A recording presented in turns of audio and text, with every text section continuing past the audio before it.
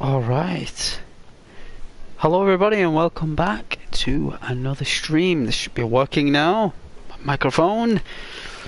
Yes. Day off tomorrow, so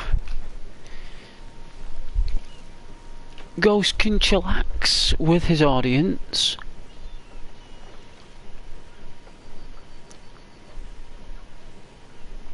For this evening. Well, if you have an audience this evening. Or even later, for people who watch later as well. I really appreciate you guys. Even though you don't join the stream, I really appreciate you watching later on afterwards. I really do. And even if you watch 10 minutes, 20 minutes, whatever, like, it's much appreciated. I'm gonna have to start making videos again. Because I enjoyed making that the ASMR for Red Dead Redemption on the videos. I thought it was pretty cool. Howdy. How are you? Got no reason to complain.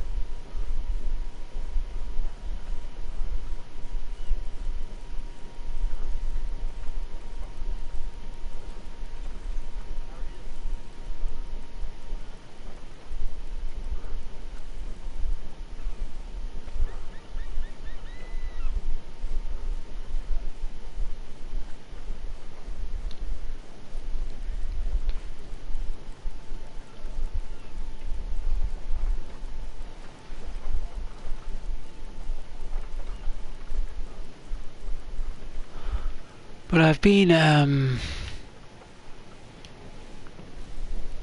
I've been thinking. Well,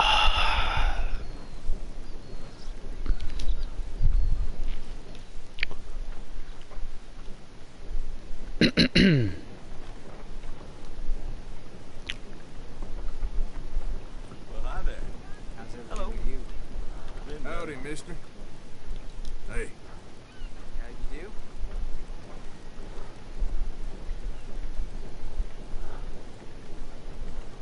Alright, so the screen will go blue a moment, okay? Mister.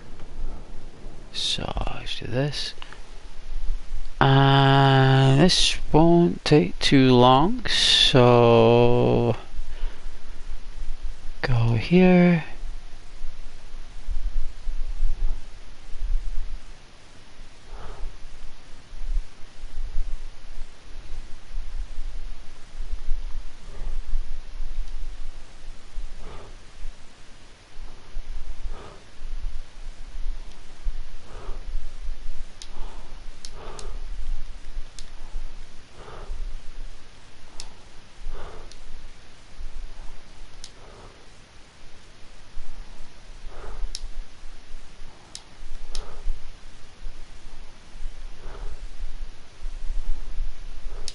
Okay.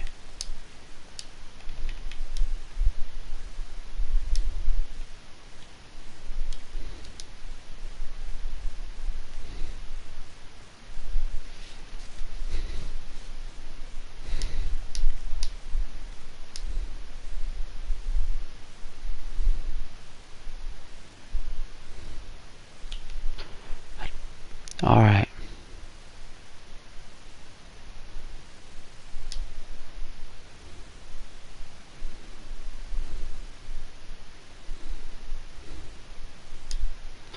All right.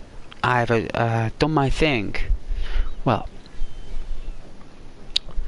audio settings and whatnot. So let's see. This town is full of dirt. It's full of pollution and dirt. It's so muggy. No wonder Michael lives here. Is it me or is that sky changing? It is. Alright, that's a bad seed. Let's get out of this. It's glitching. That was glitching there. I don't know if you guys recognise that there. If you're watching later on now, but that was glitching to me. That was a bad seed. Alright, let's give it a moment. let that seed just disappear. Right, just disappear. So, alright, let's give it a start.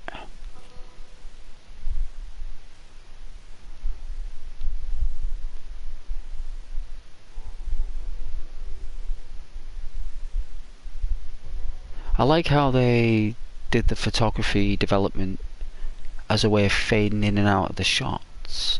I thought that was pretty cool. Very cool.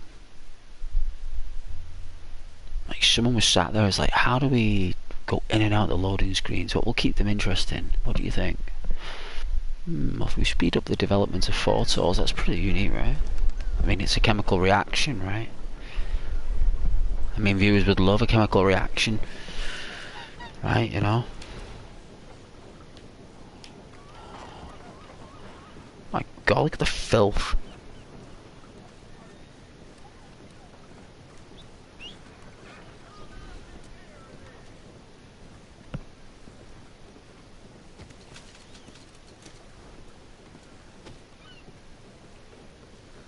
Let's go, boy.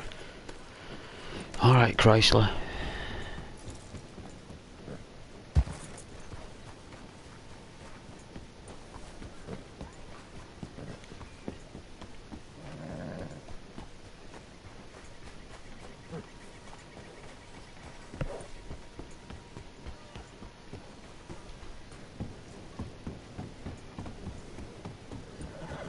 Yeah, you're a strong one, boy.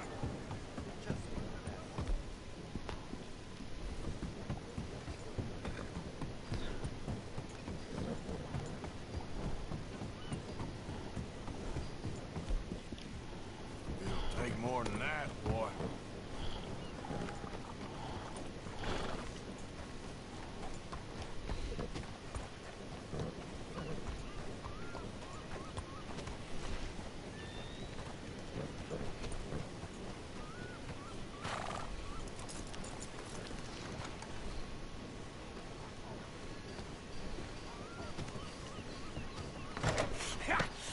Was you followed? No. Was you followed? I said no. Okay. What is your problem? What is your problem, partner? You don't look so good. What is wrong with you? Nothing wrong with me. I'm fit as a fiddle. And not inside you ain't. I'm just a realist, friend. Micah reckons there's a rat. Oh, does he?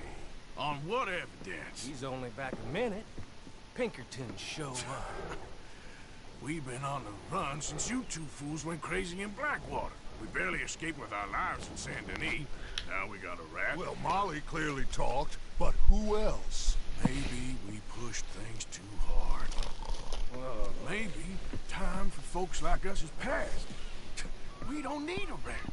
We got sloppier than the town drunk, and they know who we are, and where we are, and what we're doing. way I see it, best thing we can do is let the week go. Move on, get our money, start over. That ain't happening. Well, something's gotta happen. Fast. Otherwise, the Pinkertons, they've got us penned in here, and ain't none of them stopping. Well, Cornwall's why we're here. Shall we, Dutch? Yeah, it's time to go. Let's head to the river. Oh, leave Cornwall alone. He ain't...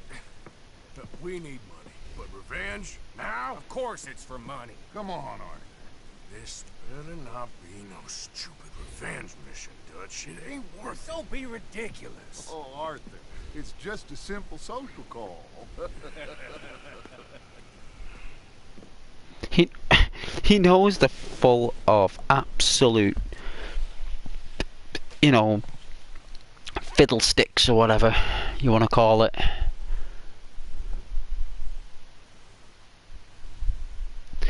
But oh jeez.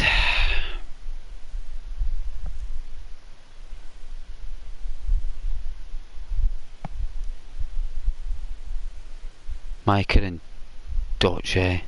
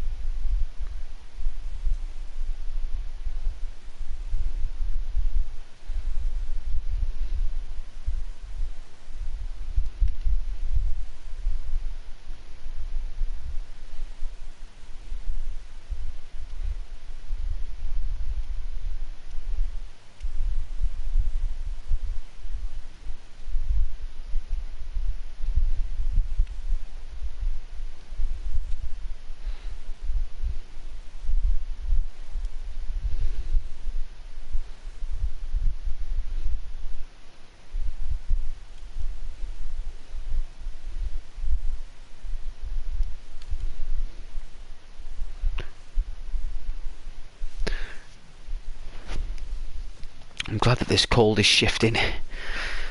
Oh.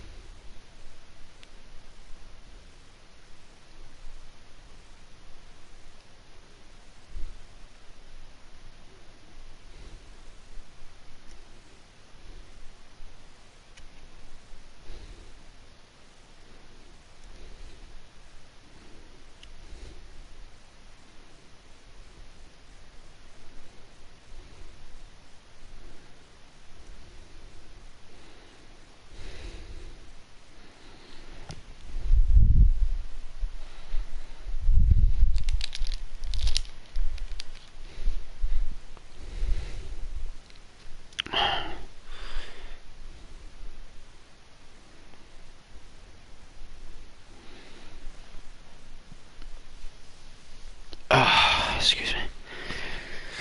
Oh man, what we gotta do here with these two? Oh jeez, that means I gotta. So, what are we gonna say to him that needs to be said? He has been hunting us since Valentine. He is the reason that Hosea got killed. His sugar business is destroying the people of Guarma. This town, Arthur, it's his town. He bought it just to destroy these folks. His sugar, his oil, his law. These are wrongs that you can't right, Dutch. We're wanted men. So why did you go for John against my wishes? I didn't want him hanged. Neither did I. We're gonna cut a deal, Arthur. What are you talking about? We want out, and Cornwall wants us to stop robbing him, and we all know his money is what's keeping the Pinkertons on our tail. He's America, Arthur, and I want out, and he won't let us go. This ain't making a lot of sense, Dutch. It will, son. It will. A deal, some noise, and then we're gone. Don't believe him. Absolute fiddlesticks. Let's get down here behind these crates.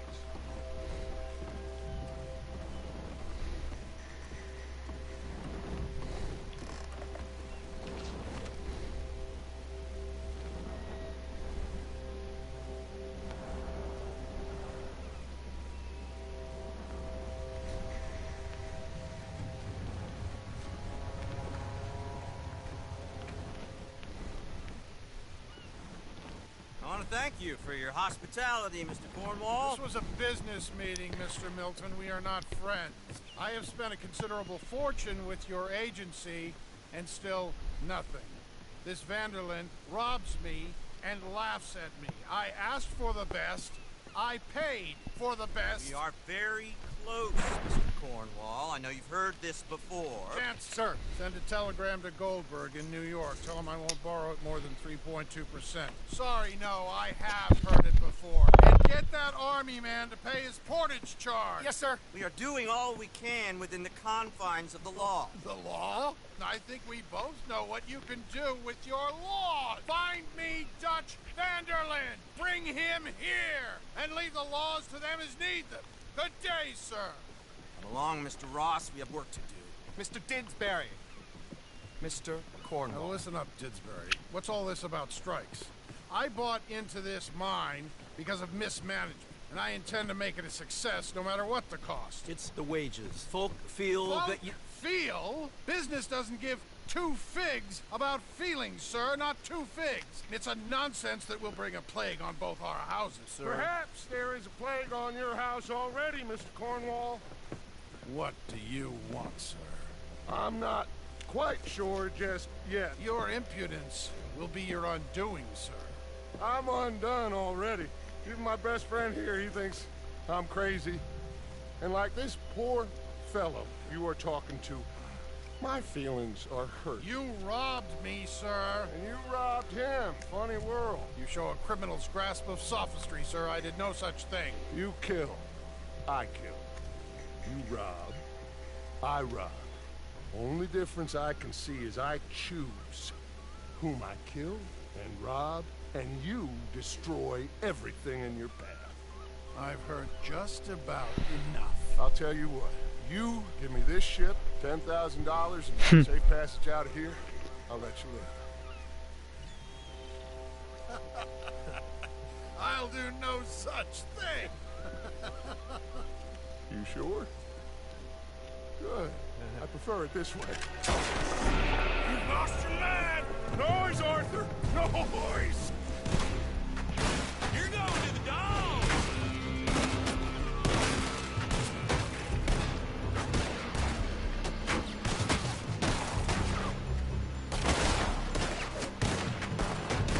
How good are these two at shots?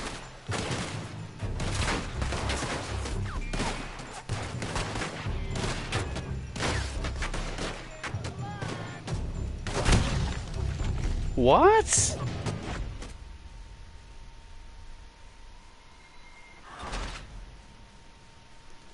Oh, I gotta take a screenshot of that.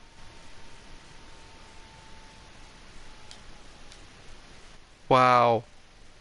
I don't think I've ever seen that message before. I don't think that's even a thing. But we'll retry from the checkpoint. I don't know that was a thing. I don't know what could happen to him. So it looks like the game makes us kill these people. So where's Mark? Where's Mark?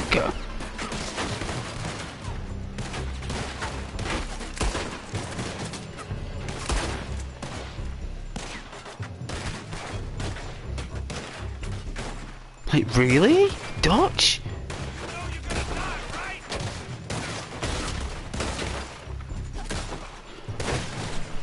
What?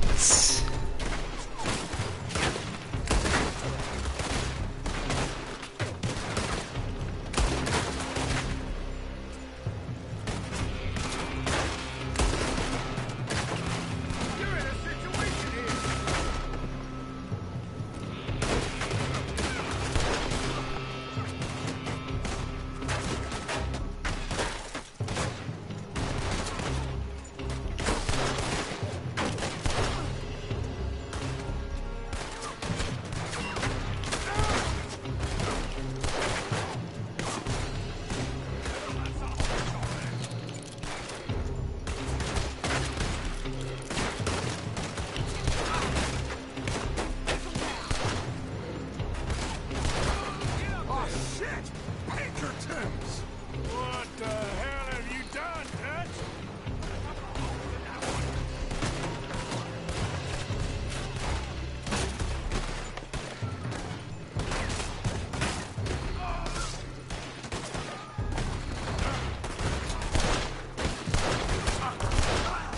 Come on! Mike is going after those papers. Let's find him and get out of here.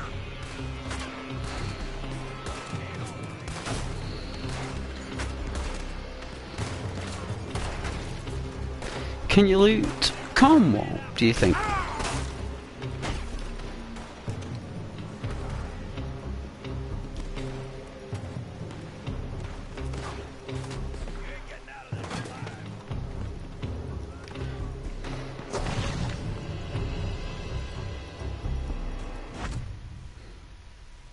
Is it Micah died this time? No.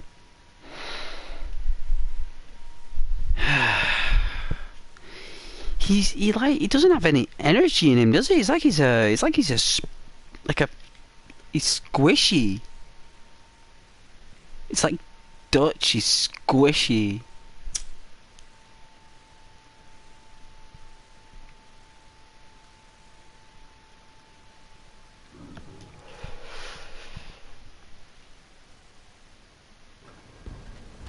You done messed with the wrong fella.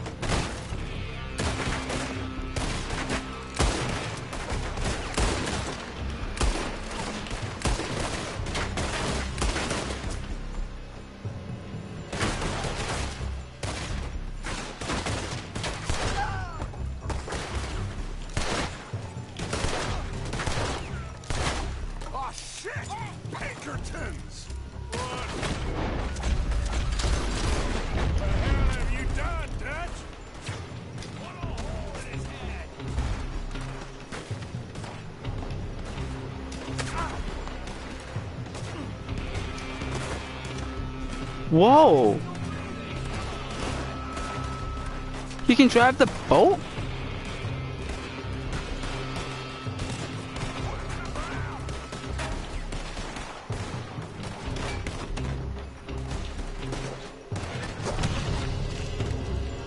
You should have just come on the boat, Dutch. We could go to Tahiti. That's where we can go, Dutch. But it looks like you've died 3 times, Dutch. You're so squish. It looks like the game just makes us like stay with him all the time, like babysit him.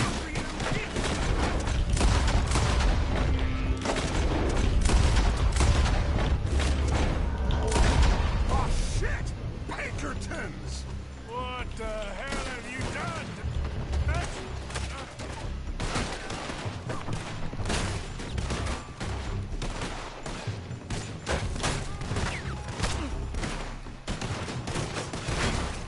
Where's your hat, Dutch? Can't pick it up. Come on! Mike is going after those papers! Let's find him and get out of here!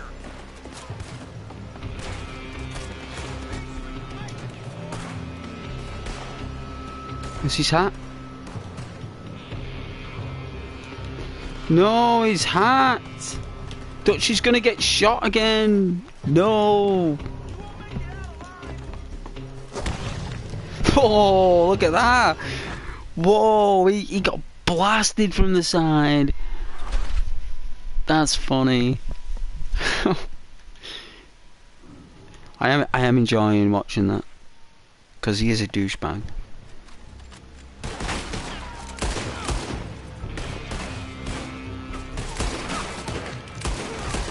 Oh shit!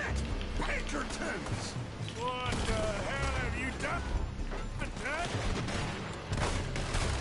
Someone kill this bastard! I want that bastard dead.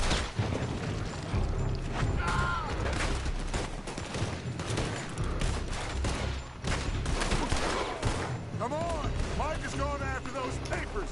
Let's find him and get out of here! I'ma hang your belly, son!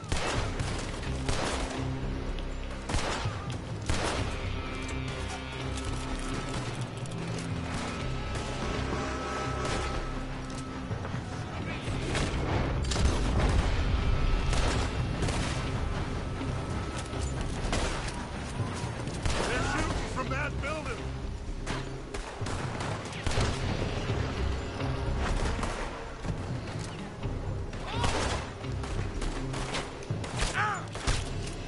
Look out, up there on the left!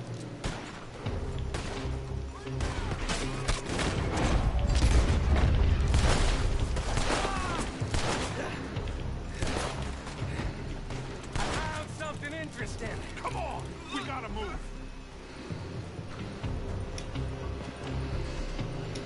Come on, this way! Up the stairs! Arthur, come on!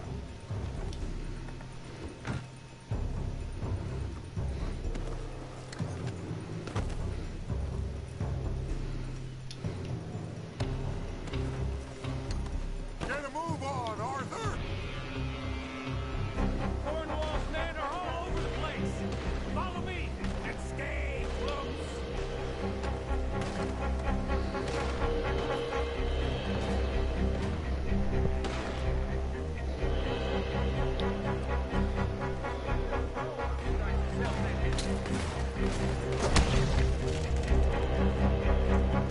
Really?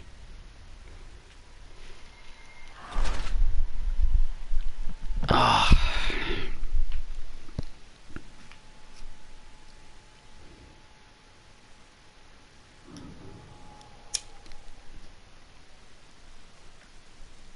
Cornwall's men are all over the place. Follow me and stay close.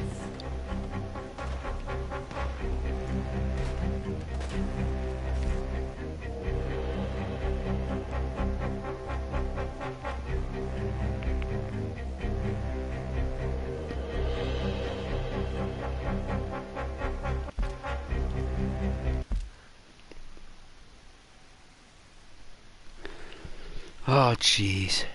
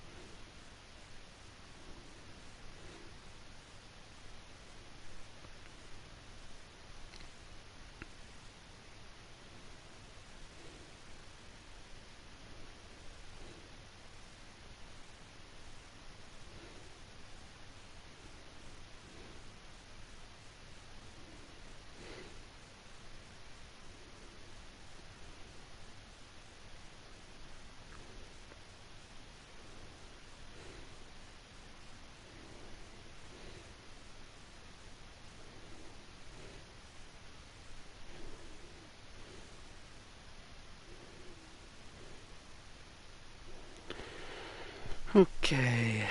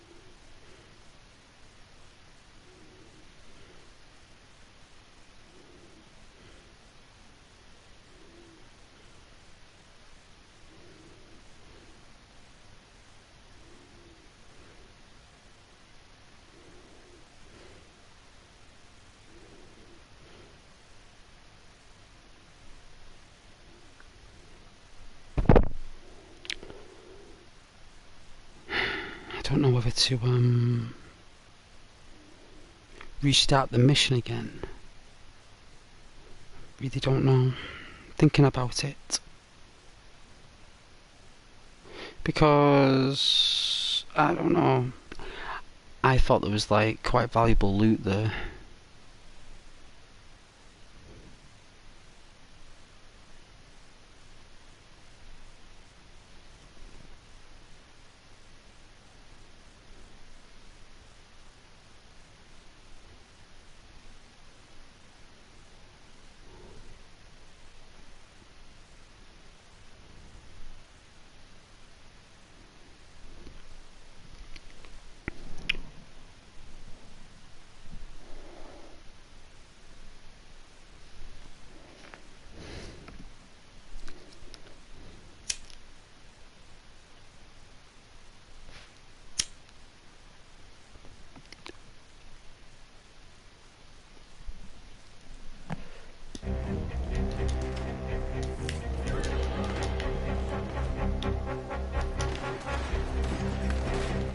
We had enough heat on us before. Now we're gonna be torched. This is the only way. You'll see. Trust me. Trust you. You sure you got the lungs for this, Morgan? Shut the hell up. Up ahead! There's more of them! I'll kill you! You said this wasn't a revenge mission. Oh dear. I guess it wasn't a revenge mission. I mean, I guess the dynamite just hit. I thought it flew over. That must have been like something else. But I thought it was the dynamite, but it's not. Look at these two, they're joined at the hip. Stay close. We had enough heat on us before. Now we're gonna be torched. This is the only way! You'll see! Trust me! Trust you. Shut the hell up. We got more up ahead! Clear us some space!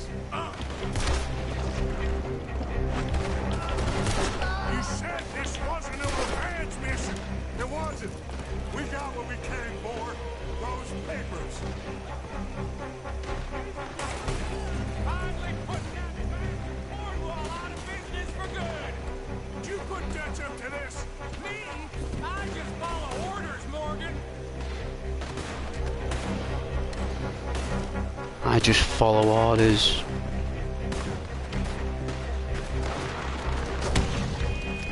Dodge.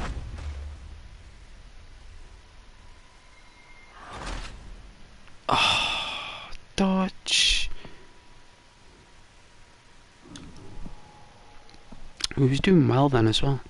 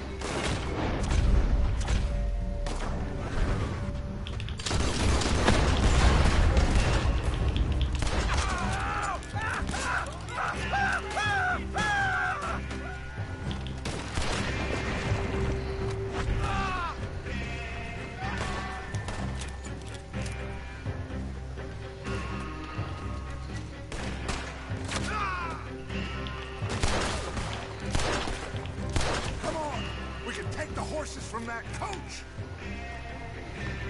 Make Arthur do all the work. Jolly good. Well, at least we tried talking it out. Boys, lost your minds. Oh, I felt a lot of guilt in this life, Arthur. I've killed too often and poorly, but not this time, son. Come on. The life of a warrior Let's head for the hills, boys. is a dangerous one. They're trying to block us off. Go.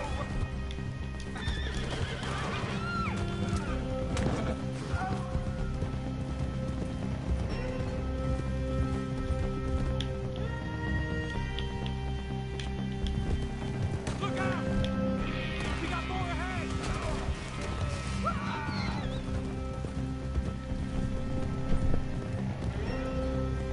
What a tune! On the left! More the bastard!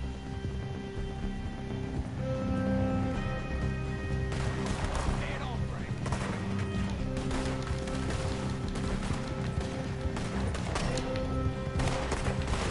You ain't the first man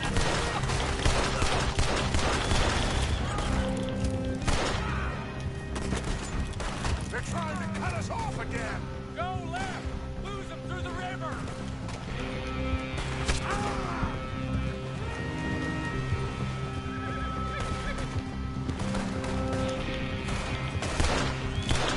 Look out, fellas. They're still coming.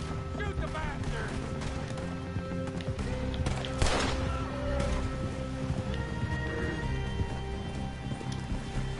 Looks like we've lost them. Now, maybe.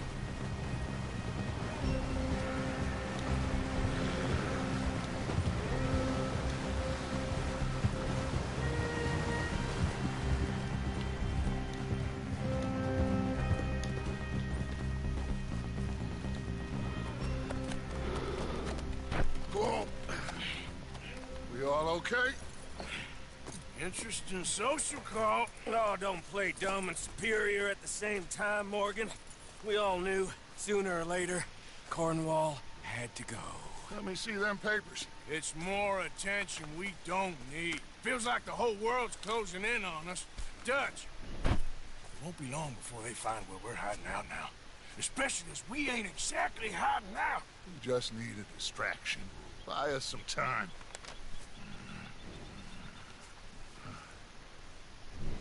It looks like Mr. Cornwall's company has signed a railroad contract with the army. And they're also moving dynamite down from, well, the Annesburg mines to Saint Denis to resell. Wow. And there's bonds at his oil factory. Maybe there's a way to get them off our back and get the money that we need. Micah, you look into this dynamite. Take Bill, I guess. Arthur, you go too. We are gonna need a lot of it. And Micah, we need to talk. Figure out some things. Of course, boss. Figure out what? The plan. Getting out of here. Nothing's changed. It hasn't, huh? There's an old house west of Van Horn. Meet me there when you can, Blacklung. Let's split up. We'll meet up back at camp. Yeah. This is crazy. Machiavel.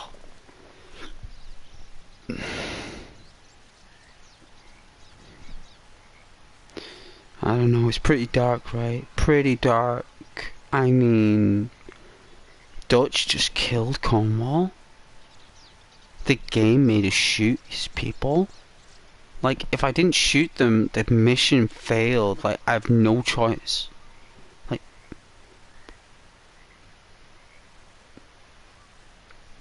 could not believe that.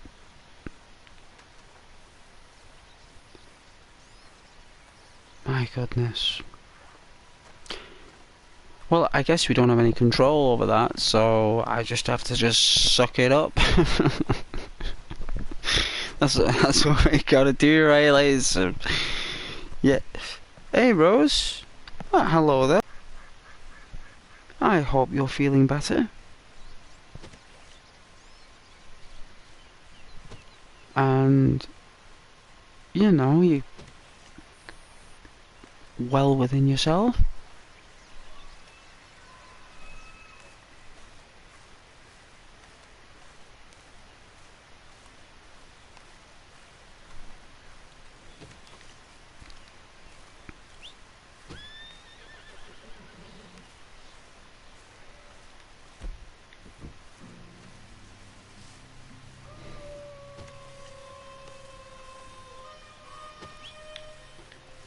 There you are, eh, Chrysler? There you are. Awesome. I'm sorry, boy. I know. Left the horse in Arnsberg. Good boy. Poor nag. That's a good horse. There is no way I'm taking you on the final mission. I have a horse for that.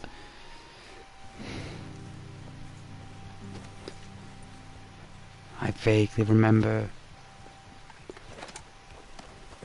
I know it's on the mountain. Hey Rose, yeah, better? Nice. Good. Glad you're better.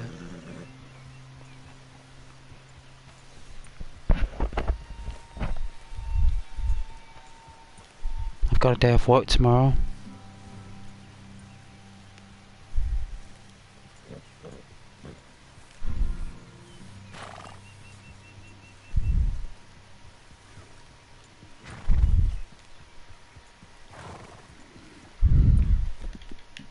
You okay, boy?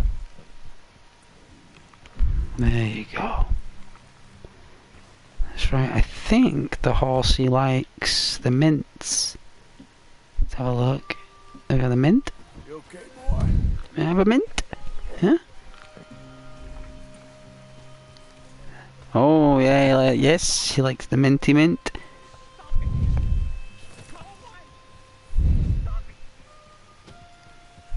Oh, it's the guy in the water.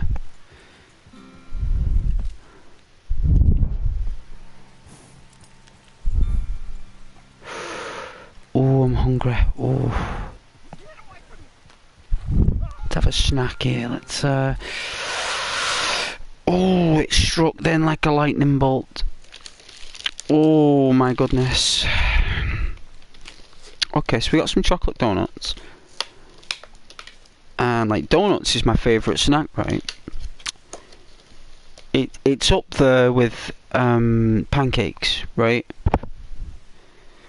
The only difference is that with pancakes you can put butter on them and syrup and stuff. With donuts just comes the way it is. It's the only difference. But I've got like hundreds of thousands on 2 donuts.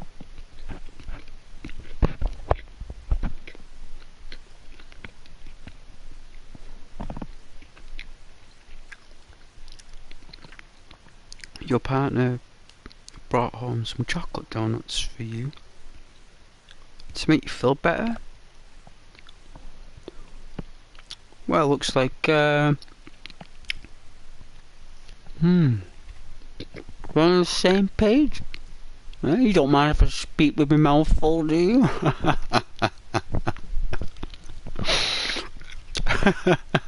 You don't mind if I have no table manners? Ah.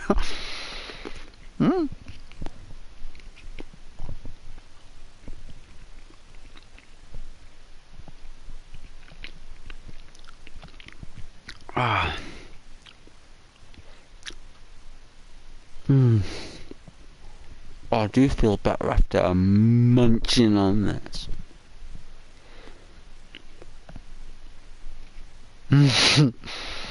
Oh, well, that's lovely. I love being politely rude. You know? I just love being politely rude in a lovely way. Like, it's such a technicality. Ah, Los Santos. Platinum grade. My goodness. Are we moving through the Greg's menu? Is that what we're doing? Moving through the Gregs and the Pimlets and the what are they called? Is it Hollands? There's all sorts of different brands of meat and pies, right? Suppose we're going down the list, Santos. But I hope you're okay.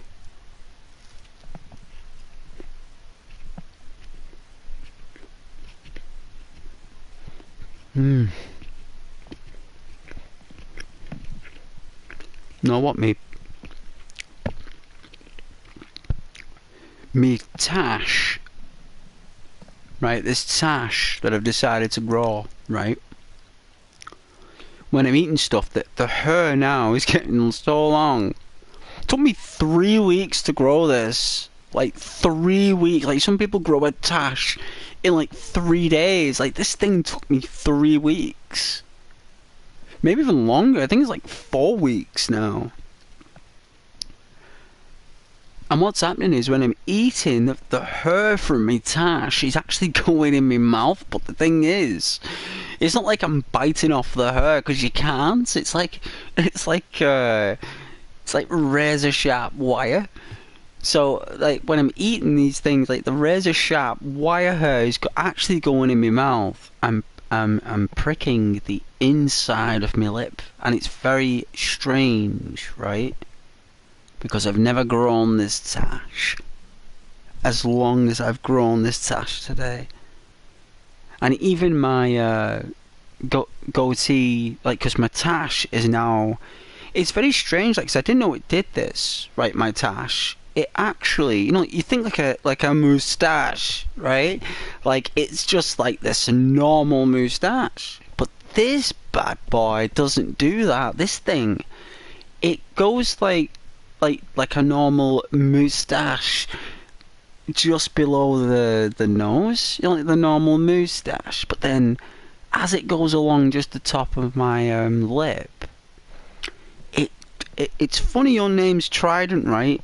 Because it tridents down like a spearhead, and I don't even have to do like any of that stuff they do with those razor things. Like my natural growth is like spearheads, and it goes down, right, and it joins my beard at the bottom. This I don't know what it is. It's like down under in Australia or something, and it's on my chin, right? And this took me 4 weeks, right? And it's like I can actually taste it when I'm eating, and I can see why now I've been clean shaven.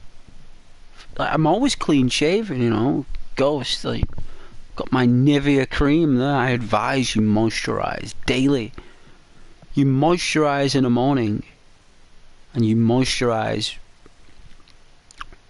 before you go to sleep. I advise that. Whomever you are, there are creams for all types of hemoglobin, you know? Isn't that a great phrasing for skincare, right? Like, no one can say anything to that, right? It's like hemoglobin. It's like, yeah, that works. So yeah, I advise, you know, I've moisturized every day, right? Especially in the summertime.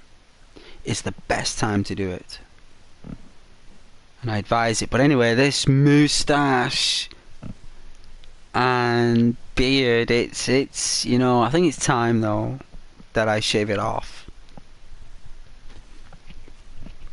and call it a day.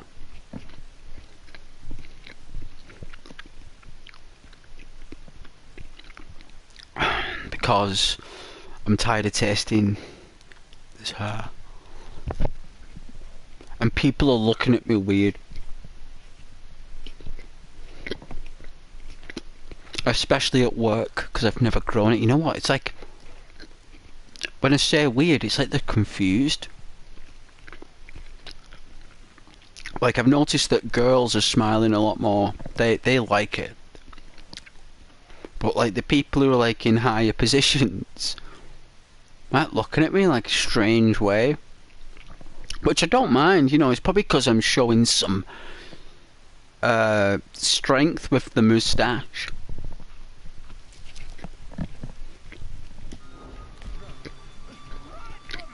But anyway, that's been my adventure.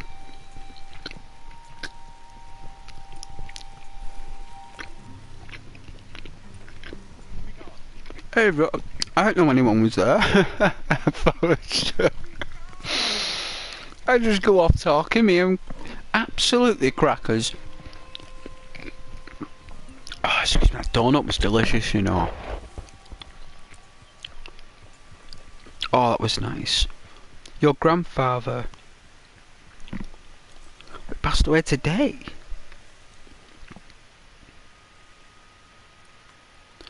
Oh yeah. A tattoo of your grandfather's face on your arm. Yeah.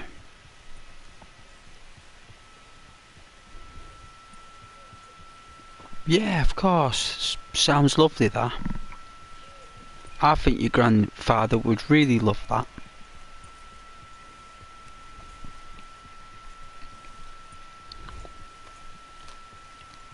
I think,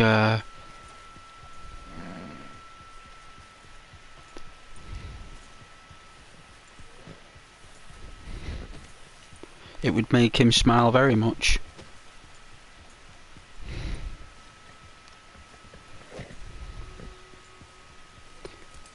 And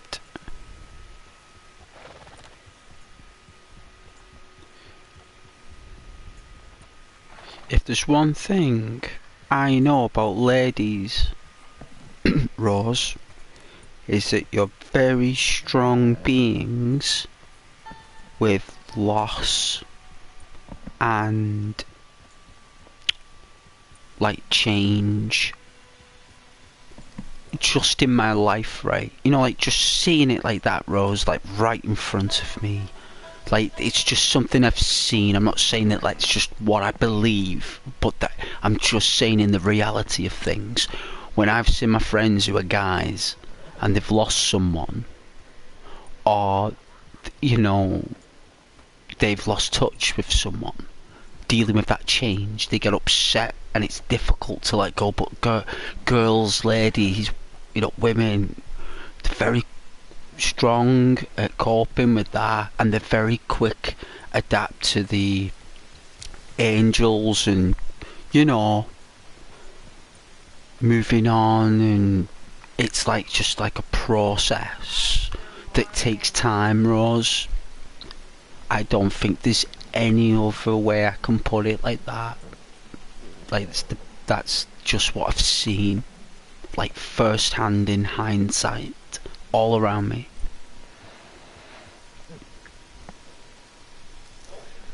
But I know that you'll be okay though, and you know you're always welcome on the streams, Rose. If ever you're feeling upset or anything, just, you know, go streams.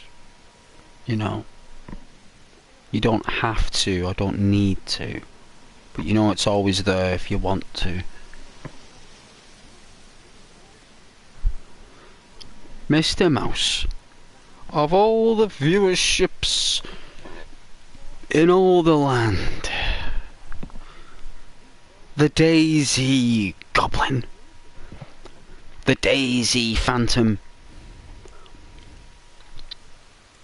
with an itchy trigger finger. How you doing, Mouse? Playing some Formula 1 games at the minute. Very nice. They are very nice, Formula 1. They've always been very nice. They're just terrible on 16-bit systems. But when they got on 32-bit systems, they started to improve drastically, especially when Gran Turismo came out. Hey, Tilly. There might still be a way to fix all this. You really think so? Yes. I hope so. Okay, I'll catch you later. Okay, I'll catch you later. Later, Gator. Alright. You like using consoles because you can just sit back and relax. Rather than a PC, you have to sit at a desk. Well.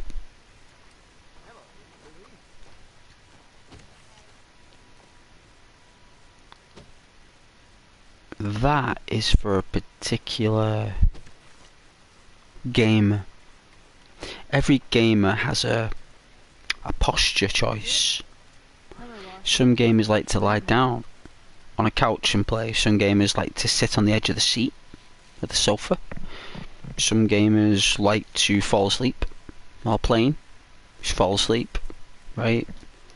Some gamers like to sit at a desk on a gaming chair for some reason. I don't have a gaming chair. I suppose everyone goes through a phase of a gaming chair. You know, everyone does. We've all been there, but in the end you always go back to your original choice, what you very first did when you play games, and that's normally sat on your backside, chilling on the sofa with a controller in your hand like that and your phone in the other, right? So you got your phone there at the side here, you're lying down, you got your phone at your lap, or your tablet, you got your controller in your left hand, or something, right?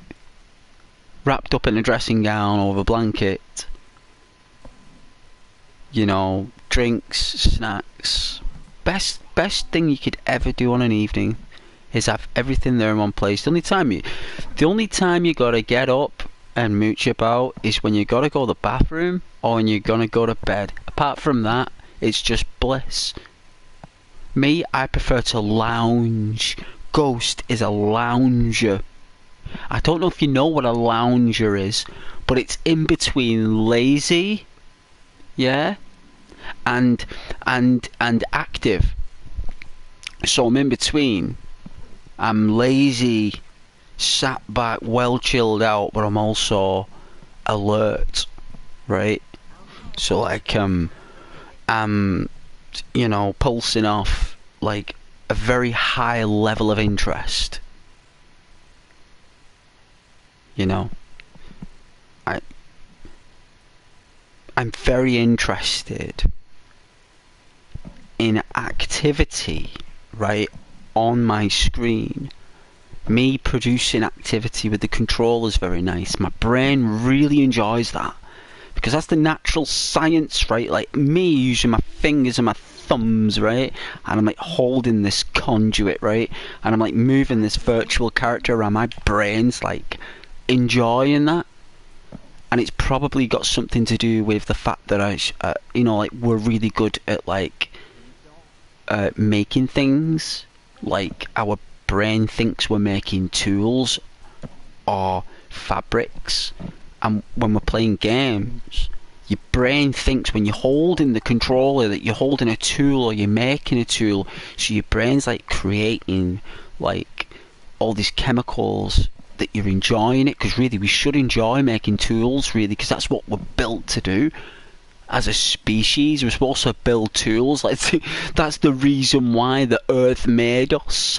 Didn't make us so we could do handstands and do cartwheels around the jungle.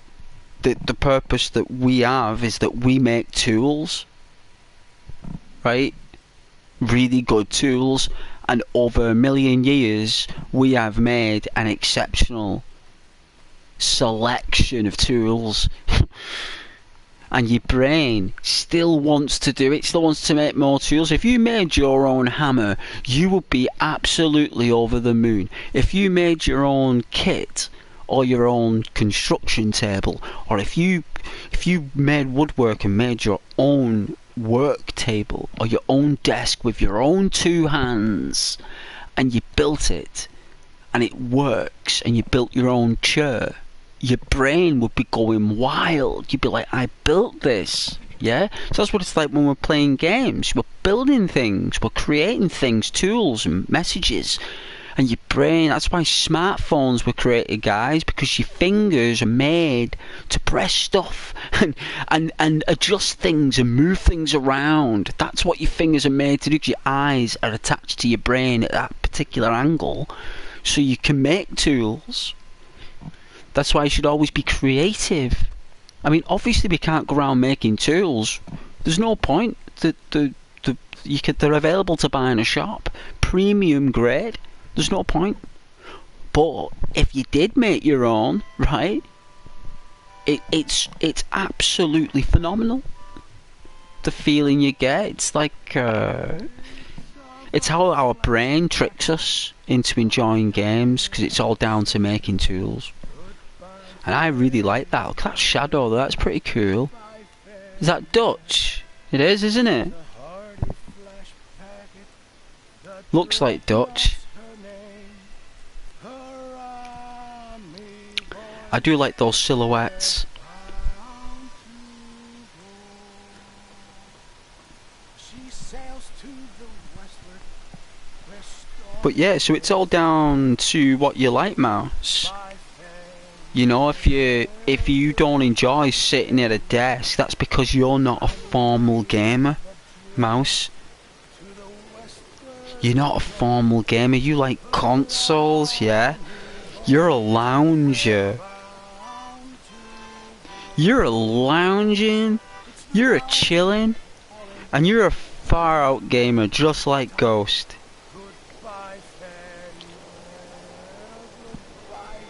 That's what you are. But me, I'm very active through the day. So, like when I get up in the morning, and I go to work, and I do my job, Ghost is like a lightning bolt. I'm lightning in a bottle. I've got to be. I have no choice but to be. I put everything into my job. I put everything into my people. Because, you know, I'm given that energy for the day to do that. Part of my purpose. But then when I get home, just like you guys, I just zone out. I completely just zone out. I like chill, I relax, and I love interacting with my viewers. You're very positive people. Very positive, and I do appreciate it when you're here, and when all the others are here as well. Like yesterday, I had all my regulars coming. I said to you, one day it will happen. I get those days where everyone will come at once. There was still about maybe 8 people we were missing, but if we got a full community there, we could have nearly like 25-30 people. You know, because that's how it works, right? It's a slow process, but that's the quest. And we're all the same gamers. We're all relaxed. We're all chilled.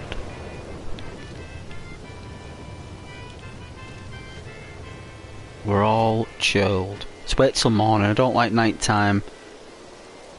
In this game, I can't see anything. It's pitch black because of the pros contrast dynamics or something. It's just really dark. Oh yeah, Mouse, you got a PC as well? Well, I thought so. I thought so. And you know what? If you love your PC, Mouse, you play your PC. If I was going to get a PC, it would be stream my emulator games, 16-bit and my Xbox. I don't think I think I need a powerful computer to capture card my Xbox One X. It's like isn't it like 25-30 gig of RAM or something? The Xbox One X, or a teraflop or something. I don't know. It's called something. I'm sure it's a teraflop.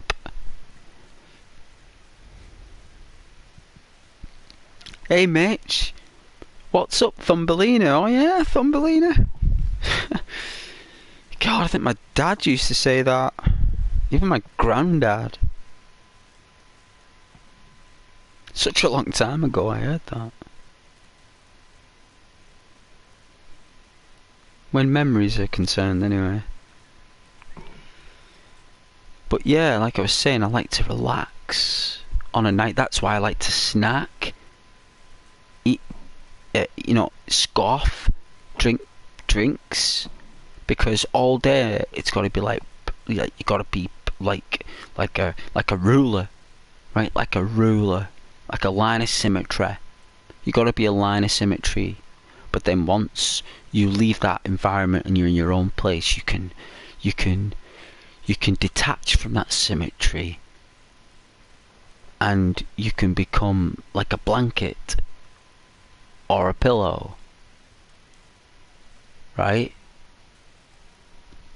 Because that's how I like to sit, nice and comfy on the couch like a pillow, made for it. So yes.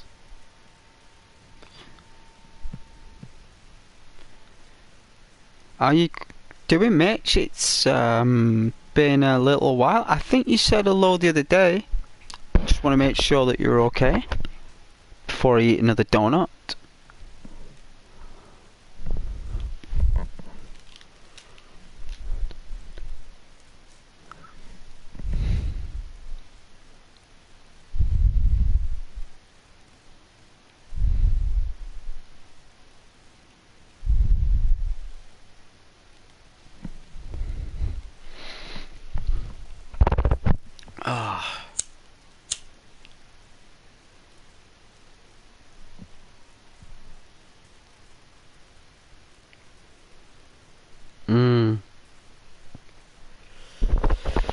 I bought you a chocolate Easter egg. It's called, you know what it's called, Rose? A twirl. Because you're a dancer and you love to twirl, I bought you a Cadbury's Easter egg twirl. And I want you to Google that for me when you've got a minute. When you've got the Google itch. Just type in Cadbury's chocolate Easter egg twirl. And that's what I bought you. And I think you would really enjoy that chocolate.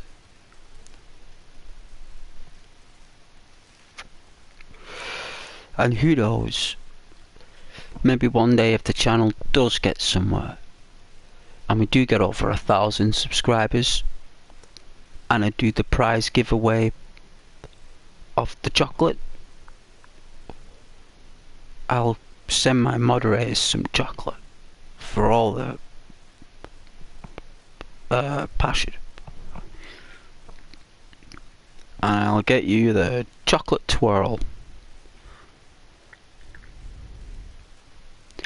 And the chocolate of a chocolate twirl, right? If I was going to put it into words for you guys, it's a Cadbury's chocolate flake. And a chocolate flake is basically chocolate that has been shaved when cooled to such a fineness, right, that it's been compressed together like some kind of jigsaw, and this flaked chocolate dream, right, has been immersed in a creamy Cadbury's milk chocolate, and it's housed in a bright purple velvet wrapping with gold lettering. And it's probably the most majestic chocolate bar you'll ever taste, because there's no other chocolate bar like it. And yeah, that's what I bought you. So forgive me, I was selling an Easter egg there. I love my chocolate. I would love to sell chocolate. I'd sell chocolate all day. But yes, Rose, that's for you. Mitchell, on vacation, all is good. Well, I'm glad that all is good, Mitch. And that you're on vacation and catching up with respite. R&R, as they call it in the military, isn't it? R&R. Mouse, how no one had a twirl. How has no one had a twirl? Well, the twirl I'm talking about is a chocolate bar. And it's delicious, and people who don't live in England would have never tasted a twirl. They won't know what it is. So I'm just letting people know on my channel, my lovely viewership, what a chocolate Cadbury's twirl is, and that I've got an Easter egg of it in the fridge. And it's absolutely delicious, and it's right there. And I've got 2 Cadbury's cream eggs, which are the actual size of farmer's eggs, but they're made out of chocolate, and they're delicious. Mouse, yeah, I know, twirls and flakes in a 99 ice cream is so good. Well, there you go. That's your preference, you see. And I'm just letting the viewers know, you are in Australia or America, Canada, they might not have access to that stuff. They only have what they have. Where's Miss Grimshaw? I want to talk to Miss Grimshaw before she gets... Morning. Hey, Abigail. Morning, Arthur. Always good to see you. Morning.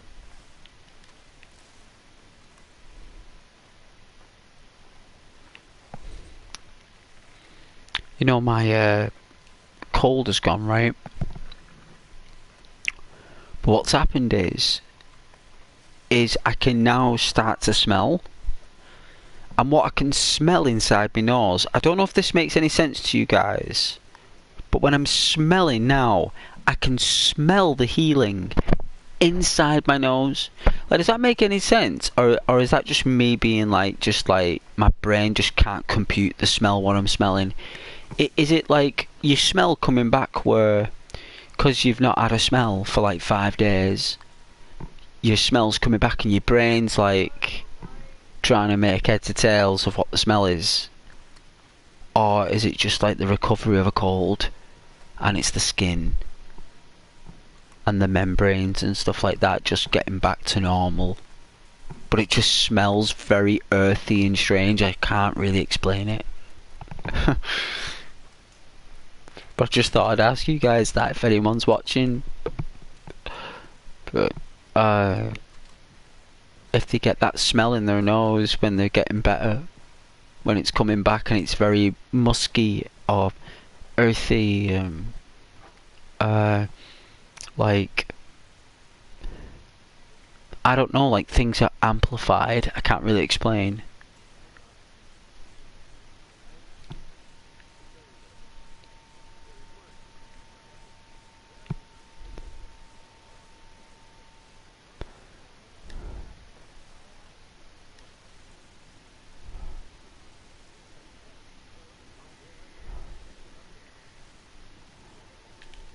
Is there no ledger anymore? Can we not buy any food or anything? Is no one taking any food in? Should we go out and hunt and get these people some food? You know, well, that's what I'm going to do. You know, I'm going to bring back like a real nice bit of food for these guys. I'm going to see if I'm able to drop it anywhere. Because Pearson should still be able to make food, right? Like, I think, right?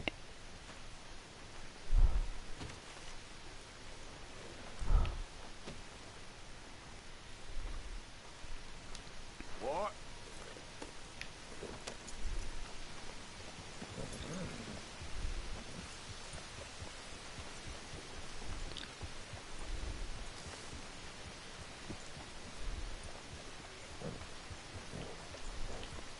Hey, Javier. Morning, Arthur. Hard to believe it's come to this. We gotta stay behind Dutch. That's the only way. I don't know. I don't think I want to stay with... But the thing is, the gang is such a lovely people, right? That you're there for them. That's what Arthur was there all along for, really. It was to create that community, wasn't it? That gang. Like, Hosea, Sean, Dutch, Arthur, Charles, you know, all that stuff. Like, it was all for the people.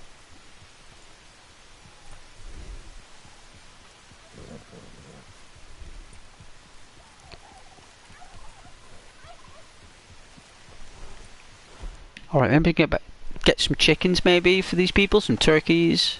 Let's have a look. No, they're gone.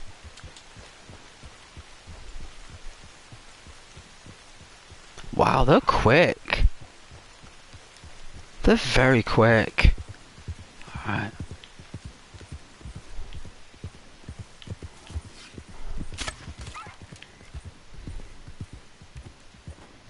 Whoa, easy.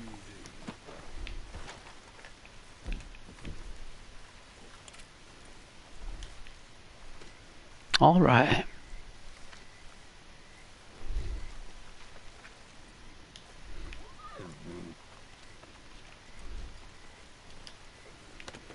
Alright. I don't know if we've got any deer around here, but we just need to get any random deer for these guys. Let's see. Everyone looks so stressed out. Oh.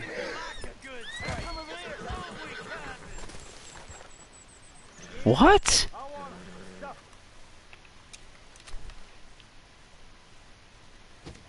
Up in these hills?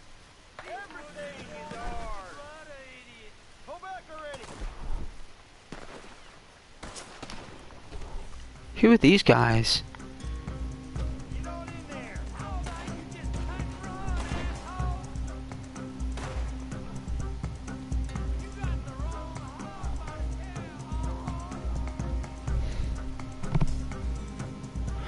This game is very random.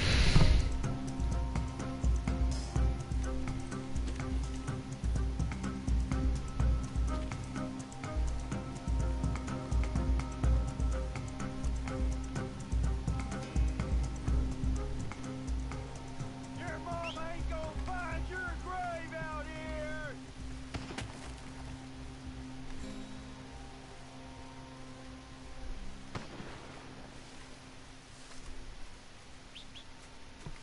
Well, that was very odd. Gonna wish you never came to these hills. Move up on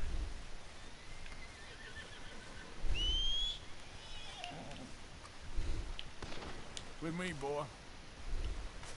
Yeah!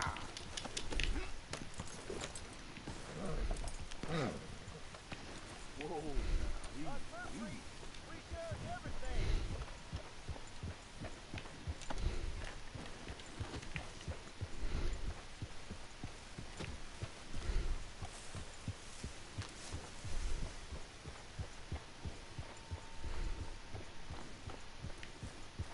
Did they,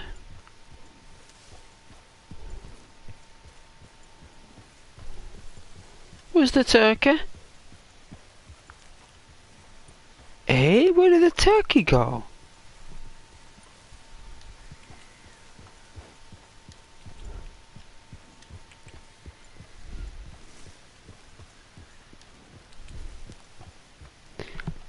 I don't know where the turkey went.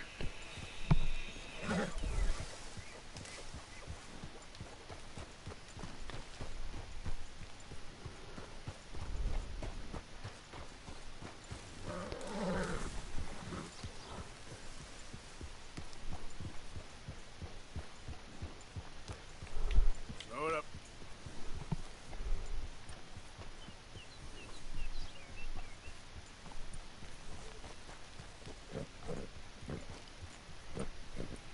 That's a nice view.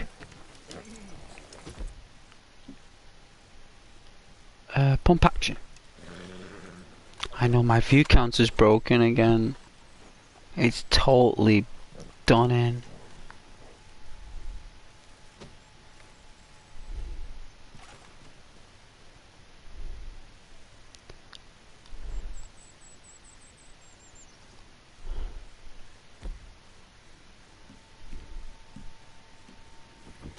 Hey Mitch. Oh yeah, back on the beach, drink some rum, no problem. No worries Mitch, enjoy, take care now.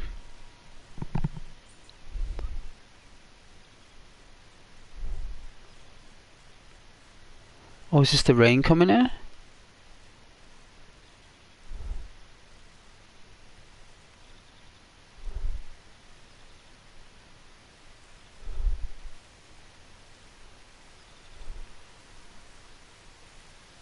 Like, you could actually see it coming towards me.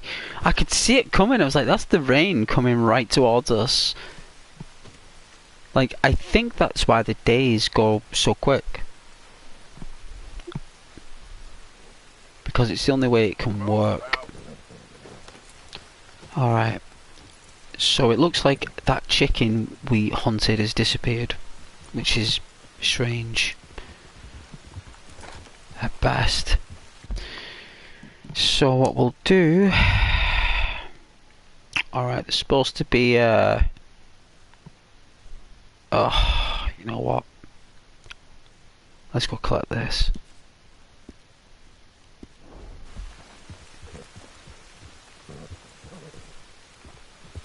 Slow up now.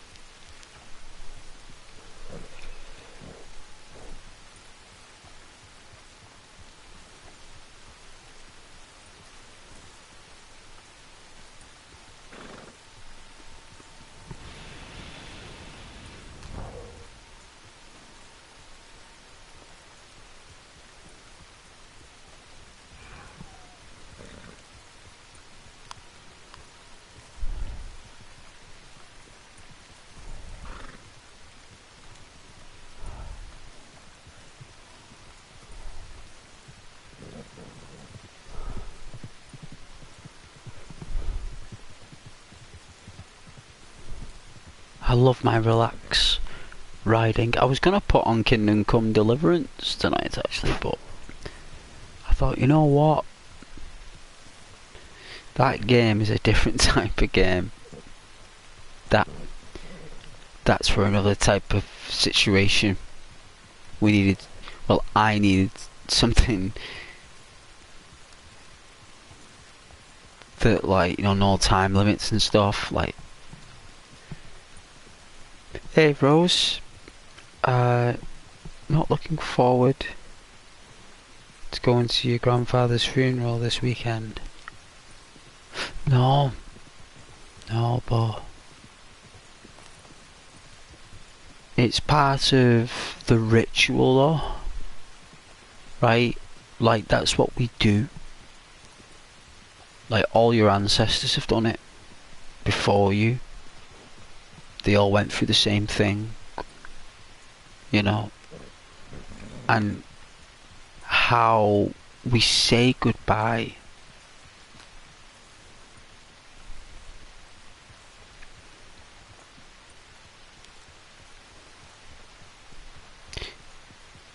is part of the process of loss. The funeral will provide a closure to the loss, like, organically, without anyone saying anything or doing anything. But everyone's different.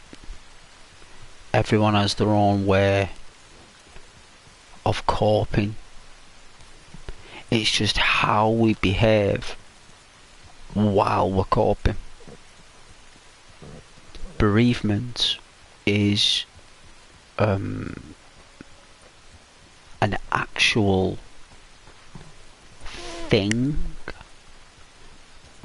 It's taken very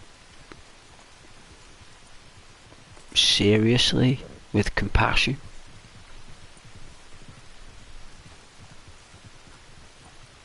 And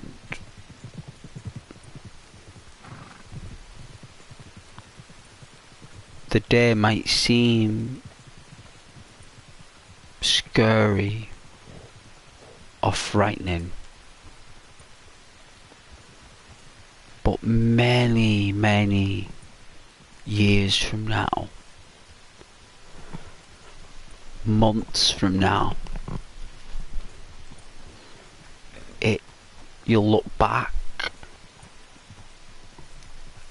when you're in another frame of mind, right? When you're in a different perception, and you'll look back and you'll go, yeah, right, yeah, you know, like, that's just my way of an example of what, like, I'm trying to explain, but everyone has their own, like, trigger. So for me, it's like acknowledgement with myself with either yes or no. Yeah? So it's either I tell myself yes or no, right? Or more or less anyone does. But it's just how we do it. It's how we say yes or no. Because that day, when it comes, right, Rose, that's what's gonna happen. You're gonna say yes or no. You know what I'm saying? And it's all about how you feel.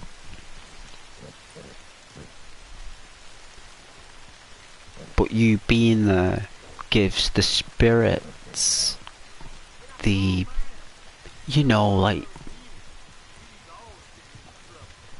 it get. You a woman killer, not a turncoat. Your own brother? Taking this one in. Stay out of our way. I'm a good man. You know, it provides the spirits with that vigor. It gives them the trajectory, the platforms, the steps. That's how our minds operate, is through steps and stones. That's how we work, because we used stones, didn't we? we used to use stones, didn't we, Rose, as like a burial, didn't we? Ancient, you know, human beings. You know, when we were like 20,000 BC and stuff. Like putting up stones, weren't we? And even back then, Rose, 20,000 years ago, we were going through it then, love.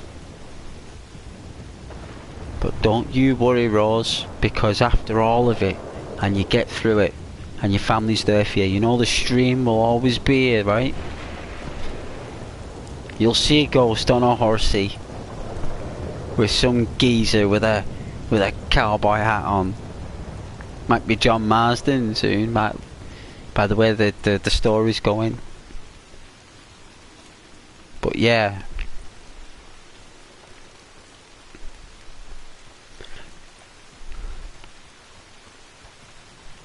That's my positive energies to you, like my spiritual positive vortexes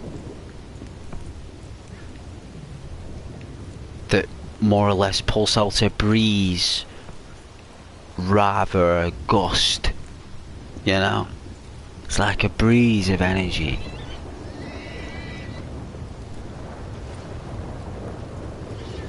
But you know where I'm coming from, right? You all know where Ghost is coming from, right? That's why you watch the channel, right? Because that's where Ghost is coming from. Because you guys like that. And what is? It's YouTube, right? And we're a community now, right? It's not. We're not just like a vandaling gang.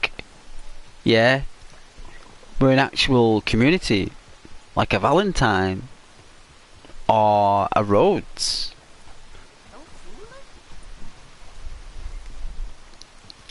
I mean, it might not be like traffic type stuff, but it's there, right? You know? It's there. Hello there, awesome. Arthur has... Wow.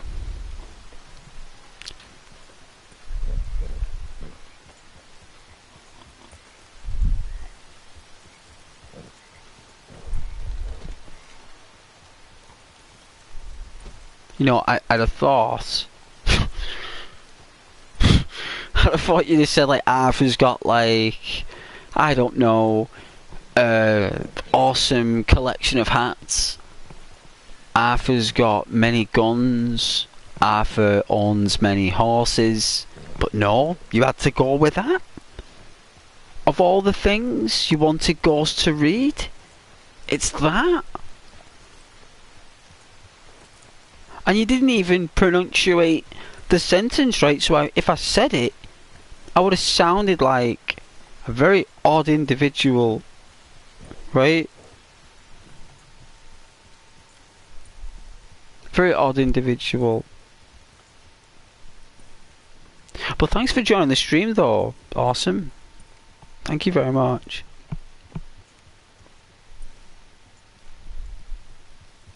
Maybe you'd like to talk more about the game, right? Next time. Some people find that stuff rather weird.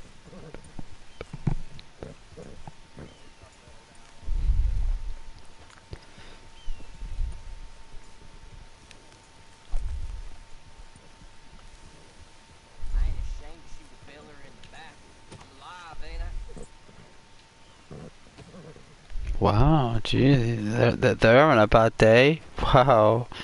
They're not afraid to shoot a fella in the back, they said. Oh, well that makes you a big tough man. How if I shoot you in the back? How'd you like it? Hey, mouse. I suppose that's true as well. No doubt. Or he was.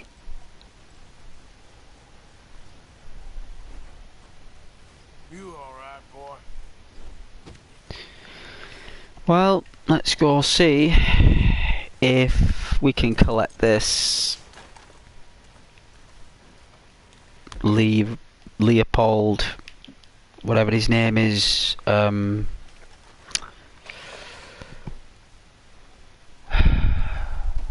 debt, basically. I mean, this guy was still borrowing money out when we've got no money. Like, where did Strauss get the money from to lend these people these money when we had no money? Like, the whole purpose of us being in Horseshoe Overlook at the very beginning is because we haven't got any money. So how is Strauss lending out all this money? And why is anyone borrowing any money off Strauss anyway? I mean, it's $5 for a tin of beans. Why pay $5 for a tin of beans? I mean, you can go out with a bow and arrow and get yourself, like, 20 rabbits from the way the wildlife looks in this game, right?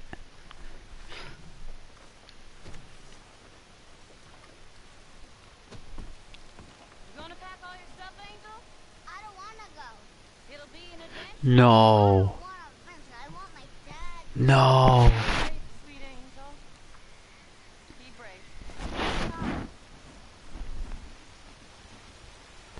Are you telling me that Leopold Strauss has sent me to a house where there's a family who have got no money and struggling, and he sent me to collect this money off a mother who's responsible for a child who's waiting for daddy to come back home? Are you kidding me? Are you absolutely kidding me?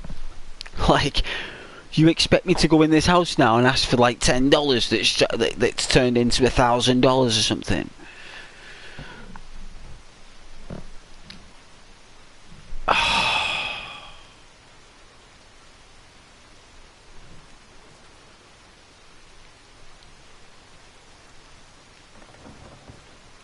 I want to see if they need any help. I'm going to see if Arthur actually does take this man. I want to see what he does. I want to see what kind of guy this person is.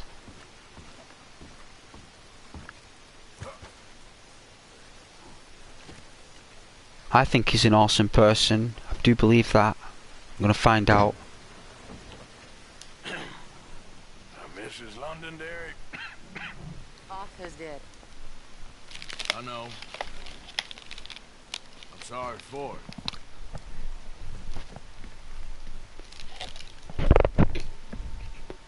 It's just... we lent Arthur some money, you see, and... So it was you. Son of a bitch. What do you want now? You want my boy's shoes? You want the food out of our bellies? What little there is? No, I don't. No. No. Arthur gave everything to pay your bills. Everything. And Yeah. now there's some fellas coming to take the house. Really? Who? Who? Ain't nothing left, mister.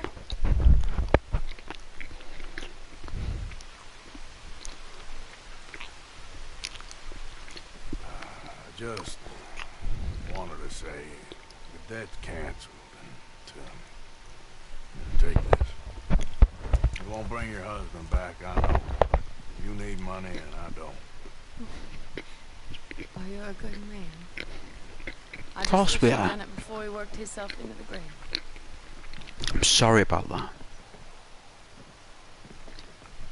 Go get that. You know, maybe child you some and your friend toys. that lent him the money could do things different, like not threaten a man. I'm going to throw him out the camp as soon as I get back. I'm sorry, man. I really am.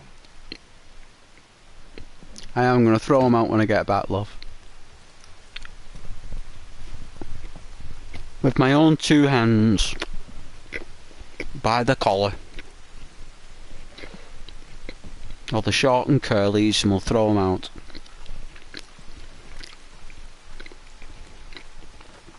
Who else can we help on these missions? I'm still 0 kills on Breakpoint. And I've done 4 missions now. Not killed anyone. Not killed a soul on Ghost Recon Breakpoint. Even when the game's told me to. I've not done it. Even the game's like shocked. I think the NPCs are actually like know what I'm doing. I just felt like you guys know.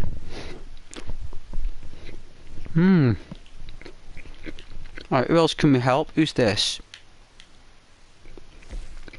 Alright, Hamish, you need some help?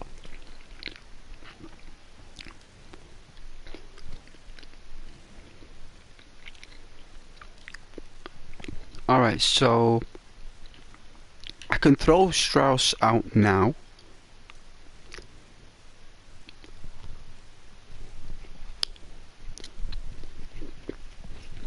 I'm gonna wait for that one. Is this a fishing mission? I think it is. So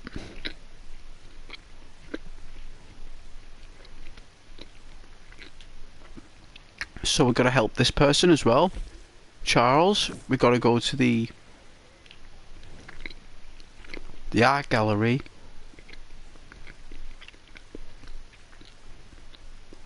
I think that's it, guys. I don't think I can help anyone else.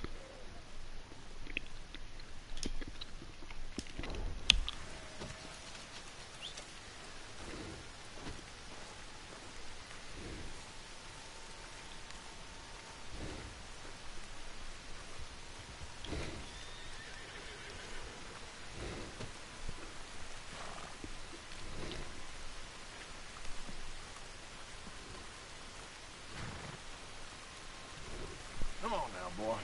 Can't believe Strauss has sent me on that. Borrowing money to people who are sick. Husband died of a stroke. Had no sleep. Just working. That's what happens, you see, when the human being doesn't sleep and is always working. The brain will shut down. Especially like back in these days as well. You know, that guy needed like 8 to 10 hour sleeps every night. I mean, if he was working 12-hour days, he needed at least 2 hours with his family. So he was doing 10 hours. He'd have got in, he'd have spent an hour with his son, right? Like, you know, how's your day been? You know, go get some crayons out. You know, go through some reading. You know, maybe mum might have done that, but, you know, still. And then, after an hour, spending time with his son, you know, playing with the toys or whatever, then spend an hour with his wife, romance his wife for an hour, let her know how beautiful she looks and how happy he is that she's there, you know, be a husband and all that stuff, and then go to work the next day. But no, what he was doing was, he was basically working all the way through and getting like 2 hours sleep, and he's ended up just collapsing. Absolute shame. Hey Mouse, what snacks have you got tonight, Ghost? Snacks? Well, I've got a Cadbury's chocolate twirl Easter egg. I've got 2 boxes of chocolate donuts. 4 in each box. I've already eaten 4. By the way, I just thought I'd let you guys know that Ghost has had 4 donuts. And I've got another 4 left. I've got a large bag of steak flavoured McCoy's crisps. And I've got a bag of Maltesers. And I bought a fresh jar of Nescafe espresso coffee with a box of Kenko cappuccinos. I got 2 Cadbury's cream eggs. And I've got the day off work tomorrow. I think that's Ghost set for the stream tonight, guys. Don't you think? But thank you for asking, Mouse. I do like it when people ask me what I'm snacking on. I do like talking about my snacks. One of the reasons why I play Fallout 4 is purely because of the snacks. And the boxes of detergent and everything in that game. It's just my brain just... Oh, it ticks boxes, that game, for me, I tell you. Really love products. Hey, Caden.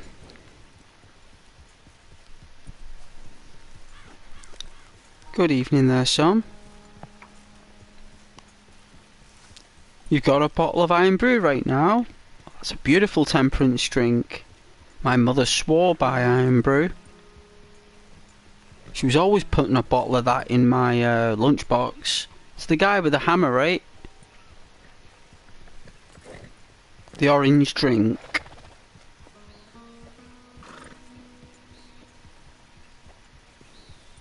One of the most unusual beverages. Look at the graphics on that water. That's beautiful, the puddles. And they're evaporating, that's really nice. Hey Mouse, geez. That's a lot of sweets. It is. I figure Maltesers are your favourite chocolate. You have them a lot. I do. It's chocolate of love, that. That's why I eat a lot of Maltesers. They're in a bright red bag. I mean, you normally buy a box of those, you know, for like Valentine's Day. You know, because they're a romantic chocolate. So it's chocolate of love. So yeah. Yeah. I mean, you can, with Maltesers, right? They're like a malt biscuit. Yeah. Dipped in some kind of like sweet milky chocolate. Is the best I can put it. And you can literally, like, you can actually nibble or chew the chocolate off the malt biscuit in your mouth, right? And just eat the chocolate first and then eat the biscuit. Or you can be like Ghost and just wolf it down. I just put like 5 in my mouth or something, just hear me crunching away like some kind of dog. Yeah, well, that's what Ghost does. I wolf it down.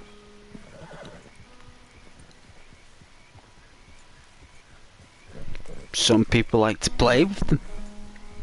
When they're eating them, they like to play with them. Watch the adverts on YouTube. And watch the old adverts from back in the 90s and the 80s. Maltesers are the chocolate of love. Always have been. And they'll always be my go-to choice. They're beautiful. Little bubbles of heaven there. Anytime. Anytime, guys.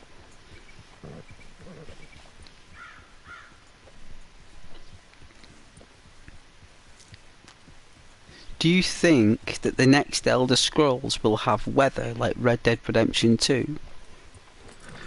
Yeah, I do. But different though. I think it'll be very different because it'll be a desert and a forest. So I think like you'll have like your scorching type weather with sandstorms and stuff. And then you'll have your other type of weather which will be like mountains and a forest.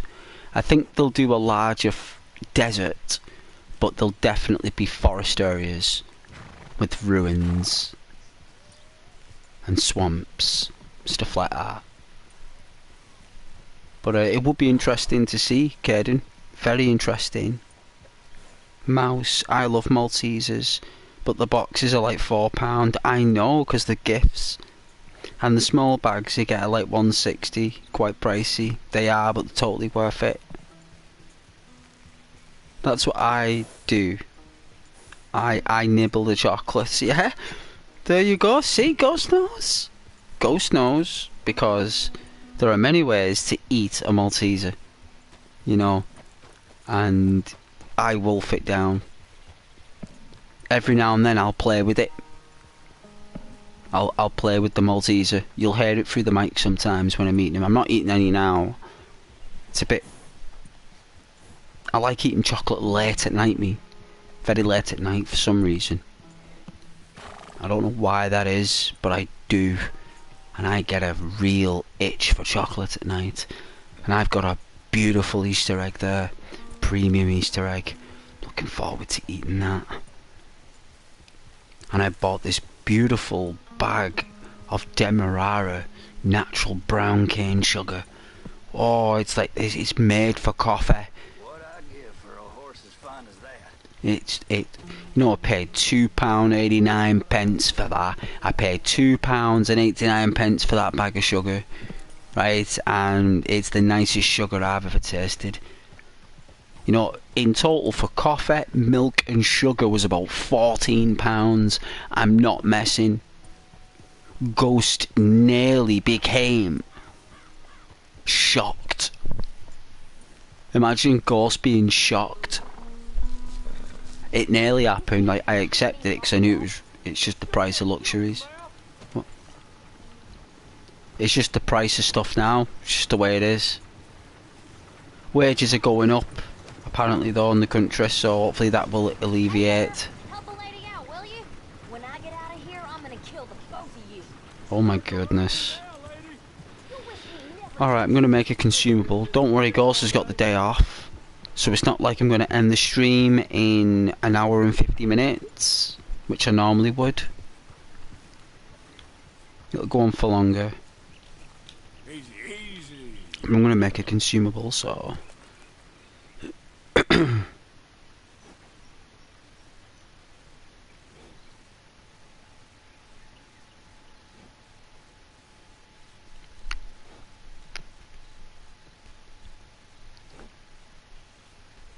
Oh yeah, you've been studying it. I couldn't find Elder Scrolls on Oblivion on PlayStation 4.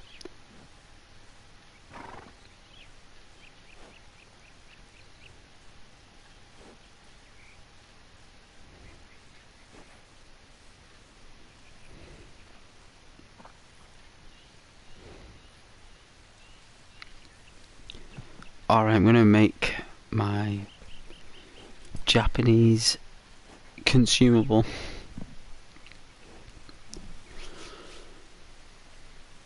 Oh, I tell you.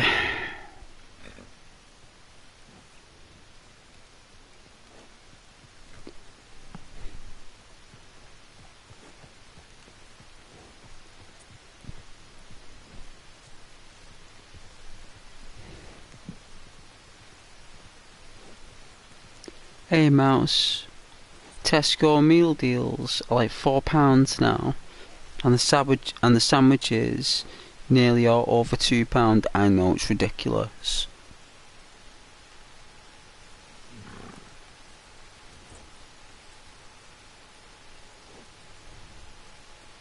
You're paying for convenience. You're paying for convenience. That's what you're doing.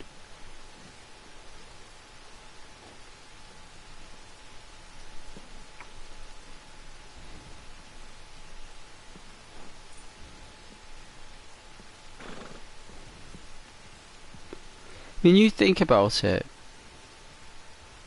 like 10 people buy their meal deals, right? It's like 40 quid. Out of that £40 of them 10 meal deals, that's 3 items, isn't it? You get 3 items in a meal deal, don't you? Right? You get 3 items, you get a drink, you get a snack, and you get a meal. And if you notice, the meals really, you should get another 2 sandwiches for that price inside there. Like, you shouldn't just get 2 rounds of bread, right, filled with some basic produce. What we deserve is another 2 rounds of bread with another filling, and that cut into triangles as well. And if you remember, about 10-15 years ago, you did get sandwich packs with 4 sandwiches in. You did. It was a bit chunkier back then. They were massive, big chunky like that. That's how they were. But then they cut it down to just 2, but kept it the same price, right? That's what they ended up doing. Very crafty. They ended up dropping the sandwich count.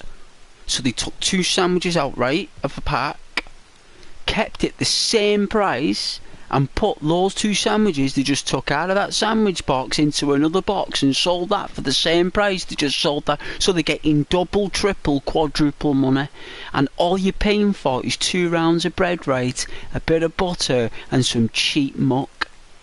You're getting basic stuff. You're talking, what you're doing is, right now, God bless all the supermarkets out there, guys, God bless them, but what you're doing is you're just paying for basic produce. If you actually went to Morrison's or Tesco and bought yourself a chicken, so you could get yourself a chicken, right, and get yourself a round of Tiger Loaf. Get two packs of Tiger Loaf, put one in the freezer, strip the chicken, and just fill sandwiches full of chicken. Bit of salt. You could put, I don't know, whatever you like to go with chicken, whatever you love with chicken. Could be rice on the sandwiches, whatever it is, it doesn't matter. But you would actually save probably like £30 doing that with the chicken than you would buying a drink, a snack and a sandwich from them supermarkets. There's no point. It's there purely for people who are on the dinner who don't have the interest of making the sandwiches the day before or that morning because they're just too lazy, and they'd rather get out the bank card, go into a shop and pay money for convenience. And all the food is doing, it's not even nutritional, it's not even doing you any favours. I mean, you're buying a bag of salt with crisps, a bottle of sugar with a drink, and some kind of like basic protein, right? It's not good for you. The pop isn't good for you. Combining crisps, sugar and basic protein is only going to make you feel sick. That's why you feel queasy after you have them mini deals, because the actual combination of the meal isn't made for the human being. You're supposed to eat fruit, really. Meat and fruit. Well, purely meat, really. It should be, because we evolved to eat meat. Remember, we evolved to eat it because it was best thing for us. God bless vegetarians, go for it. But really, we're supposed to eat meat, really. Not that I push for that, but I am a carnivore. So maybe that's my brain talking, you know.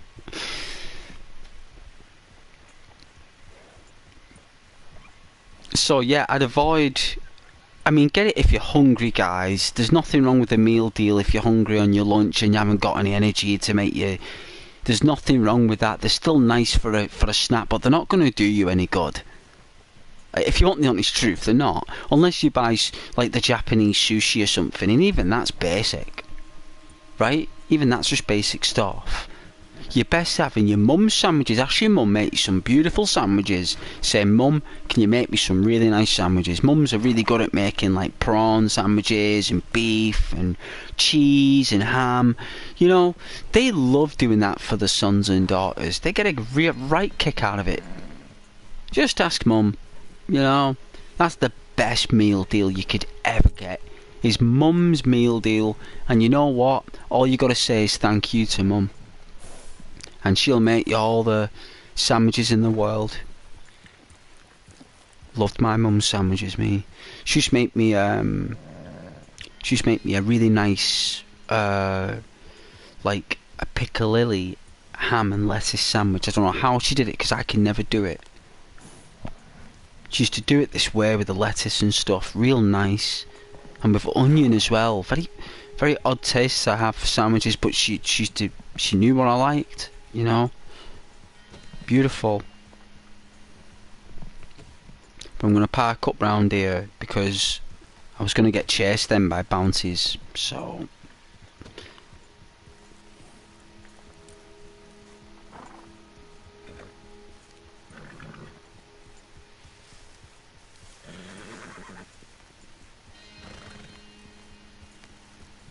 alright, gonna make this and then I'll get back to it. So let's see. Alright. You've never actually got a meal deal. Good. I wouldn't recommend them. They're not worth the money.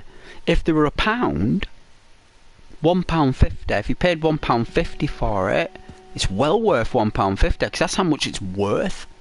That's how much it should be. They're just putting on an extra £4 because they want that extra money. So they can basically, how can I say, create more product range as they say. But what that really means is to line the coffers with investors. So you get people who invest in these meal deals. You've got millionaires investing in them, putting all the money into the wages to people to make them. You know, because them companies like that do these meals and stuff, it's not normally them that do it. It's another company that does it. Like a third party company, so they're not liable. You know what I'm saying?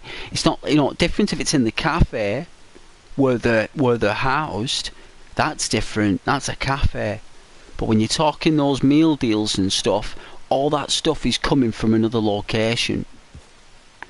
Where the cafes, that's why they charge 3 times the price in the cafes. Because they gotta get it right. They gotta get it right. The meal deals in the cafes aren't £4. If you're gonna go to get a meal there in them supermarkets, you're talking £8.50.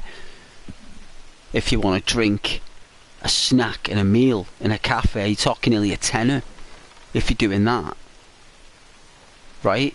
Or you can pay £4 and just get like that. It's not worth it. It's not worth it. It used to be. God bless the people who come up with that idea. It was great for people who had hardly any money and they didn't have time for make the lunch, right? Now it's just basically, oh, you want to buy your tea? It's like, no, I don't want to buy my tea. I just want a dinner snack. Oh, well, you got to pay the same price as what you would do for your tea. What? So I've got to pay the same amount of money for me dinner as I did for me tea? So how much you got to pay for me supper then? Same price I paid for me breakfast. Right? It's like breakfast is the most expensive meal to buy, actually. Breakfast. It normally is. You know, you could spend a total nearly £50 a day if you got breakfast, brunch, dinner, tea and supper in a restaurant. You could spend up to £40-50 a day having food made for you. Or you could just pay like £15 and make it yourself. For £15, if you go to the right supermarkets at the right time, you can fill at least the bottom section of your trolley if you get the right products. You can fill it. And I tell you, them checkout people and the people who are on the self-checkouts who just want to photography you on the self-checkouts, big cameras like that looking at you, like we're watching you spend money. You know, looking how many times you go there, you see. That's why those self-checkouts are there. The facial recognition counts how many times that person who's been in that supermarket to know how much resources they've bought. So it's like, how many tins of beans has Fred bought over a year? So the computer will be like, oh, you know, look at all this tons of food you went through. And you'll have another person who eaten half as what he did. Right? On the metric system, it's like, how come this guy ate half as much as you? Right? Actually, you know, so it's like a way to measure our consumption as well, and our spending. So now you can't even go in the supermarket now without actually giving away your identity. Like, you can't actually go and buy yourself some milk, sugar, coffee, some crisps, some food, some fish fingers, right, whatever it is that you love, without actually walking into a highly surveillanced environment, because of basically there has been a mass fusion of assaults in supermarkets, guys, in the UK. Believe it or not, apparently that's become a thing, and now staff wear cameras. Staff wear portable cameras. There's already cameras on the ceilings and on the walls. Now they're putting cameras on people. It's insane.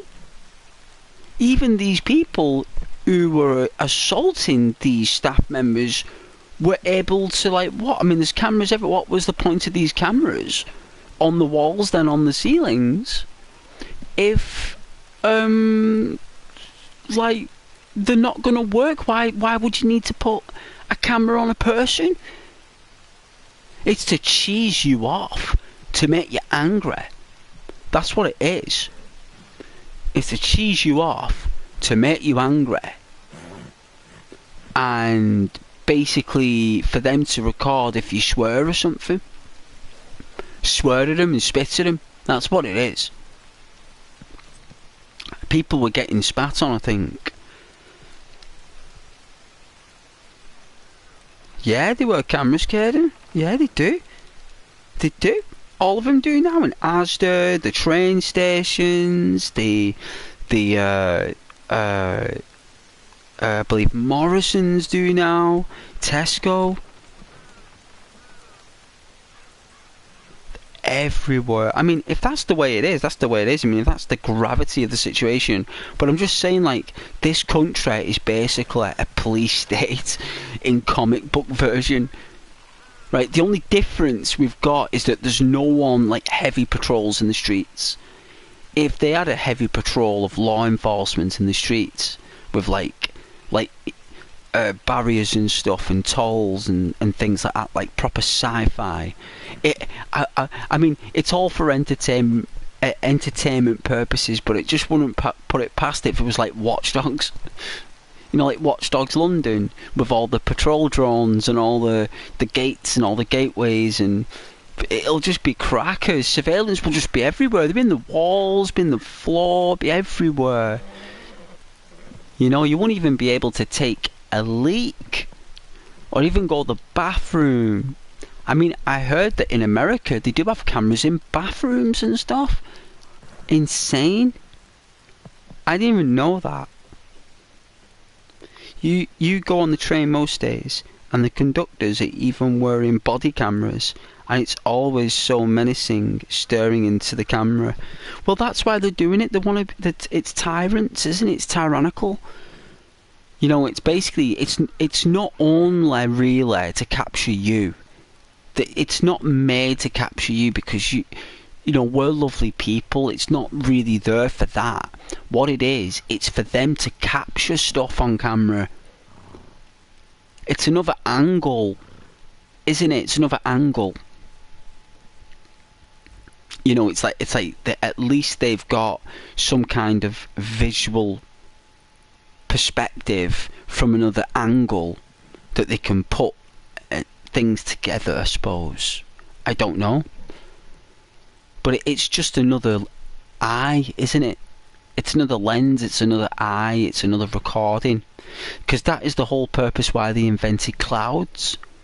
You know, you probably thought, oh, did they invent data clouds so we can store our content? I mean, that is part of the product.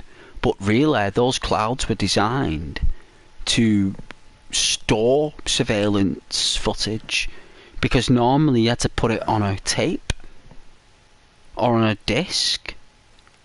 But now you can just stream all your visual content into a cloud.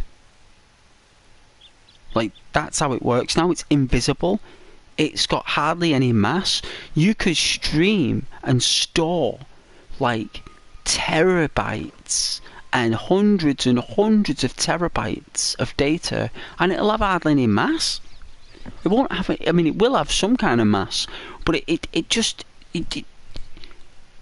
an unlimited amount of storage, more or less. That's why clouds were invented, for these type of situations.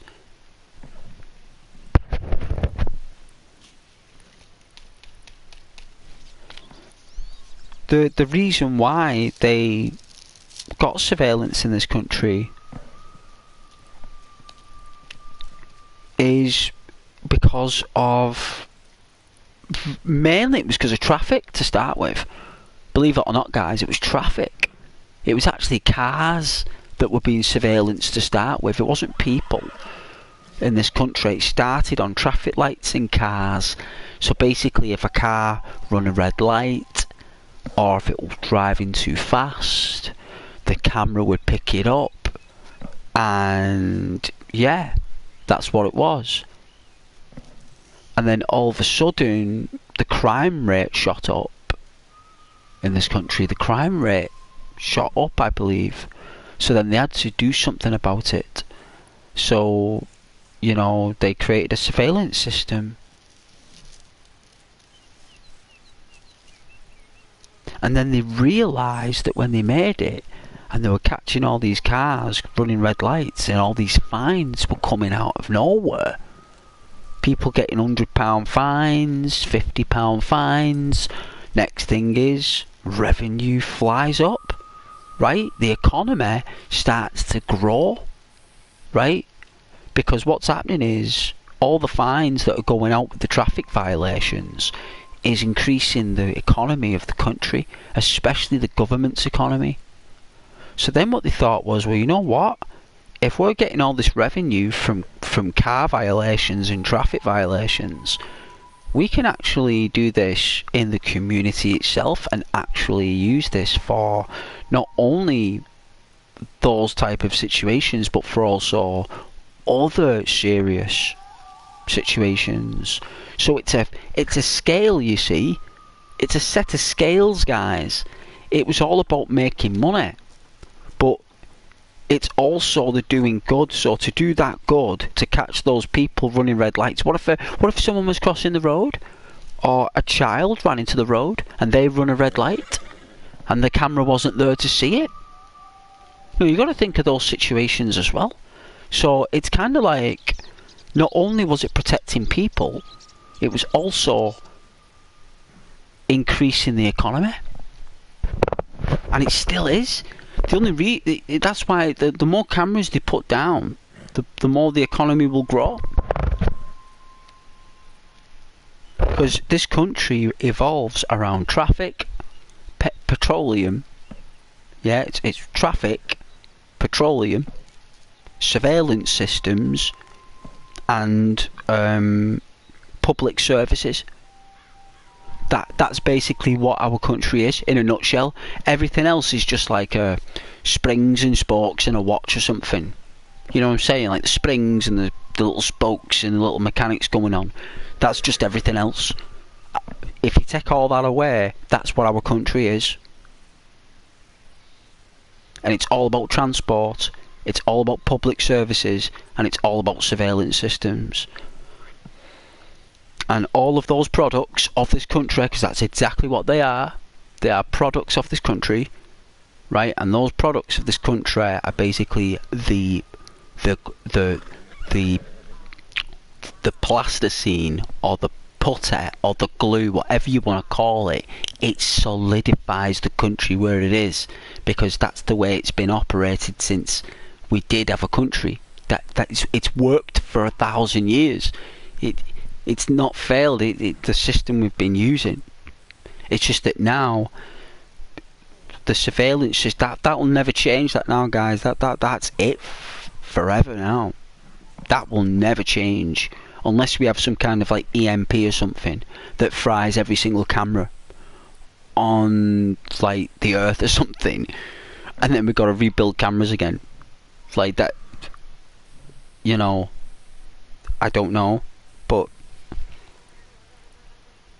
Mouse, I remember someone you knew was stuck in traffic jam for about an hour, and they were changing the music on their phone, and some guy on a bicycle was filming them, and the person on the phone got a fine. There you go. It's another camera. That's what I'm saying. You see, it's another lens. It's another camera. It's like another. It's like another person. Like, it's like a grass, a snitch, like a grass or a snitch or a rat. That's basically the layman's terms, but really in a professional terminology, it's basically a observer a capturer, yeah, observer, capturer, yeah, content storer, yeah, a good listener, right? That's what these individuals are. The people who are equipped with those instruments are the people who have a high sense of observation. So whenever you see a person wearing them, they have a high sense of perception, and they want to extend that rate of perception even further, right?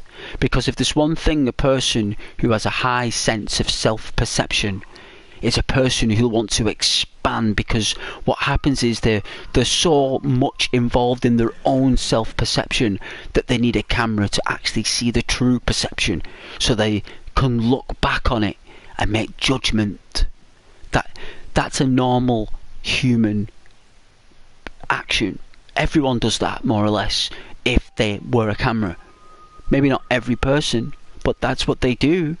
They look back at the footage and they judge what has happened. And if you're in that picture and you spit on the floor, or you litter, or if you, I don't know, perform any kind of like behaviour that is prohibited, it is captured.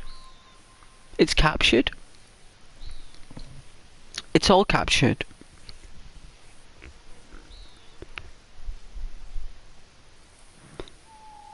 Cameras everywhere. Yeah, they are everywhere. So pointless as well. Another person trying to just ambush someone else's lives. Well, there's using cameras to protect people, and there's using cameras that's like to annoy people. So when it's using cameras to protect people, that's great. We need a surveillance system. It's when it's used in other areas that it's wrong. But this is just all entertainment purposes, right? It's all gravy. Hey Caden, Ghost. What's up, Caden? You know I'm busy. You alright, son?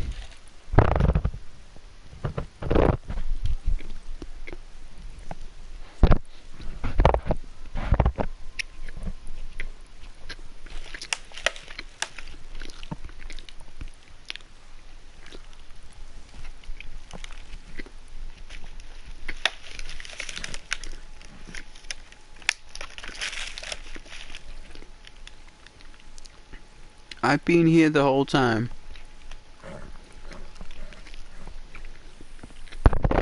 It's alright, son. If you've been here the whole time or you've not, that's okay. You can come and go as you please, Caden. It's a free channel to stay on. Whatever you want to do. We're just all having a laugh, Caden, about security cameras and how they boost the country's economy. It's a great idea. And I do feel a lot safer walking around, because a lot of people behave themselves when there are a lot of cameras. So we're all lovely people. We've got nothing to hide. All we want to do is get our shopping. We want to spend some money, treat ourselves to some snacks, and have a nice experience. And in that process, we want to be safe while we're doing it and not get in any trouble. But the only thing is, we need these cameras and other people wearing cameras to protect us from people who want to steal your stuff or hurt you. You know, that's why they're there, as a prevention, really, to prevent anyone coming in with that behaviour. But there are just some people out there who doesn't matter what cameras you've got or what you like, they'll never change, you know. But I have noticed that a lot of places do wear cameras now, everywhere I go in.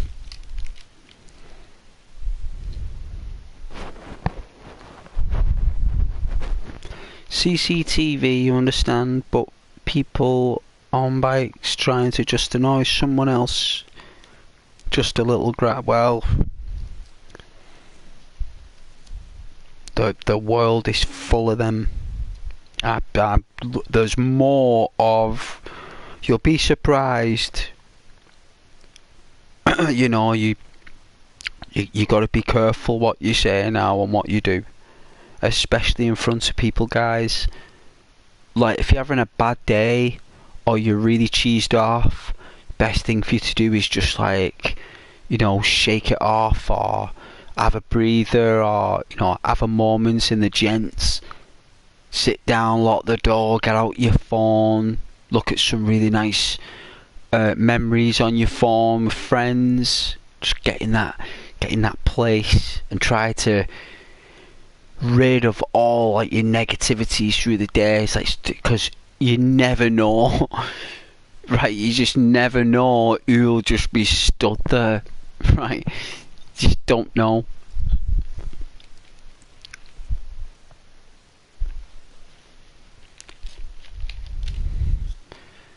So it's always good to just always be at your best. Always be lovely and polite to people. Have good manners. Yes, please and thank you. Don't push in queues. Don't push past people.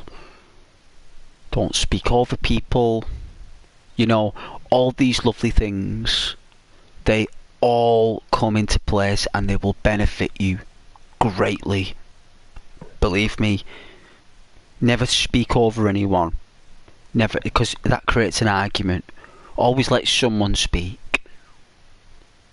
And you know what? If they don't let you speak, that's okay as well. Try not to tell them to shut up and then you talk. If they just let them talk over you all the time, you're not losing a battle if they're talking over you all the time. You're not winning it neither, but you're not losing it as well. You're just not talking when they are, and if they keep talking over you, you're going to have to let them until someone else intervenes, because what you're going to have to do then is walk away. If they don't let you talk, you walk away, because that's the only option you have. You don't stay there and argue, you just walk away. But if they listen to you, that's different, right? But if they don't, the best option is to walk away and not to deal with anyone who's over-verbal. You got to get them on a different day. But always be polite and always smile and try not to be angry about it. Because it's those moments that test you as a person, you know. You're going to find out who you really are when you push to the limits. And all it takes is one person to do it, you know. Push them buttons of yours in places that will send your mind in it. You know, they're called gaslighters. You got to watch out for them. That's why it's always good to always be lovely and polite, no matter what. Even if you're getting spoken to like rubbish, even if they're looking at you like rubbish, and they're like, ugh, you're always lovely. You're always polite, because about 3 weeks from now, or 10 weeks from then, and you go back, they'll be like, you know what, he's a lovely person, him. And I was nasty to that person. And he's a lovely person. And they'll remember that. But if you were nasty back, you'll never earn their respect or trust or gratitude. But if you're a lovely person, and you go back weeks later, they'll remember how lovely you are. And they'll be like, you know what, I was a bit harsh on that person there. I'm going to be nice to this person. It just takes time. And people have a bad day. But as long as you're always lovely, that's Channel Ghost. That's what it's all about. It's all about finding your centre and being that amazing special person and treating everyone the way you would like to be treated by someone else. Only then will you get anywhere, guys. You will. If you're not going to be nice to people and not polite, I've not got very far being like that. In fact, it's only just got me backwards. You know, it can get you in serious trouble. You know, and it's always best to be yourself, but to always have manners and to be very polite. I know it's difficult to do, but it will work. And not to get angry about little things that you can't control. People are going to put you in positions you can't control, and you're going to get angry about that, but you can't do. You can't be angry about it. You just can't. You can't let it get to you. You just got to be really chilled out and relaxed and think channel Ghost. You know, it's like, just relax, just chill. Don't let no one push your buttons. Just let him put you down, let him say things, you know, just laugh at him, just smile. Giggle, whatever, just smile, you know. That's actually more powerful than saying something back. You know, if you smile and don't say anything and walk off, that's actually more powerful. If someone's being nasty. No point reacting. No point. You might see other people doing it, but that doesn't mean you have to. And I've always found that being yourself and being very kind and polite and helpful for people wins wars, guys. Wins wars, and it wins everything.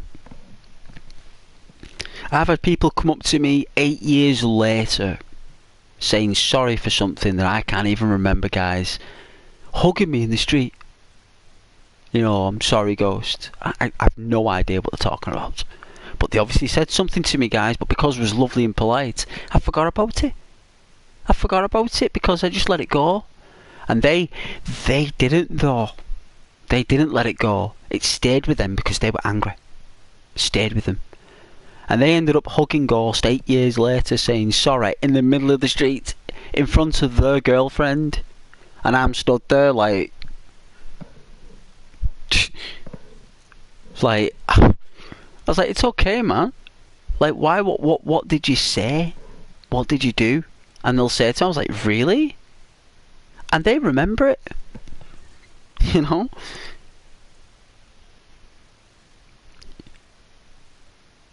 Are you from Aberdeen? I know, you always remind us, Caden. Hey, Mitch. Started to rain. You forgot your raincoat. You'll have to get that, Mitch. I'm from Aberdeen. Oh, fights and muggings. Alright, well, try to keep that on the lowdown. I don't want to know that. I'm sure the people of Aberdeen are coming together. Get it? Alright. Matthew, hey. Thank you for joining back there, Matthew. I really enjoy your company, Matthew. I was just saying to the community how much I appreciate all of your viewership. Who was first on the comments today? It was Rose. She gets the gold star. I don't know if Rose is still watching, but next time she says hello, I'll give her a gold star. You saying hello to Matthew, Caden? You being sweet, man? That's very polite. I like to see that on the channel. I love politeness like that. I know this break's taking longer than normal, but Ghost is tired, alright. Ghost is tired, that's all.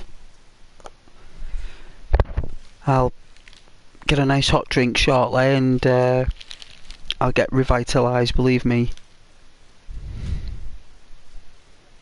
But thank you very much for joining.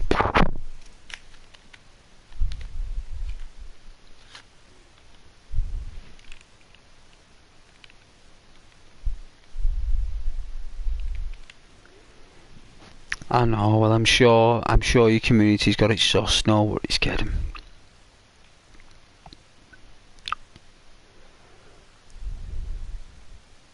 Hey Matthew. Oh, you're saying hi to Caden? That's very polite, Matthew, it's very lovely. Very polite.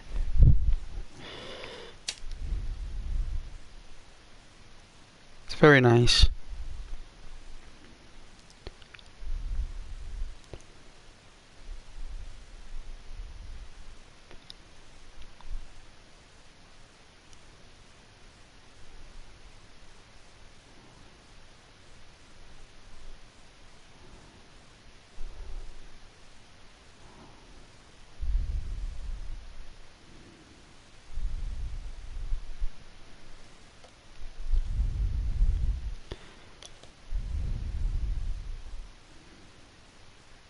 I'm looking forward to getting a nice hot drink though.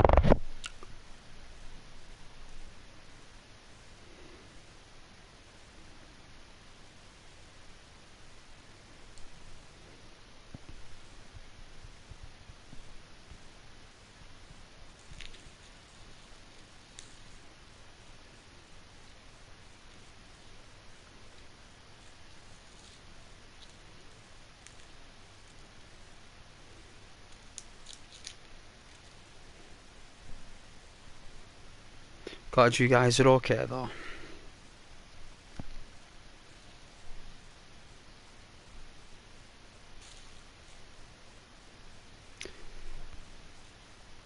It is.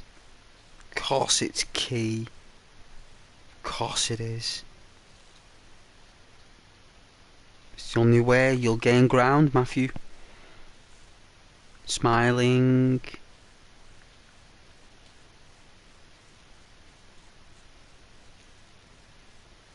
Obedience as well is a very powerful barrier breaker, Matthew. Obedience.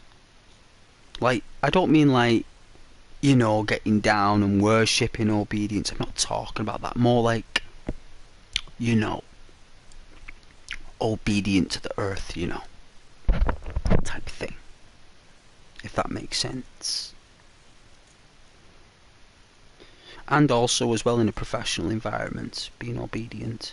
Difficult to do.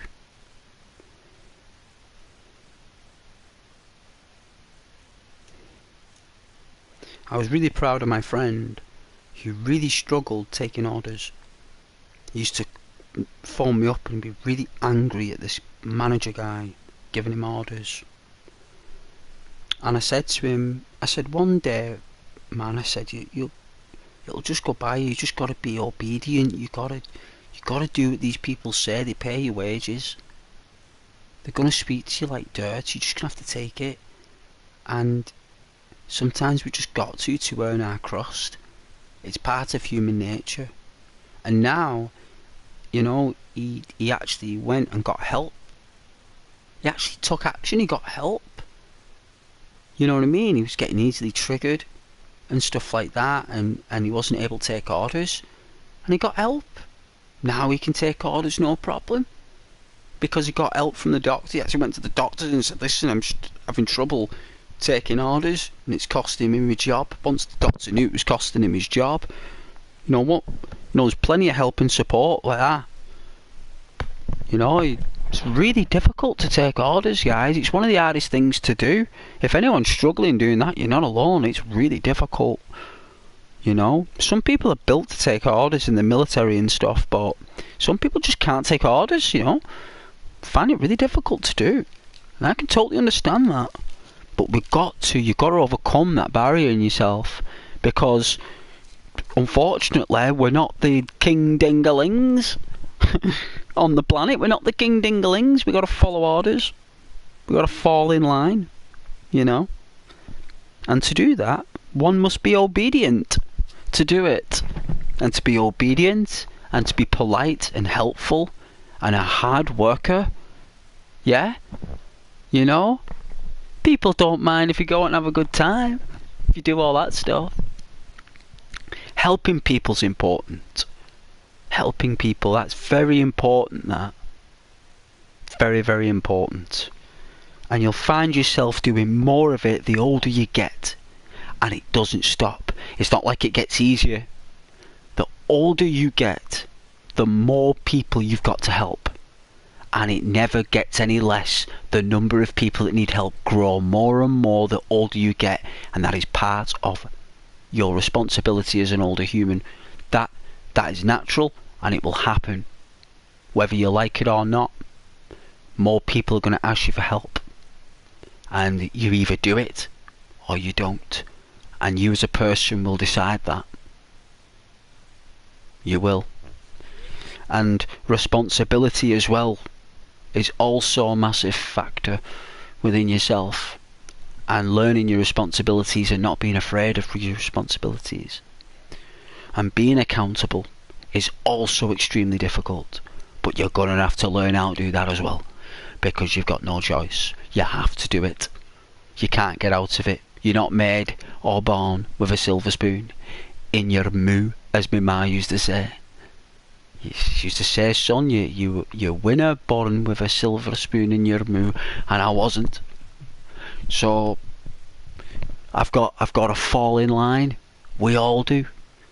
It's just how you do, and how long for, and how well you do it. And it's all about eye contact as well. Very important. Eye contact. Eye contact is pinnacle in your adventures on the planet. Pinnacle. You need to have real gentle eyes. Gentle, warm, gooey, soft eyes.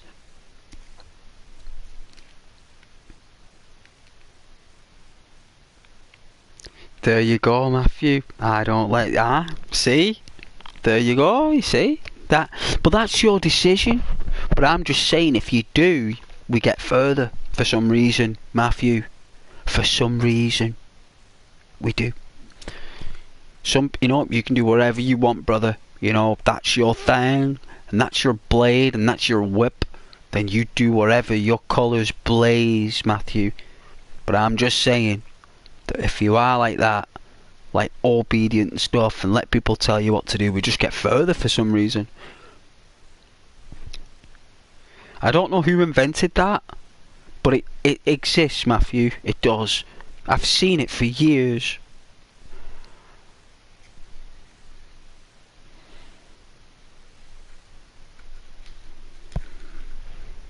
But hey, it's all for entertainment purposes, right?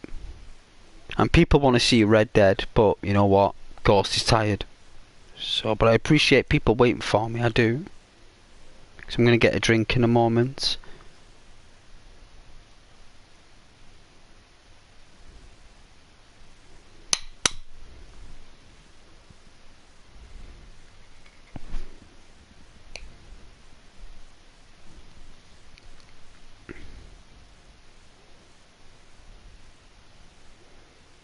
Well, just telling you what to do and asking you.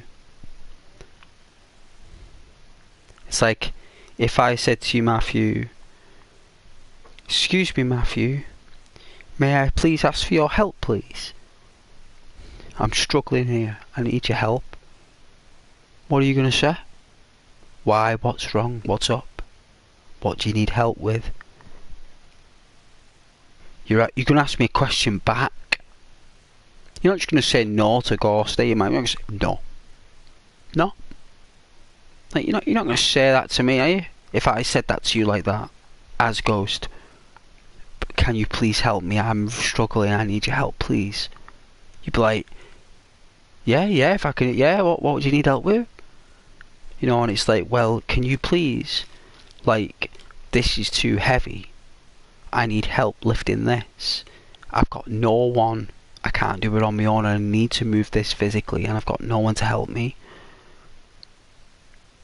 Like, you're like, oh yeah, I'll help you lift that. Of course, well, you probably do it yourself with your own bare hands. You would pick it up yourself and move it, right? That's what you probably do if you could. But it's not like I've told you what to do. I needed help doing something. So if someone says to you, can you please help me? If your leader says, I need your help with something, you'd be like, yeah, I'll help you. What do you need help with? Well, you see all this here.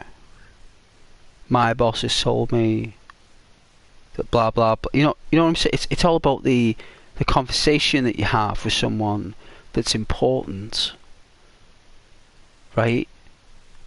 So I have told you what to do, but I've not ordered you to.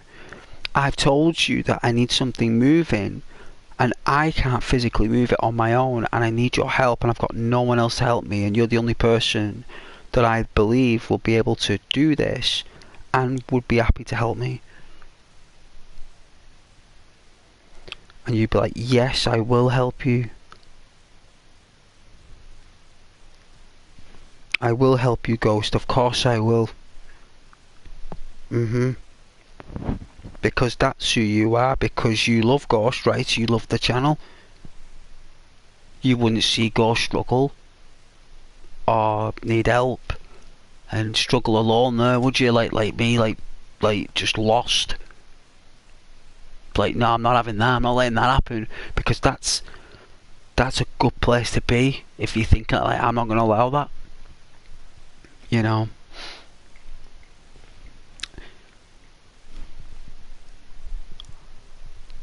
It's just all about our self-development, isn't it? It's like self-development, like actually, like so difficult to do these things, but we've just like got to like compress it all and somehow find our center, you know.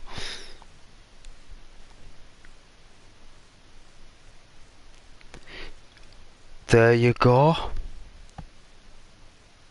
So you do let people tell you what to do.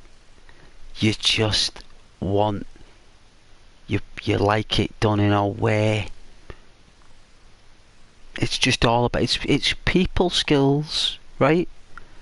Well, that's it. So people aren't, it's what I think what you really don't appreciate is when people try to push you around and order you around like you're some lesser life form with no respect.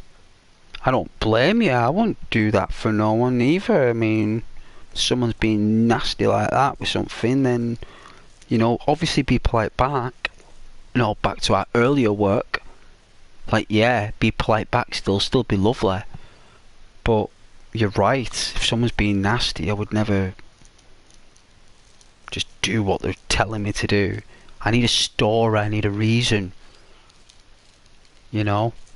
A true manager or boss at work will never order you around. They'll always be cool.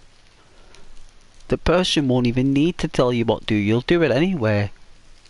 That's the whole point of being a good worker at work. You know what you need to do. You know? You don't need your boss to tell you what to do. You already know what to do.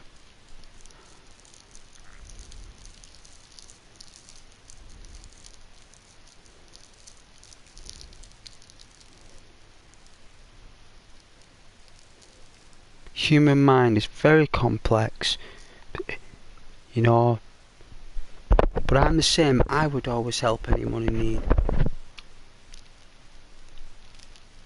I'm the same, exactly the same, and I ain't gonna change. I'm not gonna let negative people change me, so I don't help people anymore.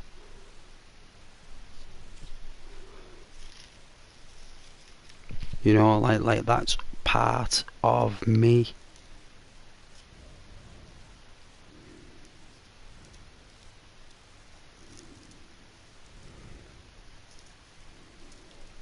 And I enjoy the fact that my own biological being actually thinks that.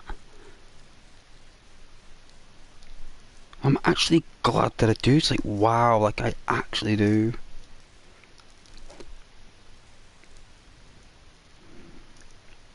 Might not get no money for it, like, but at least we're awesome, right?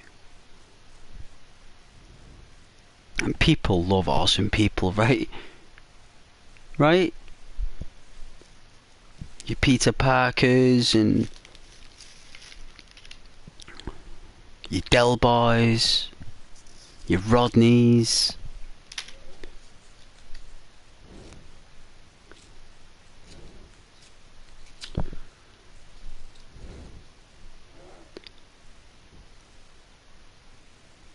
Oh yeah, being ordered around. Yeah. No one will ever order you around, Matthew. No one. If anyone's doing that, only your mother can do that. Only your mum or your dad can tell you what to do, Matthew.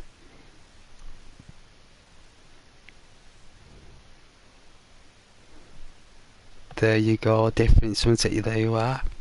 Yeah. People skills, social skills. Barriers.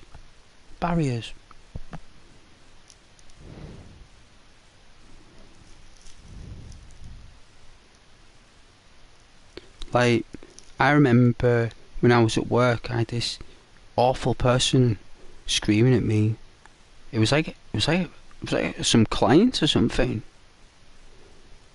Like, screaming at me over the phone, like screaming, calling me everything.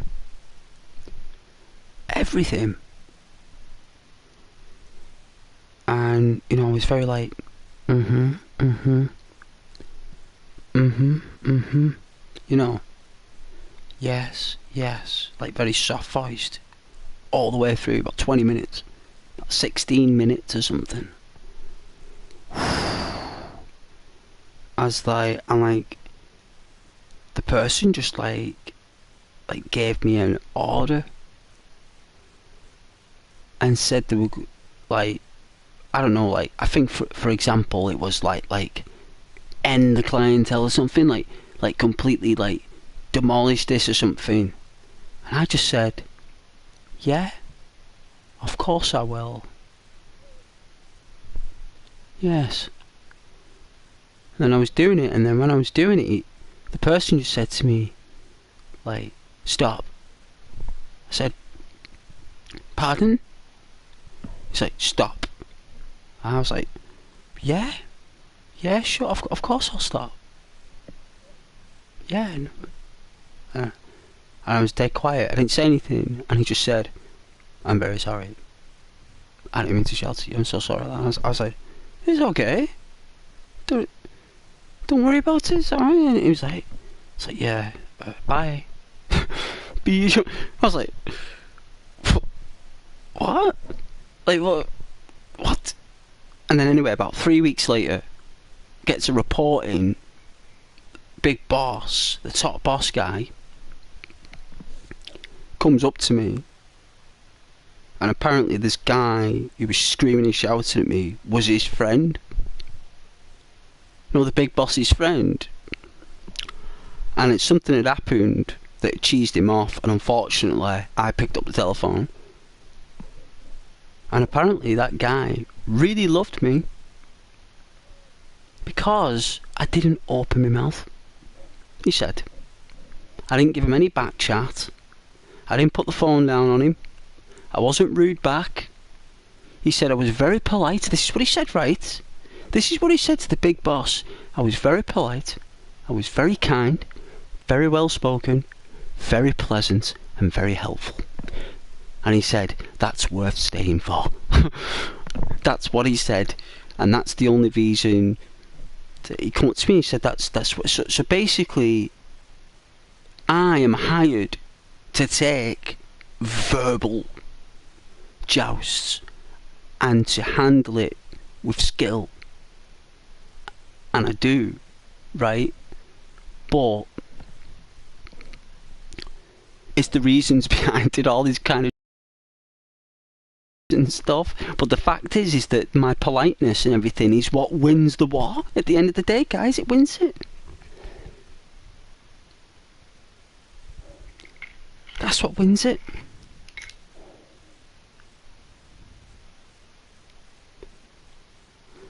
And when your own personality is what makes you your skill. Wow, because you're born with that. You're born with that. You know, you're born with it and it's part of you. But anyway.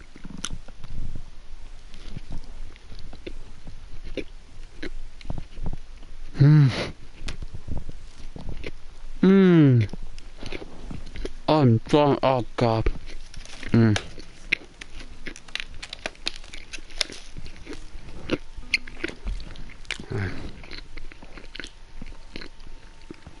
But yeah, I'll get a drink. I won't be long. I know a lot of people leave the stream when I have a break, but the thing is, Matthew, I need a break, you know, and I try and do all these long streams and I just can't do it. I try though.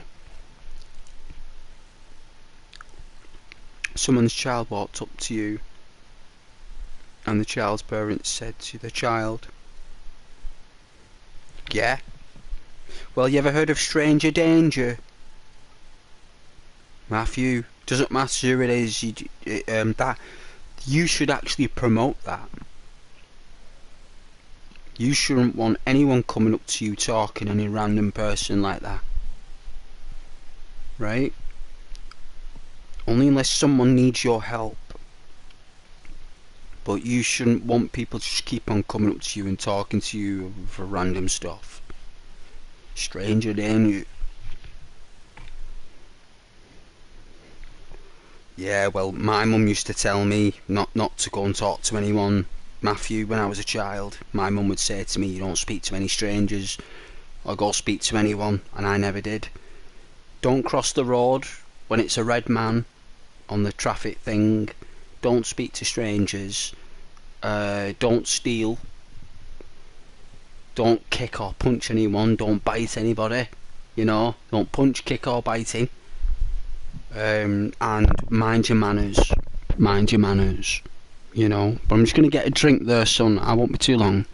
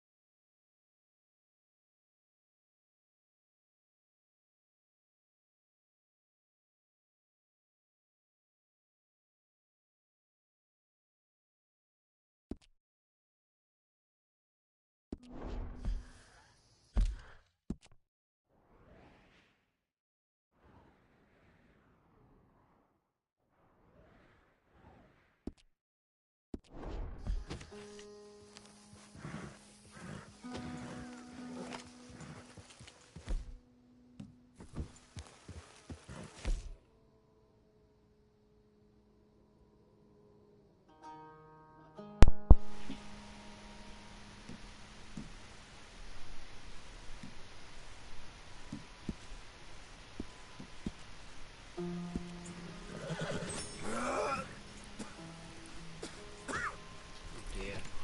You alright, Arthur?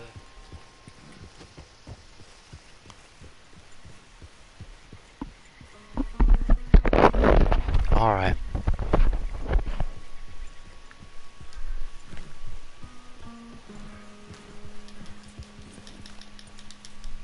Can't even jump over it, look. Horse won't jump it. The mechanics in this game doesn't make sense. Like, they do sometimes, but a lot of the times they don't. Here we are. That's my boy. My goodness, what's wrong with the horse? Let's have a look. Sugar cube.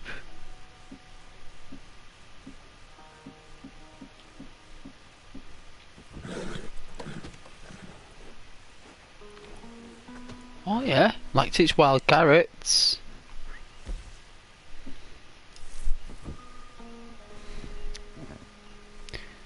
They said it's like he was going.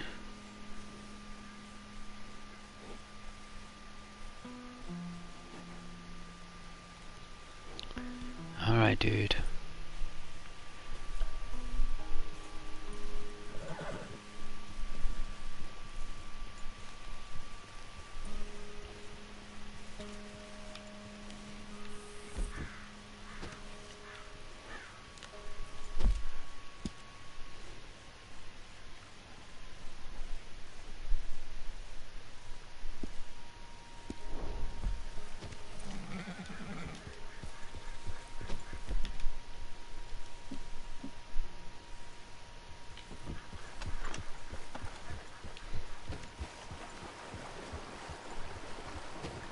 Hurry up.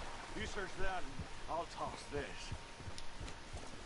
Ooh, look here. I think I got something. What is it? I knew I should have been searching there. It's a boot.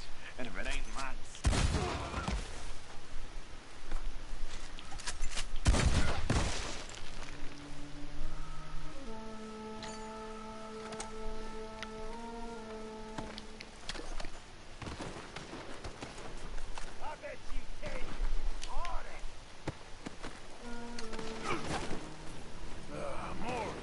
Shot his friend in the shoulder.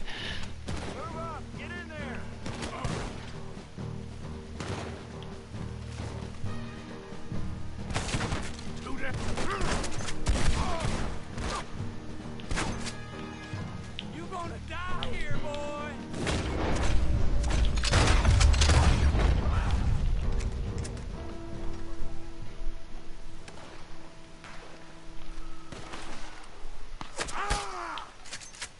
We'll burn you with the laser.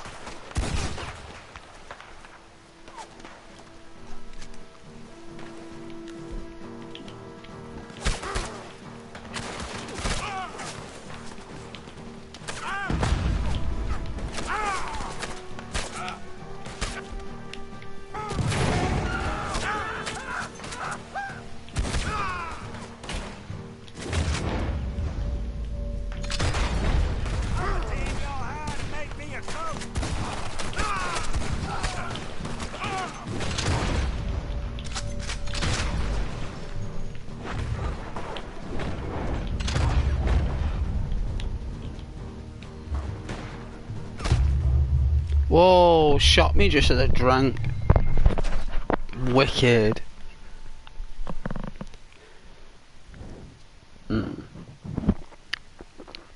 Dead. Wow. It doesn't even say you are, it just says dead.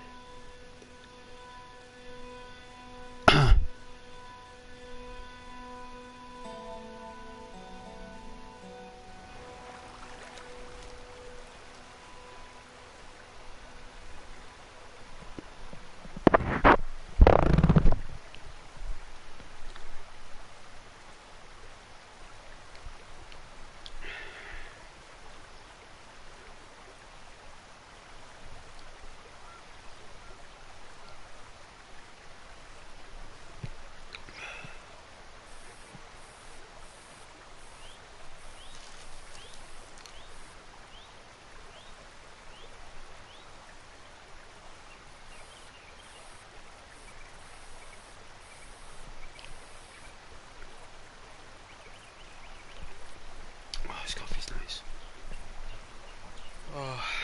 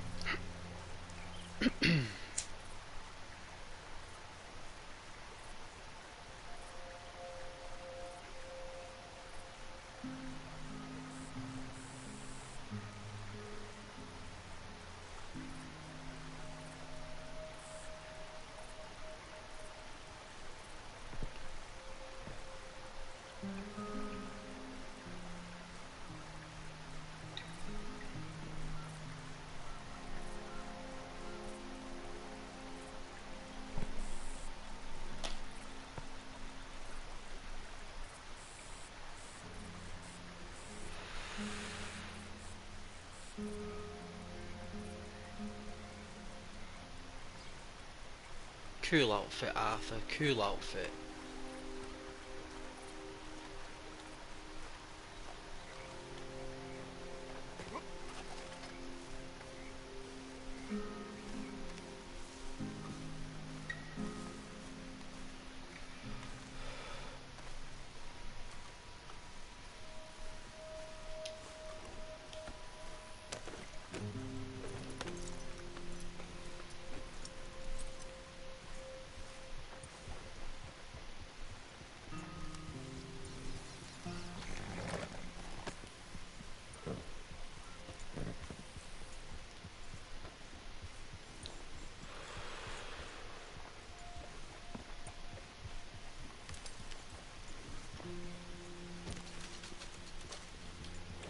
Alright, let's go do this mission with this guy with the fishing. Let's get it done.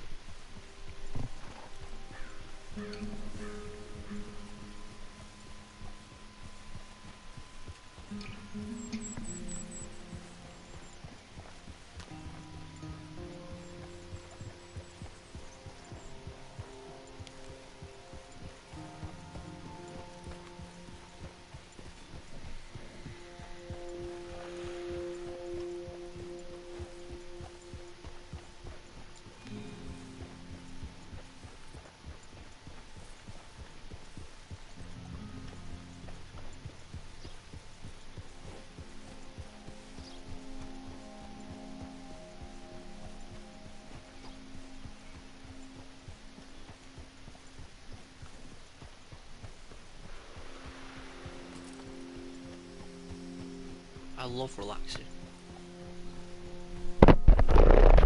Love relaxing on this game.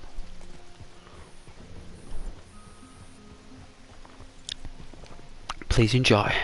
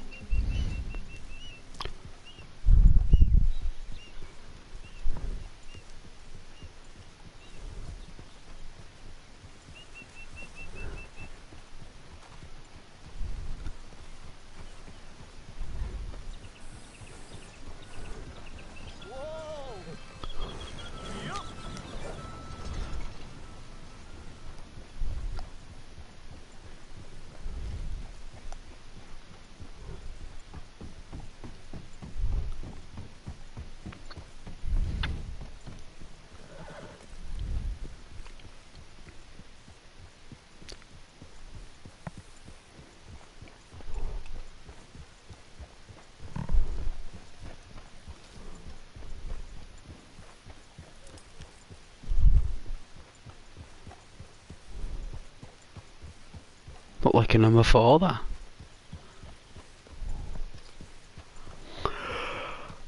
Oh, excuse me.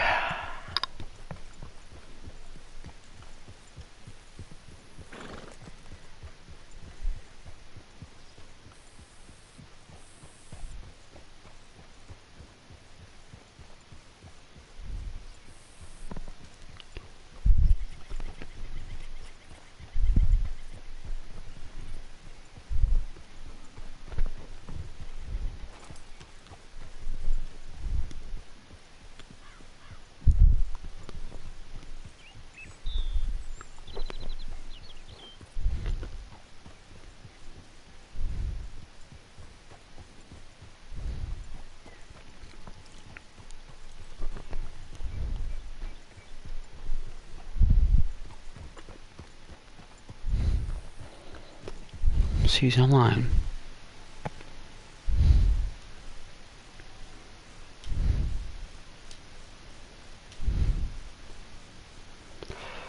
Let's see. Could be a bit late for my friend Scott, maybe. Yeah. My friend Ashley was online the other day.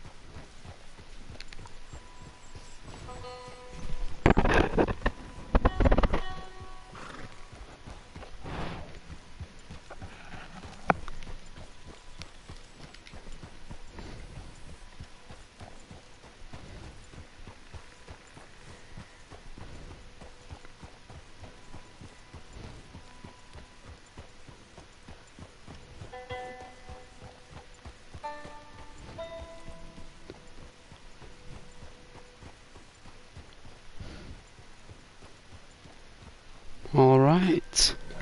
Looks like we've arrived.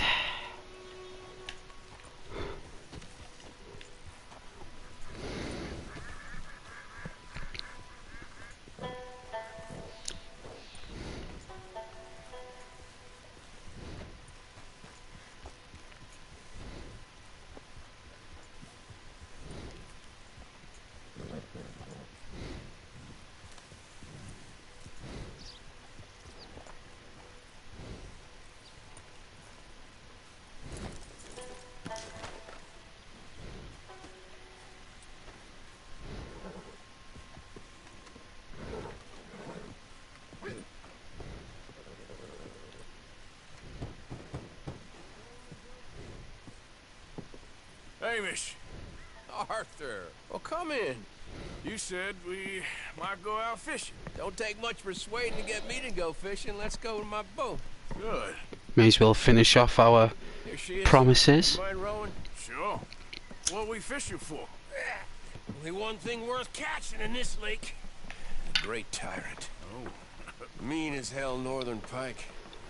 Eats everything else that spawns around here, its own kind included.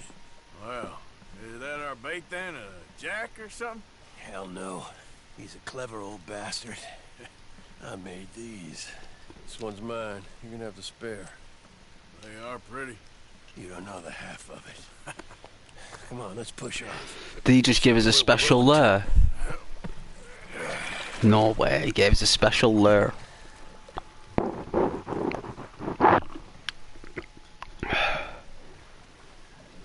there to the right. We'll set up 10 yards or so offshore. He don't keep far away from me, the tyrant. Wants me to know whose lake it is. We'll show him who's boss. The optimism of youth.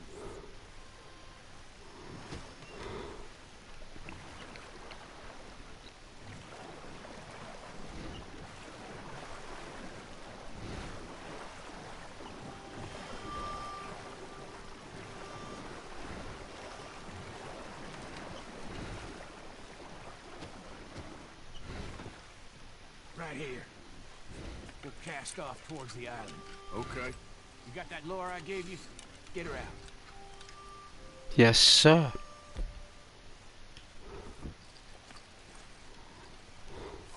Spent years working on that.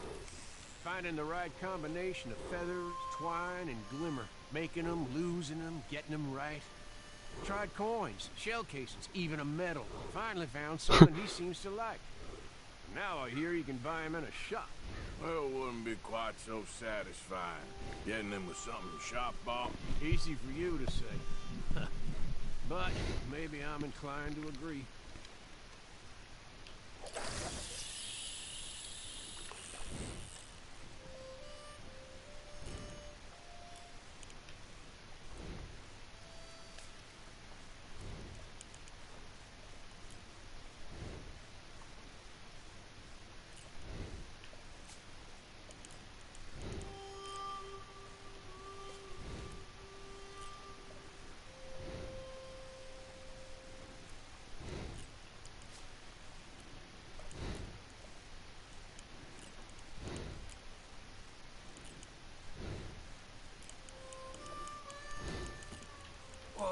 What's this?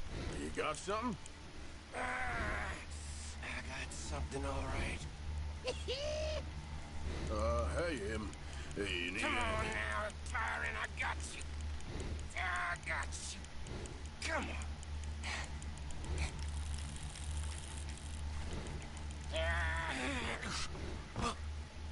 Went on slack. Went on slack. Come back. Oh, it's a drop. Hamish!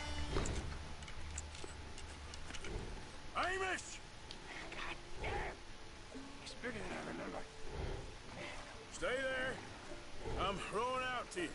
Real quick. Bastard just bumped me.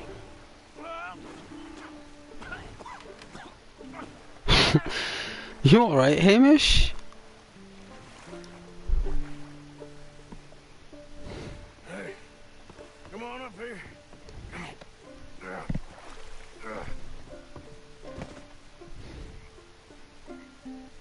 You lost anything?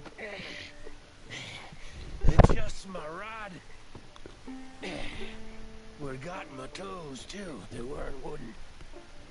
You want another go at him? I still got my lure. Nah.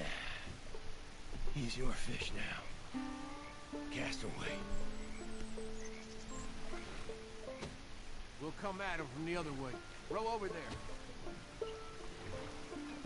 Will do. When he bumped me, I had to check twice. Thought I'd find a chunk of me missing. Man-eating pike? That would be a first. I'm not so sure. I think this was supposed to be the mission for the sea monster, but they changed it for the fish. I think a sea monster was supposed to happen here, and this was the tyrant, but they cut it out. They put the audio in there, but didn't put the beast in there. Our hopes of catching this bastard lie with you. Cast back to where we were, and make sure to use that lure I gave you.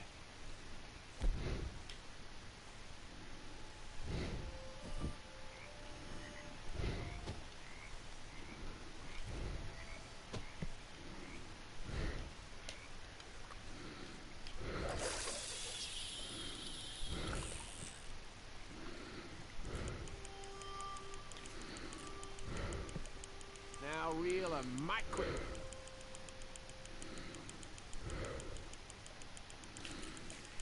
Hey, hey!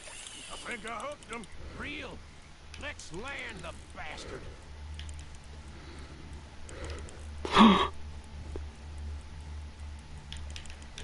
Reel it in. Come on. Here we go.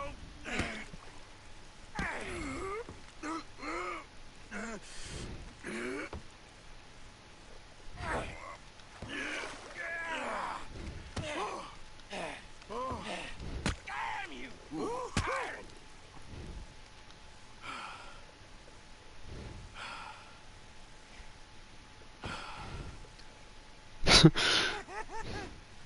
He's done it. I'm sorry. What are you sorry for? You caught him.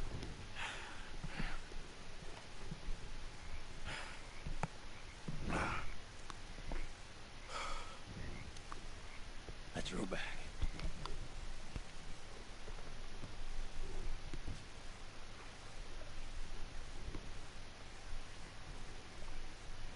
Here.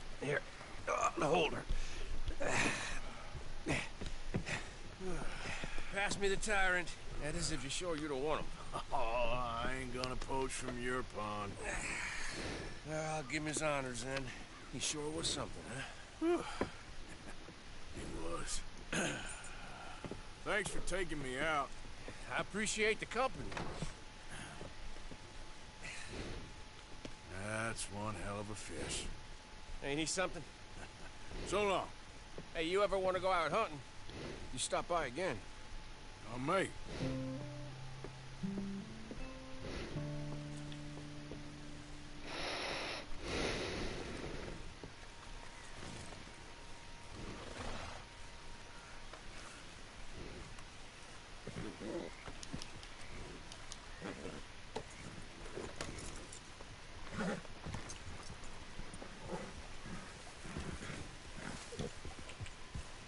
Alright, now that we've done that mission, let's see if any others have unlocked.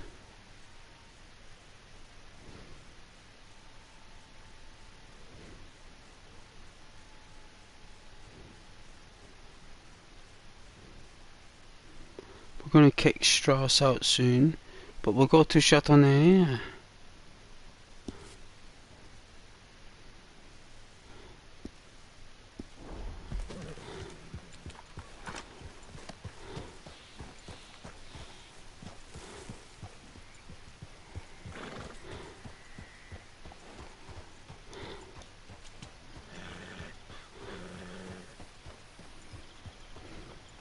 It'll take more than that, boy.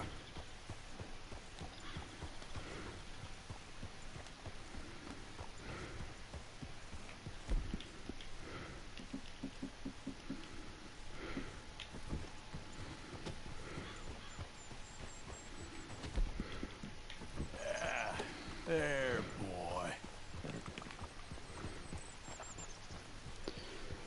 Wow, the smell in my nose coming back is making me go woozy. Like, because I've had that cold, it's like the smell's making me, like, my brain go wild. It's like, whoa, smells, man.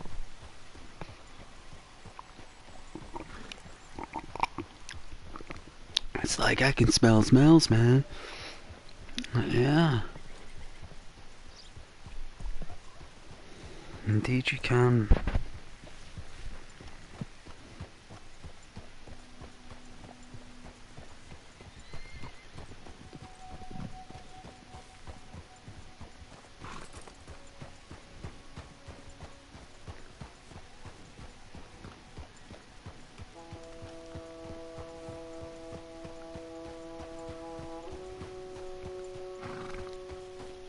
Once upon a time in the wild, wild west. You could tell a story to this, like, montage. Or a monologue. Imagine what the camera will be like on the new GTA 6. When just like chilling around, like, you know, just chilling out.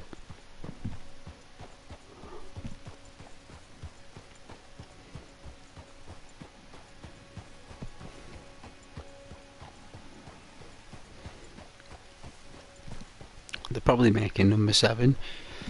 as we speak. They probably started making Grand Theft Auto 7 last year.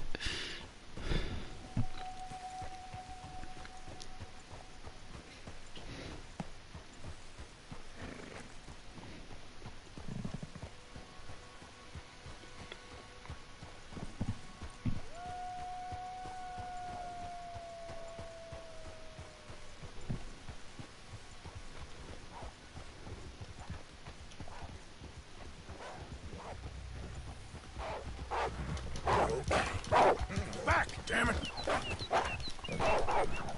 Now, come on! Yeah.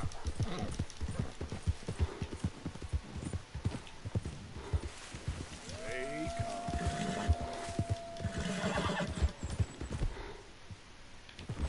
Whoa, back.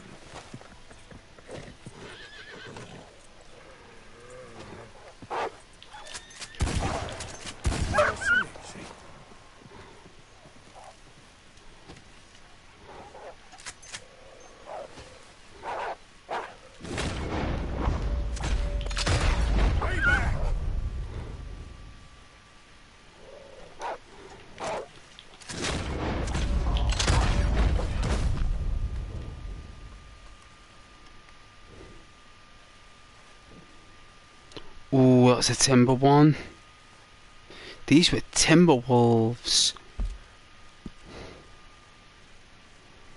Wow, so that's where you find the timber wolf. You know what? It's a shame that I didn't have the rifle. I could have got a perfect pelt there.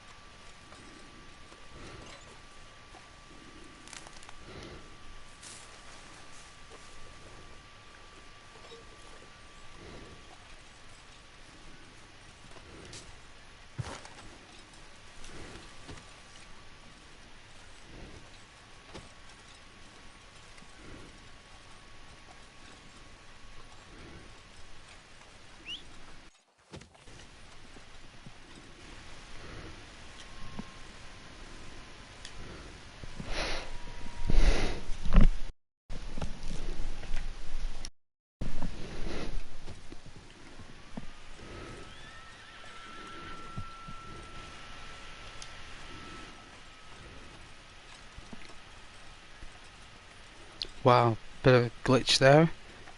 I don't know what happened, but I think I pressed the controller with my with my foot. And for some reason I turned it on. So I just pressed the circle button with my foot. There we are.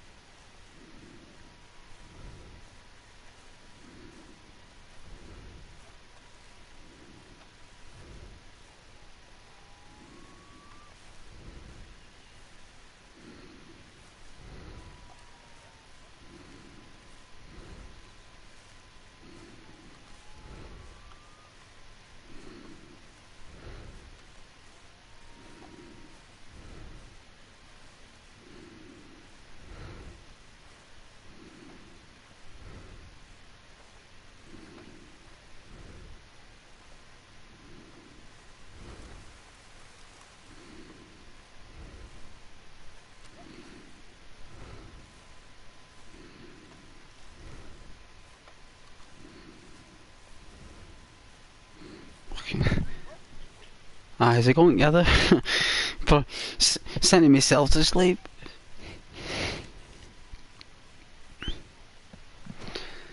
Ugh.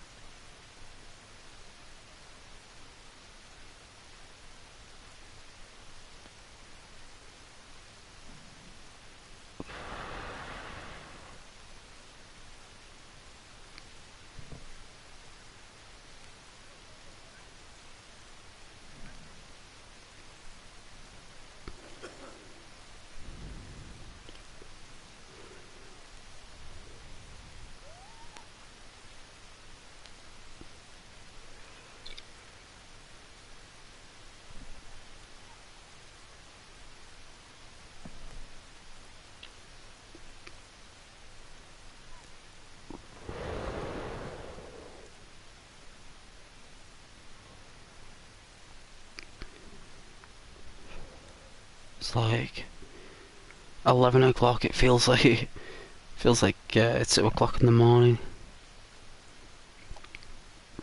Probably because I'm feeling better and my body's like, you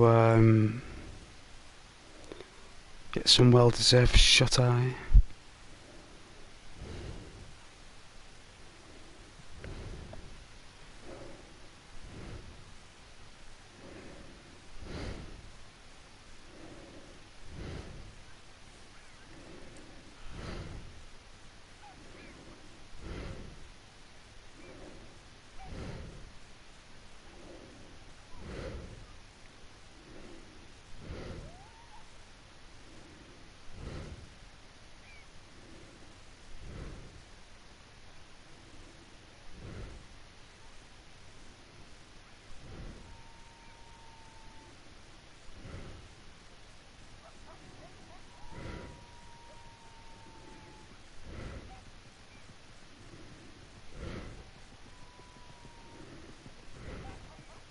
Howdy, partner.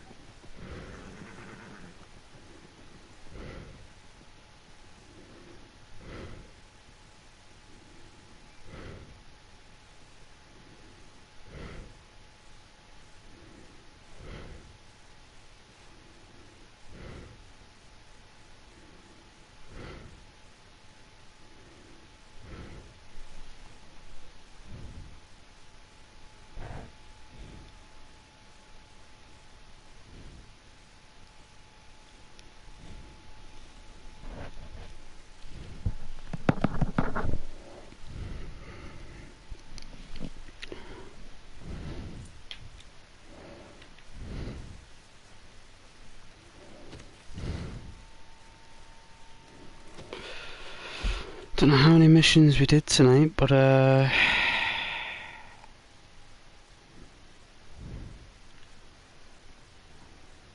did quite a few really.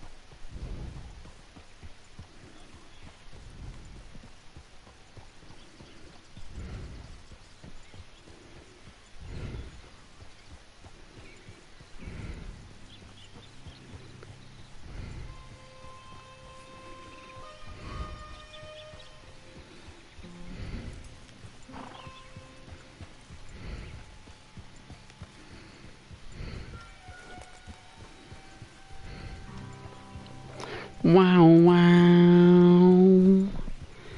Wow, wow, wow.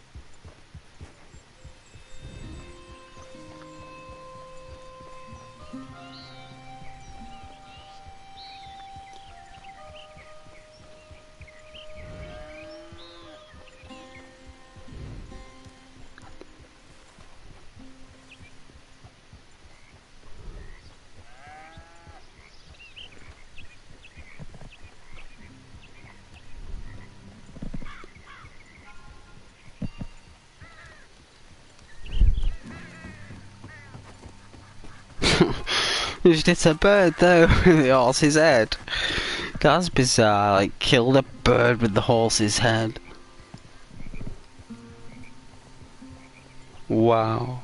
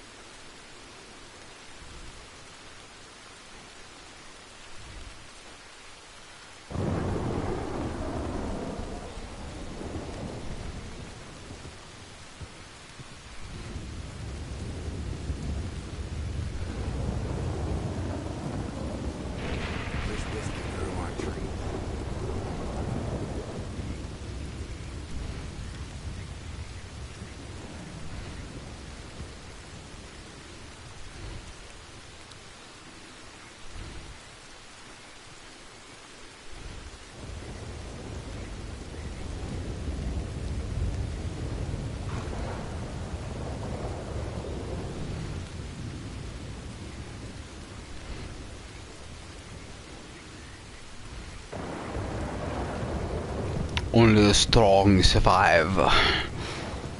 Only the strong.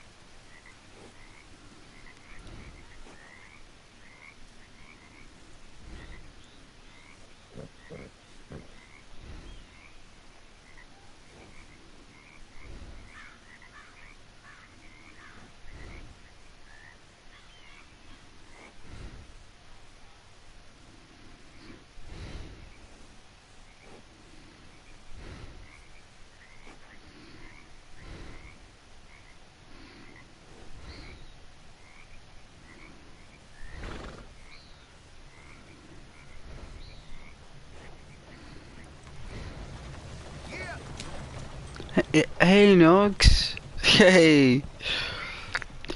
I was reading there. Forgive me. I was reading. How you doing, Nugs? I've noticed you're back. And you're always welcome. I thought I'd stay online for a bit longer.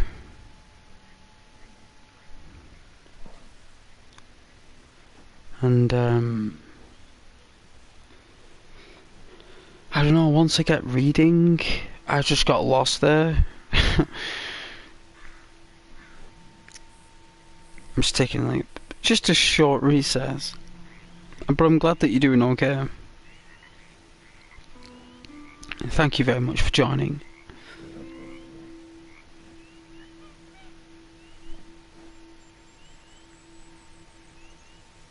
Oh yeah, you're about to play Red Dead Redemption 2? Nice. Well, so am I. I'm playing the same game. Near the end now. Of Arthur's story, coming to an end soon. It's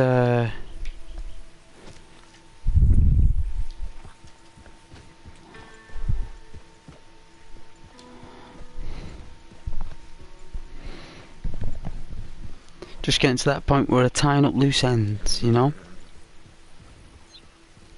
And the graphics on that bridge looks phenomenal.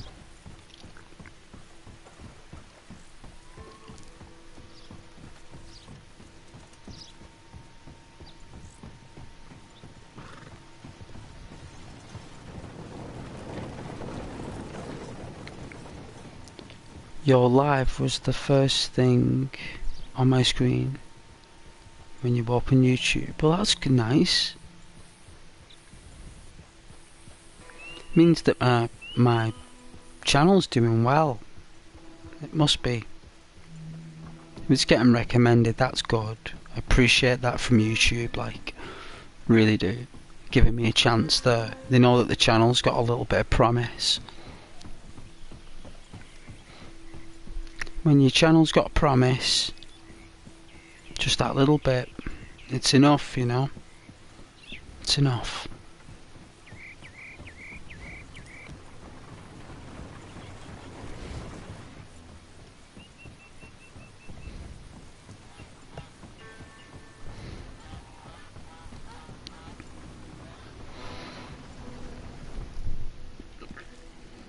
I'm sorry, boy.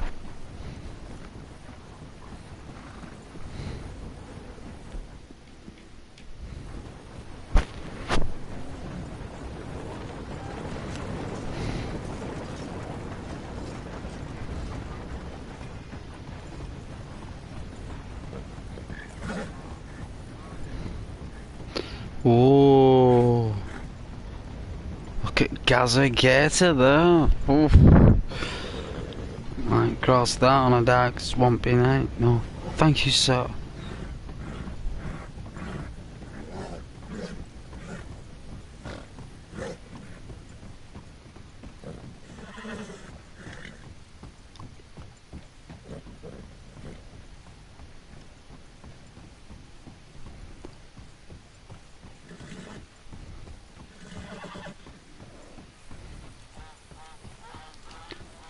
Oh yeah, that's cool. Well, best of luck with that one, Nugs.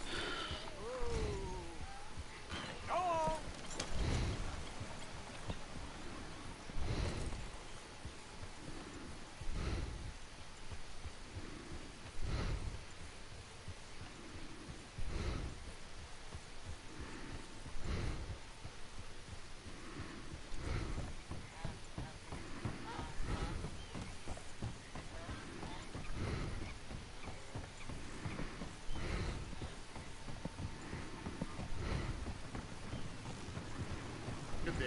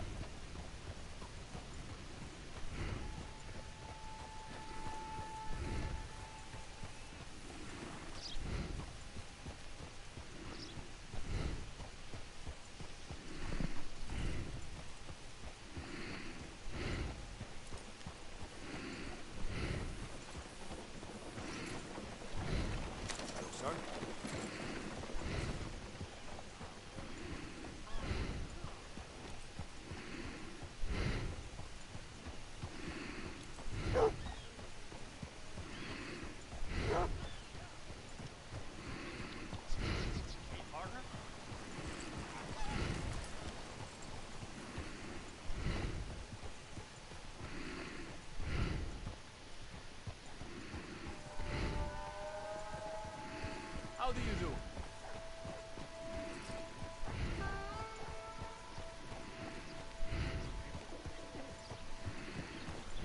Yeah.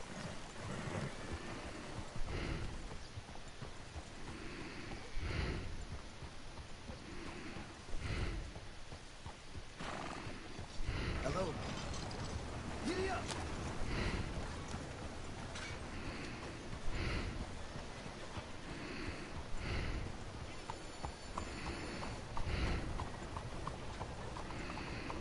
How are you? Move! Let's McDonald's, eh?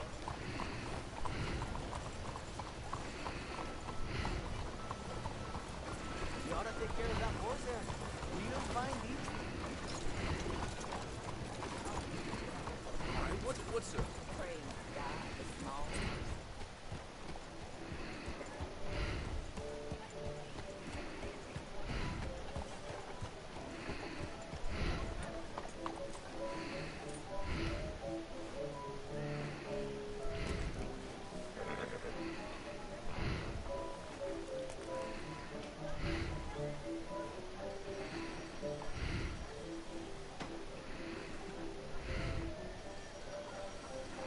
That comes by easy from that horse meat.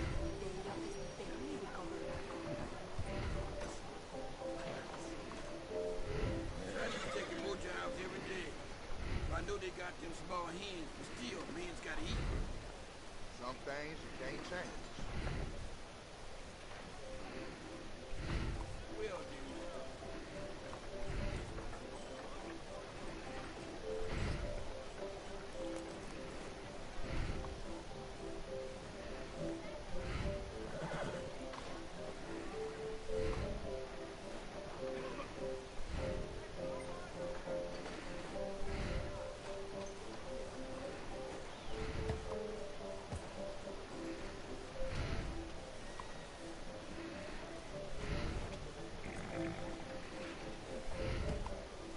Hello there.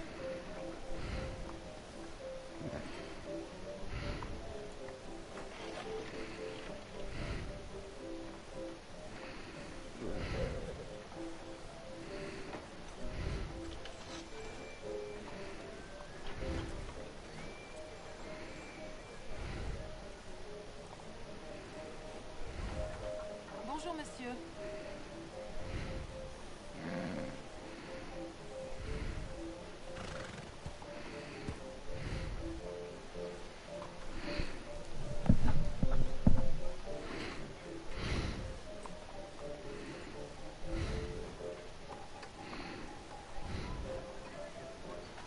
How do you do?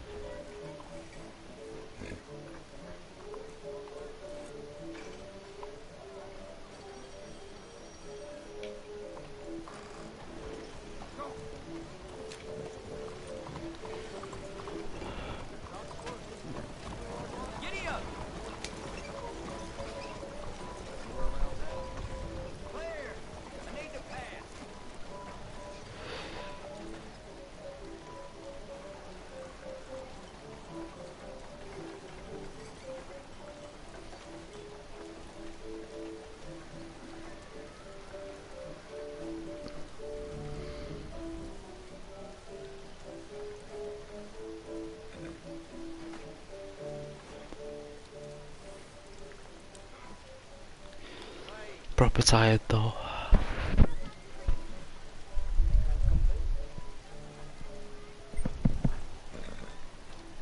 My face is like, you know, because I've been like blowing my nose for like 4 days. I think my face, like, it's like, you know what, like, I need like to chill. My face is saying because of like blowing my nose and mucus everywhere and horrible tissues full of goo. Like my face is just like going back to the way it was because it's been inflamed probably because of the cold, the flu, whatever it was, and now my face is going back. And that process, it's like putting a lot of strain on my eyes for some reason, and I don't even know why. I don't know why it's putting a lot of strain on my eyes, but it looks as though whatever it is, it did. I mean, I suppose I could put in some eye drops. Will that work? I've got some. I mean, I can try it, right? Let's give it a go.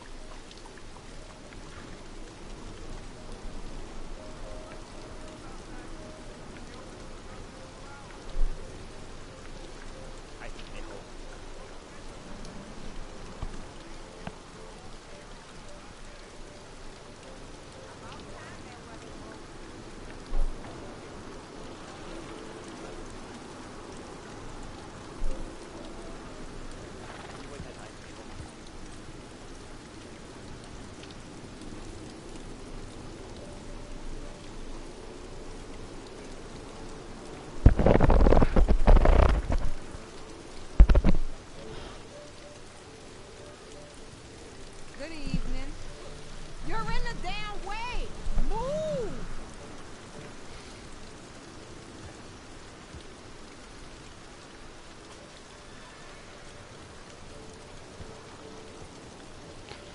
I'll put the eye drops in, see if that works.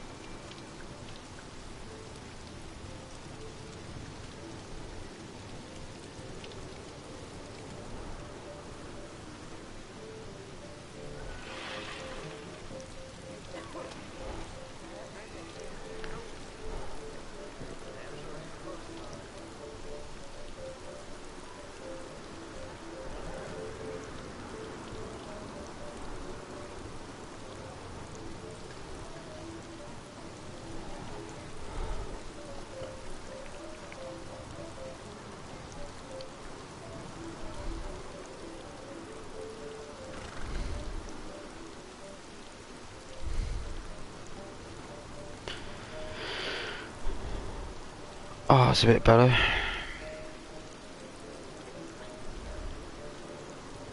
I don't think it'll do much in total, like, but let's help this geezer. Shut in there. I mean, what time is it?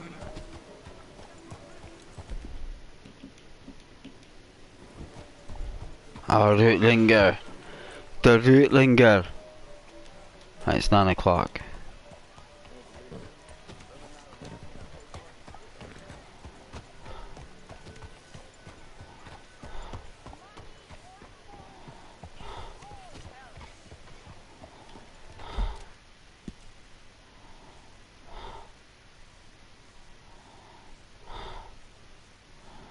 Where's Charles Chatanet?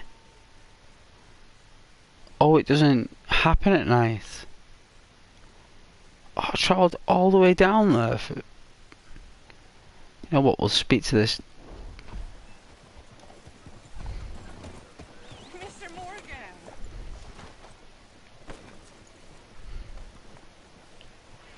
Hello, sister. Brother Dorkins and I were talking about you just the other day and hoping we would see you again. How is Brother Dorkins? Oh, he's quite well. A little frustrated with the workings of our order. Hey, Charlie. He keeps trying to be sent overseas, you know, do something with more challenge. Maybe be a missionary. It's lovely to hear from you, Charlie. Lovely man. Sure. And how are you? Never better? Are you sure? Hey, Mitch. I'm quite sure, sister. You know, a long time ago, I was like you. I very much doubt that. Oh, no, I didn't. I know, Arthur, shut up. You're right. Should have dressed smart. I could not stop doing terrible things because I did not believe that goodness existed. And then one day, I saw that love did exist. And ever since then, doing bad things became, well, not impossible, but ridiculous. I guess I'm just hoping for a dignified exit. I shall pray for you. Oh, I'm not a religious A dignified man, exit, you said. I'm an outlaw. Oh, what fun. Religion is just a word. Hearts are rarely pure, but equally they are rarely impure either. Well, that's an interesting way of putting it. To me, God is people and people are God, so we must all do what we can. These people are starving. Go find them some food. Don't worry so much about your heart. The actions will lead, and the heart follows. I'll still think of you in very nasty terms, as you wish.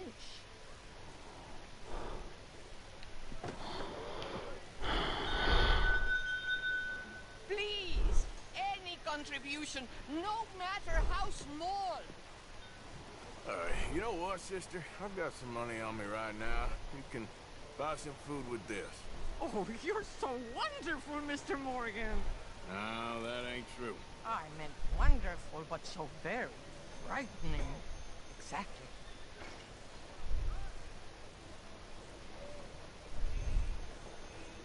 Oh, yeah, what? Really, Mitch? Done for the day. I won't subject you to any more benevolence. Sister Ethel makes a fabulous stew. They will be so happy. Well, anyway, I must focus on the work at hand. Goodbye, then. I have already taken up far too much of your time. Take care, sister. So there's no shot in there.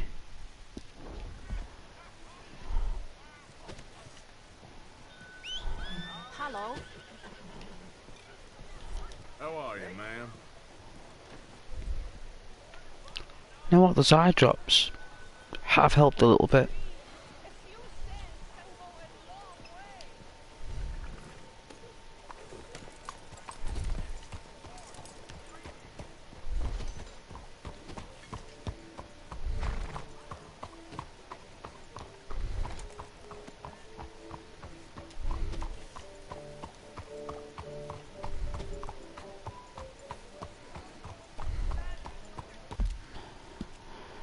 Alright then, now that we know that that won't.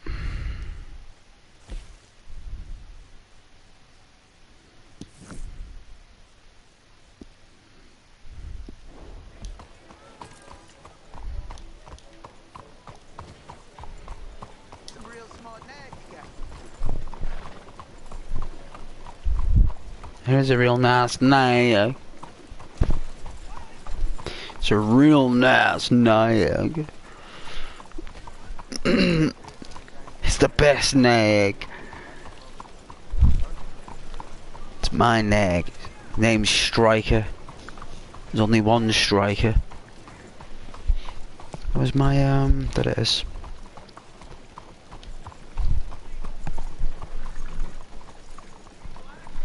Hello, sir.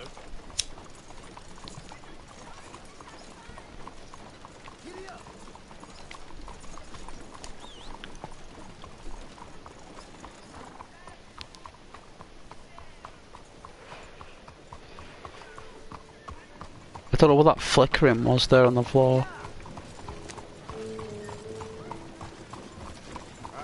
Out of the damn way. look like a texture bug to me. Oh yeah, Mitch.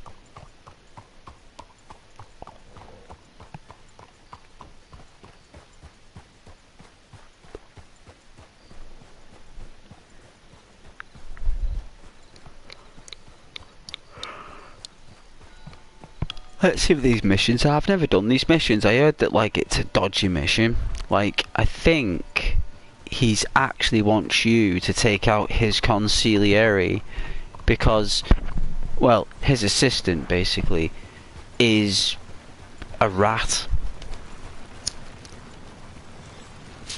Things like an undercover like agent or something.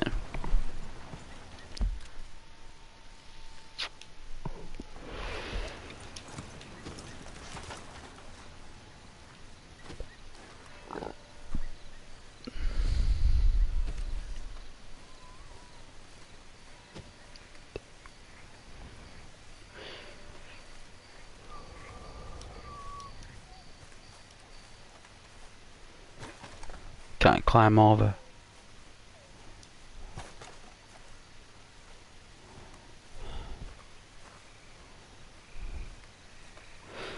Right. Yeah. I knew he was law enforcement. Well, the Pinkertons are basically like a bounty hunting agency. They're like an FBI. Like a real good early FBI, CIA. Like, you know, because they could track down and solve cases. Because people were like some people were doing sinister stuff.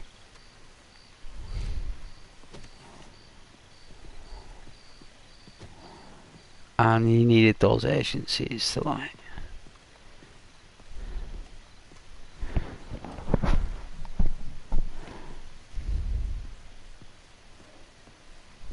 Oh yeah, the first major bounty hunters.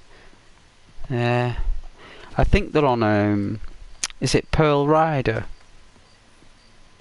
They're on Pearl Rider. The Pinkertons, and the Pearl Rider takes him out. Takes out the Pinkertons, Clint Eastwood. Only Clint could play like John Marsden. If you got like Clint Eastwood back in the 70s, I recommended a film to someone that's the closest film ever to Red Dead Redemption, and it's called High Plains Drifter. And High Plains Drifter is one of the most... It's probably the best dark Twilight Zone Western film I've ever seen. And Clint Eastwood, right? Clint Eastwood is a bad guy. The main character you play is a bad guy, and you actually stick up for him. That's how bizarre the film is. Like, you've got to watch it. What he does is just so cool.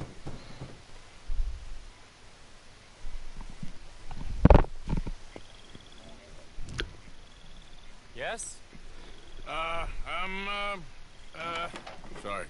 I'm looking for, the mayor? Yes. Please, Mr. Kilgore, or what was it? I forget. Right. Welcome to government. Democracy. An interesting idea. A master suit. Oh, hello, friend. Hello. Tacitus Kilgore. Oh, really? Okay. Them sideburns? Now, you are not going to rob me again, are you? No. I'm sorry. Don't worry about it. But you are not a very popular man. There's all kinds of nasty people who want to speak to you, Mr. Tacitus. I know. Kilgore. They won't hear anything about you from me. But... yeah, there's always a but. Of course, I'm a politician. Who needs killing? Nobody. We are not savages, merely Frenchmen. It would be ridiculous killing. Oh dear. Terrifying, yes. I suppose I can do that almost as well as kill. I'm sure you can. Now, it's all very ethical. You see, I've been trying to open a major museum, a Hey, place of Charlie. culture to elevate people's souls. Are they? And what do museums need? Art. And how do you buy art? I don't know. I buy art of some Hey, nasty Mitch. little man from Paris. Clint is the and best. Some destitute aristocrat's High collection Plains of old Drifter. masters that Watch it. turns out he Red may Dead have been making Redemption, himself. 1976. Ouch indeed. But these are good But it's paintings. just I can't make the difference, and I'm French. a character in between John Marsden and Arthur Morgan. Haven has come here to And in verify between. my paintings, and he's saying that they're all fake. So? So perhaps he can be persuaded to revise his opinion. Oh, he's been so beastly. Exactly. Now, Jean-Marc, perhaps you can take Mr. Arthur, Mr. Tacitus. Oh, he knows who he to is. meet Little Professor Shitface and have a word with him. Saint-Denis welcomes you like a son, sir. Bonne chance. Yeah, good luck to you too, Ma, in your big luxury house. Oh yeah, John Wayne. Come, sir, if you don't mind. The gallery is just at the end of this avenue. As I said, he is a beastly man, this professor. Sign up today and get your own personal John Wayne belt buckle. You know, I thought we French had a Yeah. but no. I watched all his adverts on YouTube. He did the best adverts, John Wayne. Imagine John Wayne on YouTube now. That'd be class if he was like there and Elvis and stuff. The Beatles and. Working for the rich and the poor alike. It would be a travesty for this one man's opinion. Put that into jeopardy. Opinions can change, can they not? Oh, they change all the time. Of course. Power of reason is not to be underestimated. Reason. Well, that's one word for it. Good, good. You do not look so much like a rhetorician, but Monsieur Lemieux has placed his faith in you. Looks can be deceiving. The mayor understands just what I can do, I'm sure.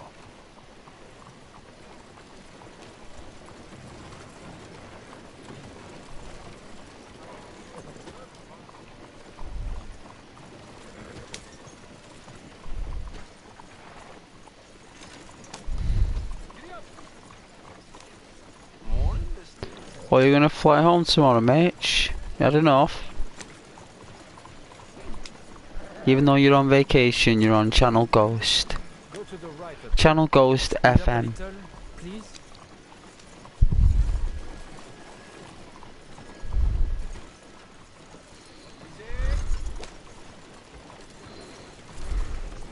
The gallery is just up ahead.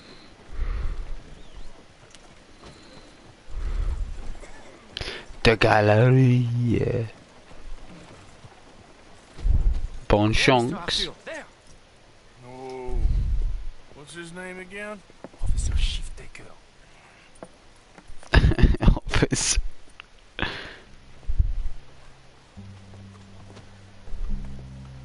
What, we're following him? Morning.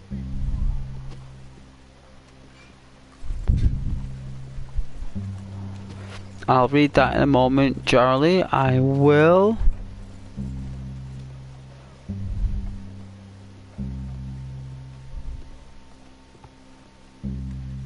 Because everyone's on it, in on it together. It's just a massive game, isn't it? It's a massive script. They're all playing a part.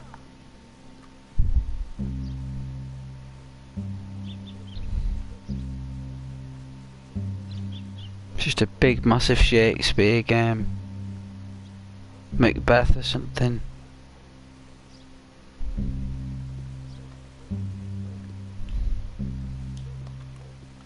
Professor? Excuse me. Oh, hello. The mayor asked me to get a preview of your findings in there. The mayor knows very well what I've found. Every painting was a brazen fraud. That's a big claim. One that's gonna upset a lot of people, myself included. I'm afraid that's just hard cheese. Now I've got a train to catch back to New Haven. Hold on. I see it's gonna take a fist in your face to persuade you. Oh, wait. Oh. Whoa.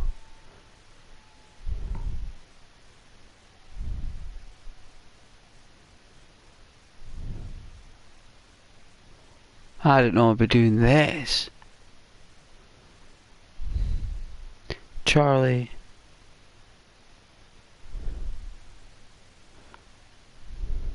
Right, private detectives.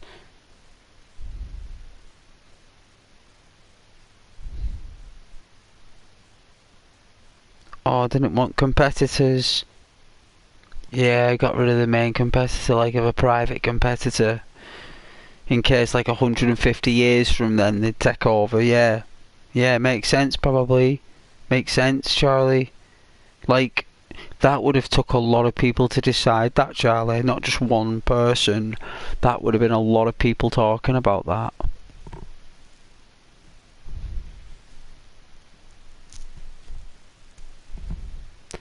It's really interesting, that, though. Hey, Mitch. Nothing to watch in the hotel. Oh, yeah. But you got plenty of YouTube, though. You can watch whatever you want, though. You chose this channel, and I'm much appreciated.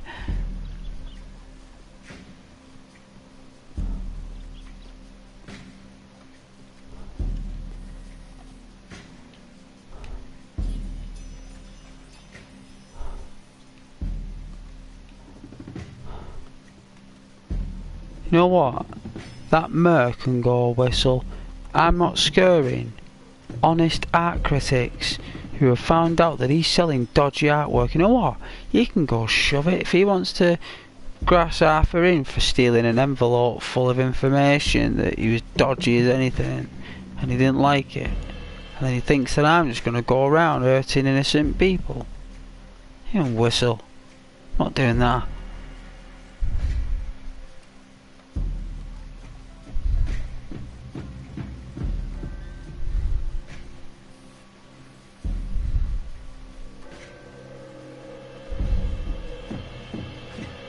Oh yeah, Mitch.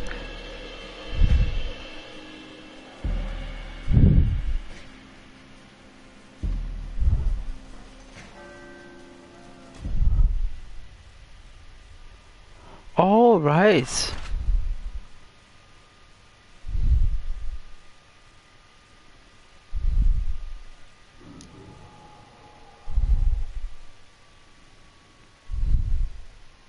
That Merc can go find someone else to go do his dodgy work.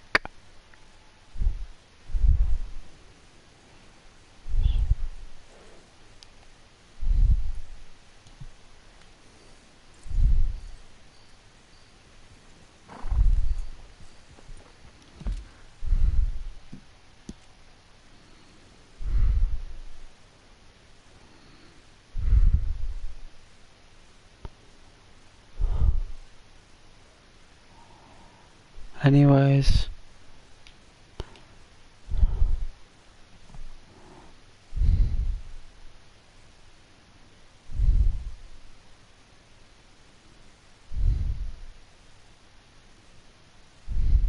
Oh yeah, Canadian tax.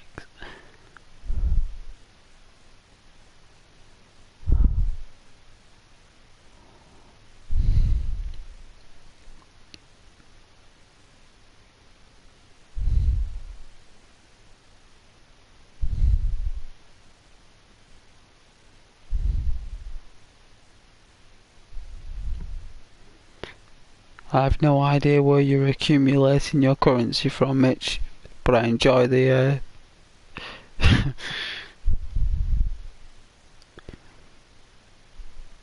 I enjoy the friendly banter.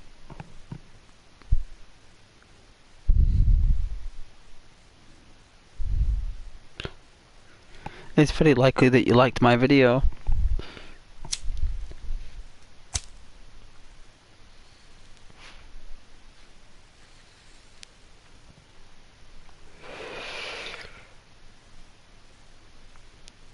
In the next few months, I'm going down to London to see that Tower of London.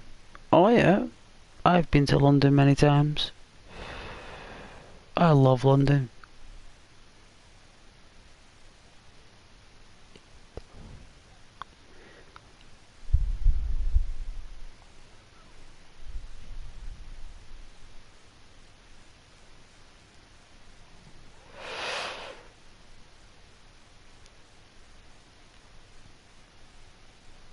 It's pushing the mission for Mecca. But I don't like Mecca.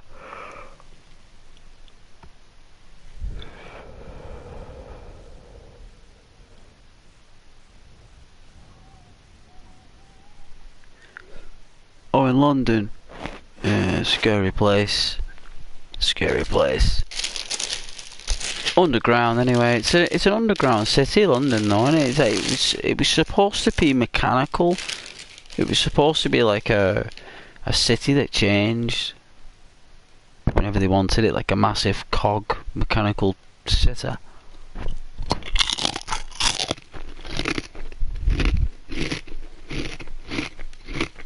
Like like a bicycle has the gears on the wheel, and you click the gears and the chain goes on the cog. London was going to be like that, and on each layer from the bottom of the cake, imagine like a cake but full of cogs like that, it would have like spiraled. It's like it would have, like, that was the plan they had, like, but they ditched it. But the underground foundation they were building is actually for that, but then they ditched it, and then they built London where it is today.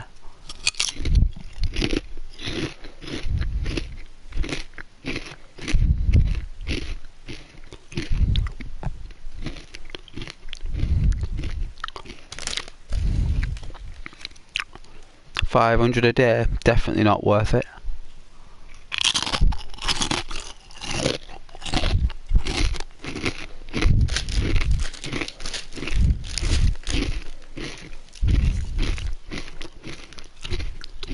Ridiculous prices then.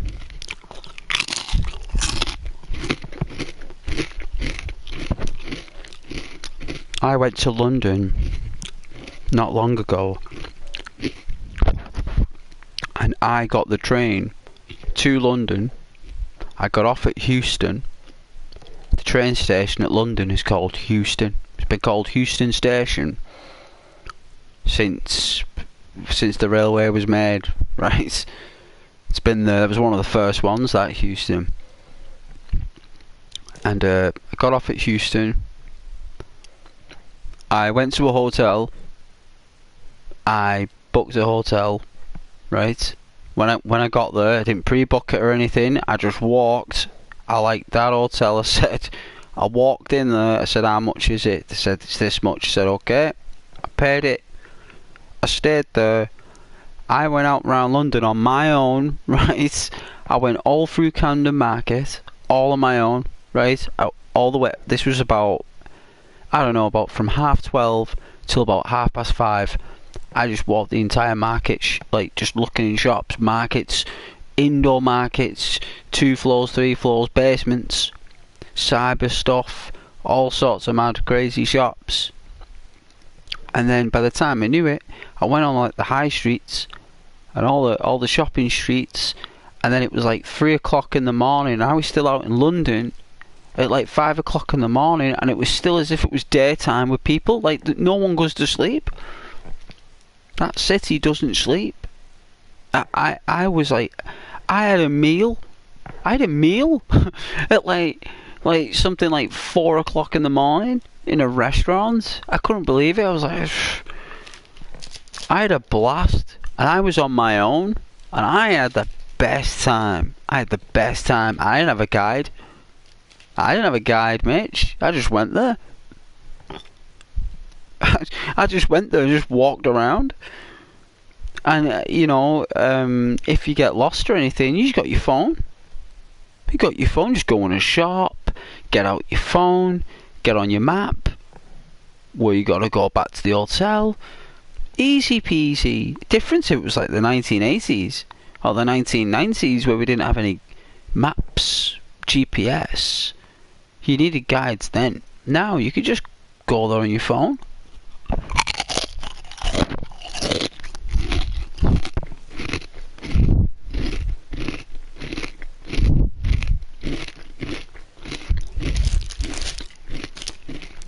Oh, he's a London lover. No? Yeah.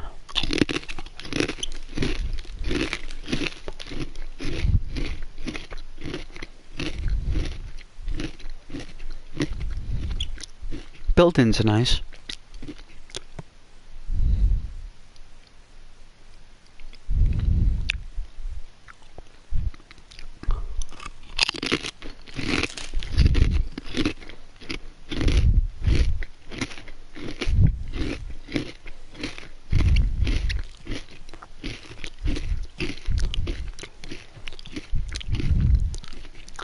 Yes, but it is a nice place. Were you at Liverpool? No. I'm not in Liverpool, no.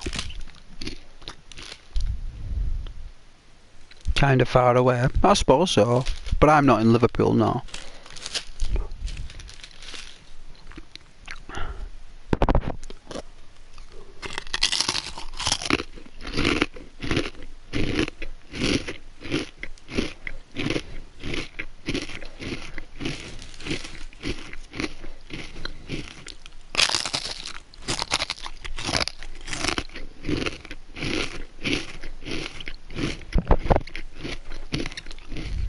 Scotland's actually nicer, actually.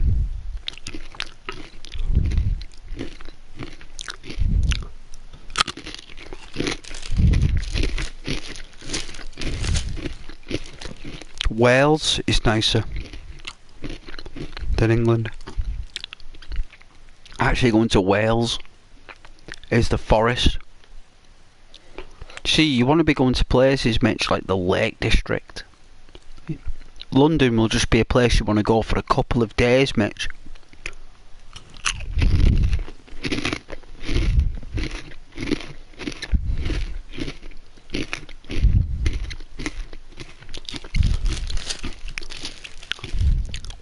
Oh yeah, the props and everything, yeah.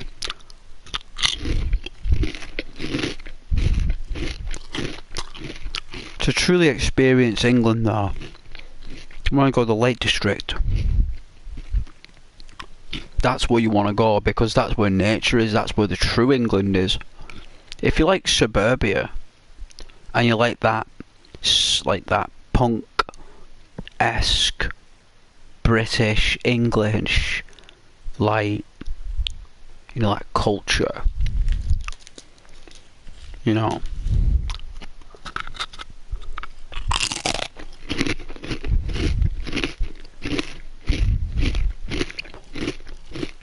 then go to London. If you prefer nature, you've a Sherwood Forest or the Lake District. I think it's called the Forest of Dean, Mitch. The Forest of Dean, actually, like Sherwood Forest and that is part of the Forest of Dean. So like everyone thinks like Sherwood Forest, like the Forest of Dean is massive. Massive. Like it belongs to the king. Belongs to the king, that. None of them trees can be touched.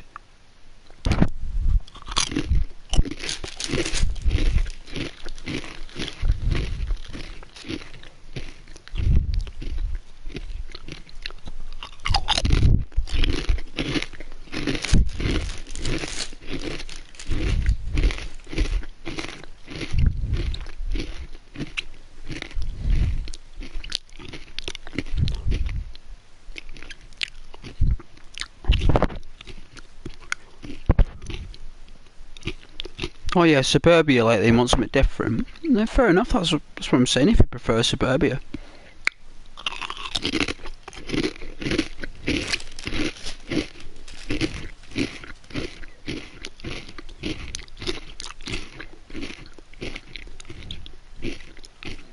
I went into a place that was like a cyberpunk in London.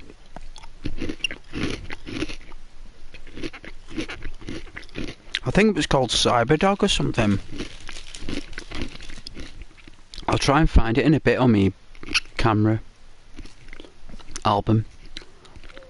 I went, you know what? I bought Arthur Morgan's satchel from Red Dead Redemption 2 in a place in London called the Horseshoe Market, right? And this satchel is ancient, and I bought it. It cost me £60 for that satchel, and it's the best £60 I ever spent.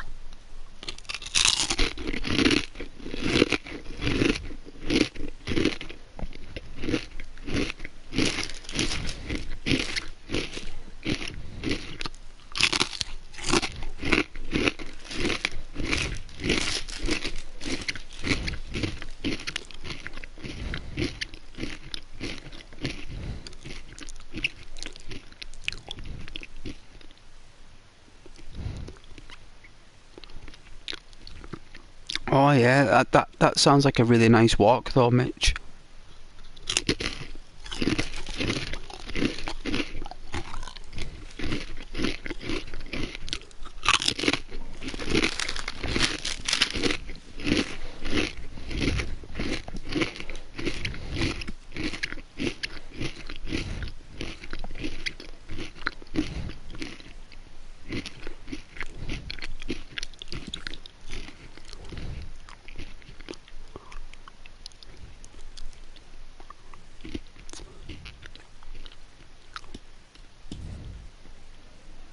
I'm gonna see Charlotte. She's popped up as a mission, so let's go see her. She's cool, Charlotte.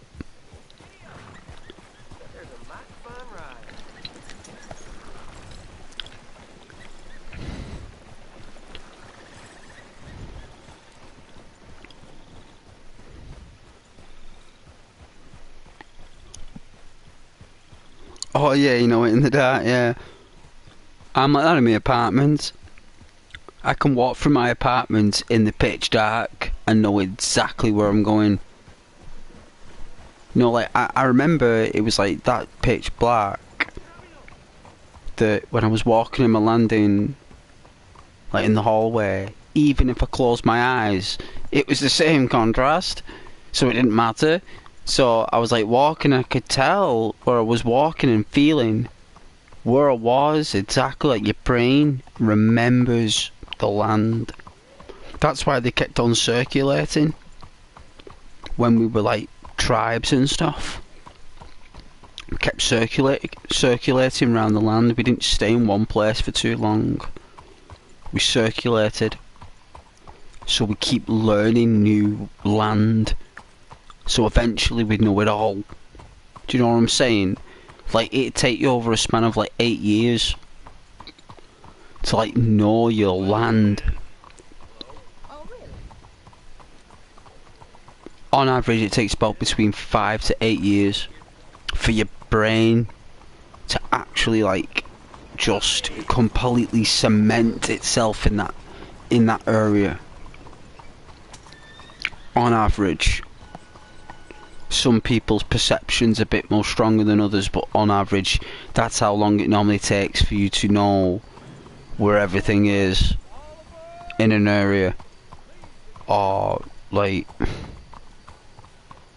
an environment.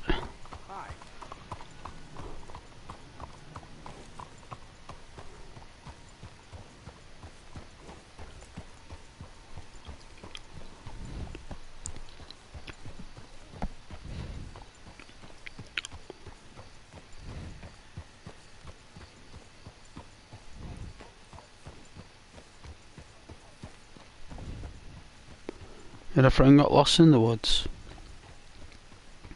Lucky she had a cell phone. She called you.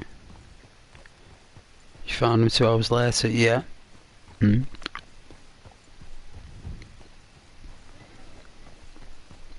there's loads of cases in America where people have just vanished out of nowhere in the woods. Like grandparents have been there. They literally just looked at each other for 3 seconds, like that, talking, looked, grandchild, gone. Gone. Like that, just vanished. Massive search. Massive. Helicopters. The lot. Nearly 800 people. All looking for this child that just mysteriously disappeared in the woods. Right? Next thing is, they found her something like 15 miles away from where she was. She travelled alone, day and night. Alone. 15 miles. Found that kid in some cottage, some little shelter place. No trace of anyone else. Nothing. Detectives are still baffled to this day. That happened in the 90s. It's on YouTube, that. Real case, that. It was a massive case. It was actually quite... It was near a waterfall. It was near like a waterfall, right? They were near a waterfall. And I think the grandchild was like playing near the water and they thought she fell in the water. Right? Because they were looking in the water. And she wasn't in there. And they're like, she must have walked off. She's not in the water. So that's when they're like, thank God she's in the water. So they went on the search then. But it's just the distance this 4-year-old or 5-year-old travelled without any supervision when there's wild animals in the woods. It was that time of year where there were like lynxes or something. Not one animal, not one scratch on her, not a mark. 4 days alone. No idea there, guys. Mysterious world. Look at my horse there, it's depressed. My goodness. Have a pair. You're a strong one, boy.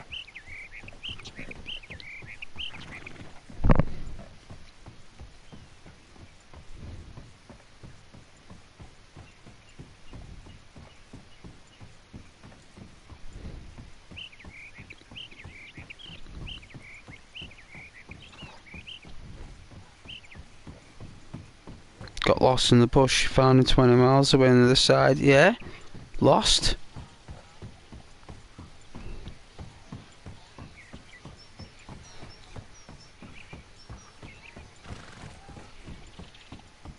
Yeah, true.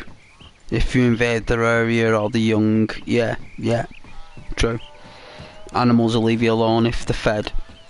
They'll just hide, they'll just hide like that, won't they? They'll just hide in a bush. They'll wait for you to pass by. They won't bother. Unless they're starving or ill. Yeah, diseased or something. They'll attack you.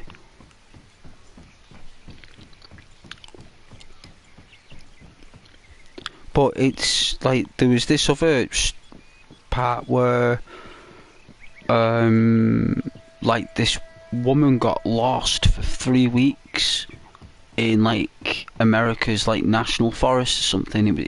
It's like a main forest resort, and apparently like there's an area in the forest where people are known to disappear, right?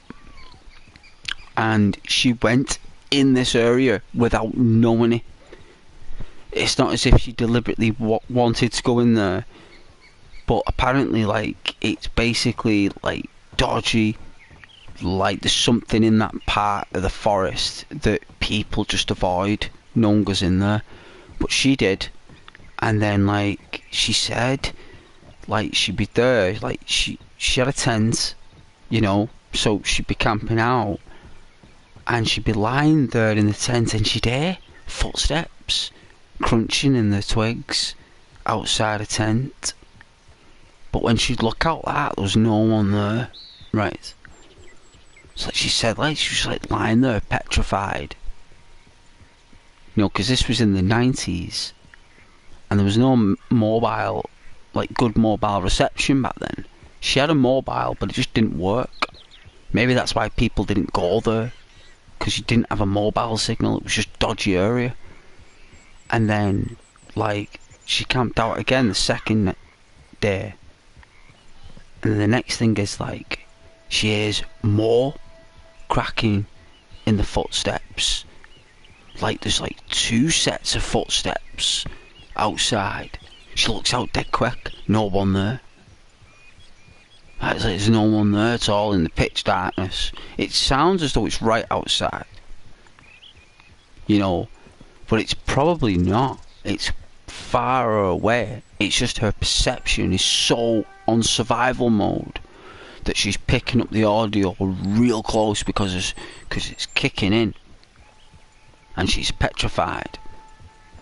They're just in the dark, watching her, following her. And then it's only about like night 4 when she's in this part of the forest. And then, like, she said that she could hear like groans by night 5. It started as foot twigs. It then became groans, right? Moaning and groans, like real odd sounds, right? And then when she looked out the tent, she saw like these 2 red eyes. Apparently, she saw these 2 red eyes, and she ditched the tent, even her jewellery, like all her valuables that she had, everything, like her purse, like you name it, she ran. And for some miracle of a reason, luckily, she come across a ranger who was on patrol. But she was lost. It's not as if she knew where she was going in circles. And the red eyes was probably her imagination. What it was really is that there were people following her, and they were going to do something to her, and they were waiting, because that's what they do. Those stalkers, they don't do it on day 1. They build up that fear in you. They build it all up, so when it comes to the climax moments, they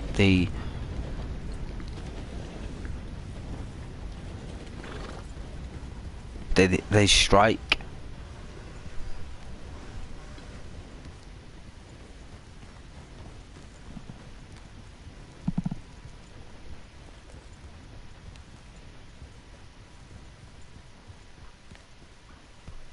They are more scared of us than we are of them.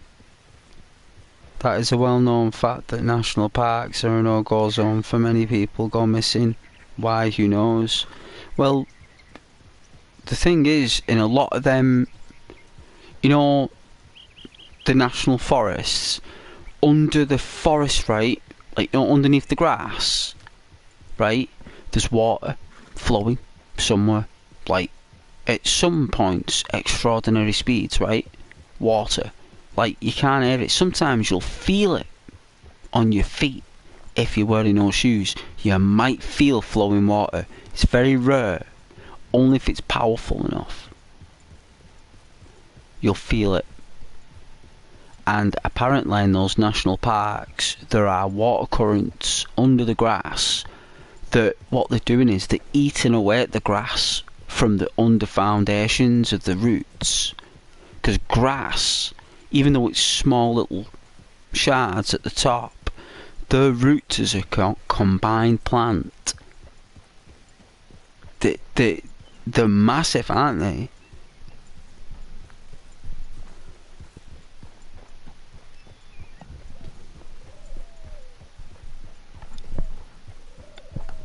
And people, they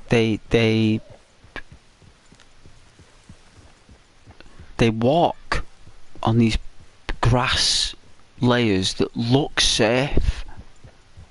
They do. And what they do is they might jump and get excited, do a little run.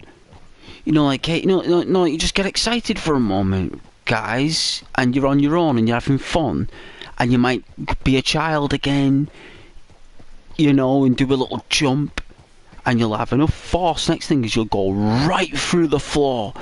You'll go right through the ground, right? It's like a trap. It's all mushy. It's like the water is basically eating away at the grass, and some people fall right through. And what happens is the grass, right, is like, it's like you'll fall right through it, and you'll go underneath in the water current, and you're underground. You're missing forever. You'll just go underground in the water. You can't get out. Once you fall through the floor in them national forests, and there's water underneath, you can't get back up. You'll never be able to get back up, even if there was a rescue team on every corner of the forest, following every flowing trail of that underwater trail. They'll still not be able to save you, unless Spider-Man was there or Superman. If they're not there, or Captain America or something, you're snookered. Like, you're not getting back out. And these people fall through, right? And they go under, and what happens is the ground, the earth, what it does, the earth itself will harden. It'll harden that part. So when people walk over it, they'll never know it. You could fall through it, right? The earth actually, like, something happens in, like, it could be temperature, it could be weather, it could be pressure, I don't know, but the actual earth will harden again. So people, which was once you would fall through it, now you can walk over it. Like, it's bizarre. I don't even understand it myself.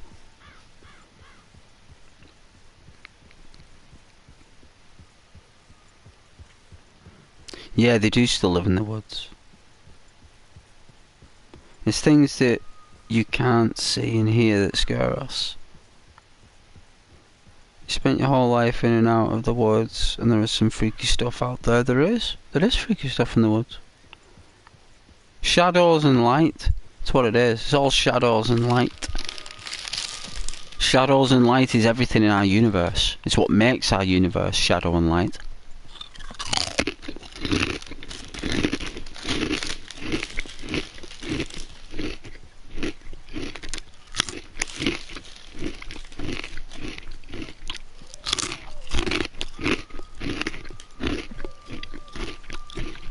It's people.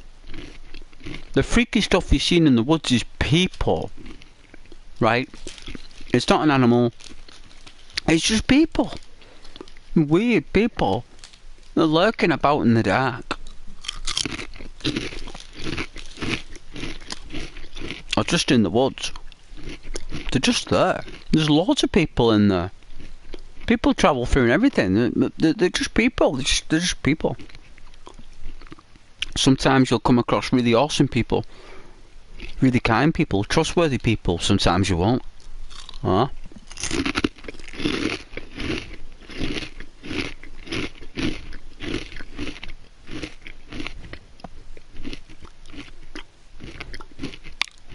Yellowstone.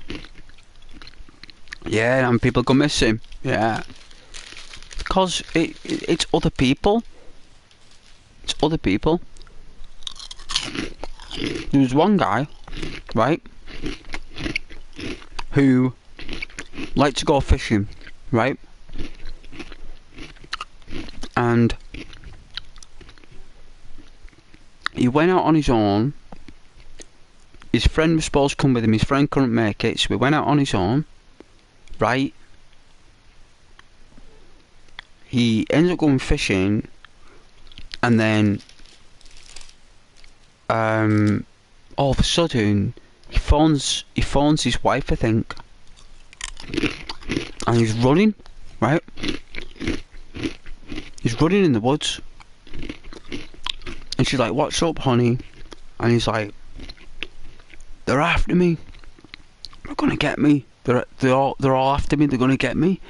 Help me." She's like, "Where are you?" And he's like, "I'm in the woods." You know, he's like panicking. Like she said, he was on phone. Said they're after me, like, and the next thing is the phone just went. Anyway, when the search team went, all they found was his belt. The only thing they found was his belt.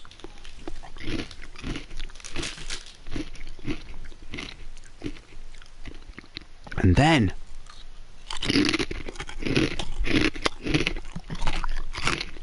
in 2020, right?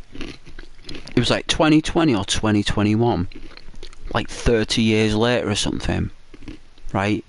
This grandfather and grandson went out fishing together at the lake and decided to take the dog for a walk in the woods, right?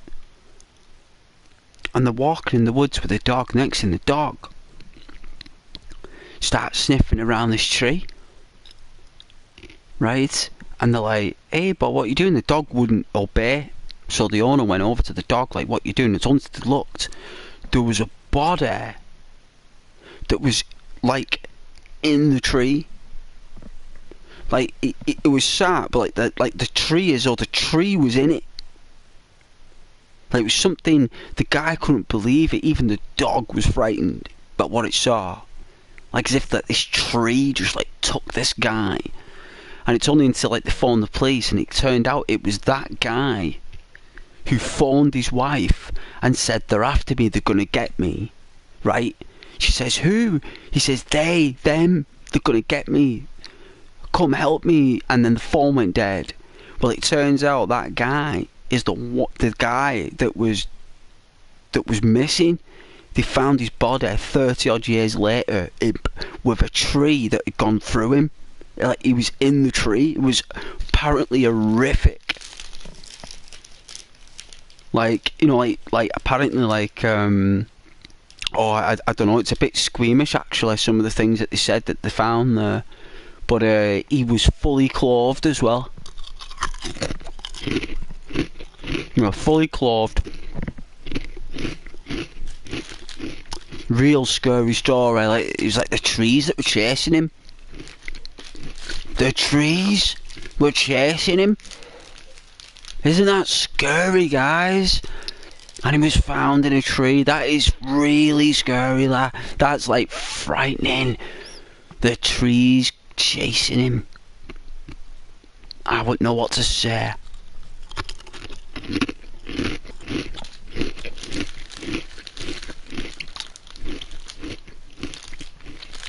The food here in Mexico is very... Oh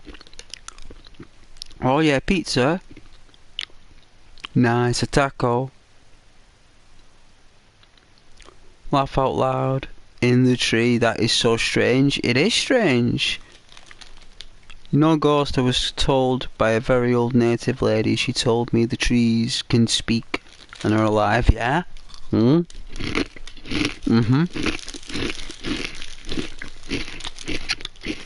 So basically, when the guy phoned his wife, what he probably saw was the trees. They chose him, didn't they?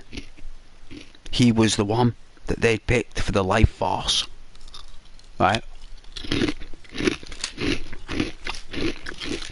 He was 26, big guy, blonde hair, well built, had a family.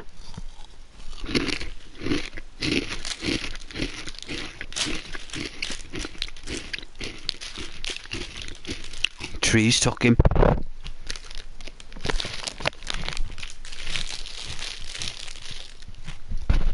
Like this, the trees have always been used in horror, though, guys. Trees have always been used in horror. Always have. She told you to treat the woods with respect. That's probably why. Or do you mean like he had his rifle with him? Yeah, because he did have a rifle in the boot of his car. He didn't take the rifle with him. That's what they said that was so strange. They did say that in the case. They said what they found that was very strange is that he never took his firearm. It was still in the car. But yet he was running. It didn't make any sense. That's what he said. Unless they were blocking the car to stop him from getting the firearm. and he ran off into the woods, not knowing what to do, and panicked.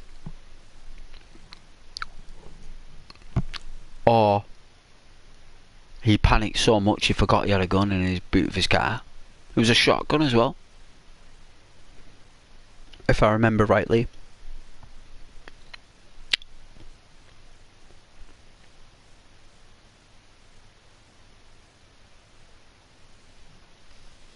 Yeah, she did that day. I mean, like her wrath. Very scary, supernatural story though. Even though we know that it could be biologically possible what had happened there.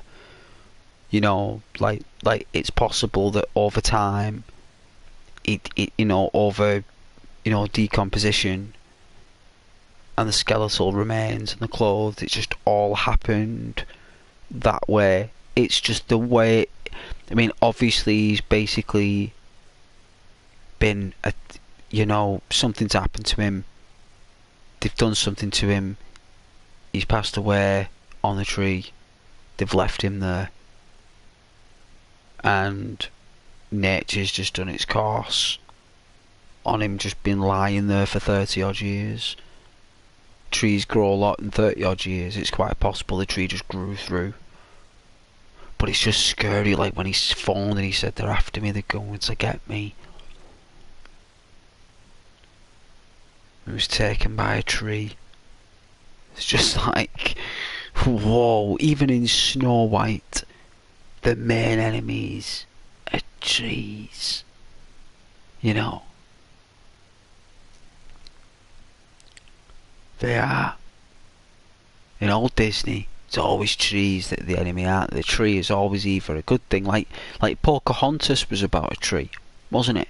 Follow your dreams, child. The dream tree. You know, like, and then in Snow White you've got that other tree, which is like the poison tree. You've got like them other trees that have got faces on them in the woods. They're actually alive, like real character trees. Very scary stuff. If done right, you could make a film about that. Isn't it? Like the trees being the like for cutting down all the trees, turning them into furniture and stuff. And like trees all like turn on mankind, and war between man and trees. 'Cause they were here first. Interesting though, supernatural sci-fi film. Interesting with horror.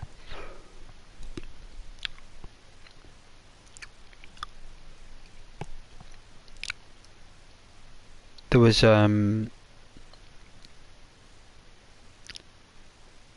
another case that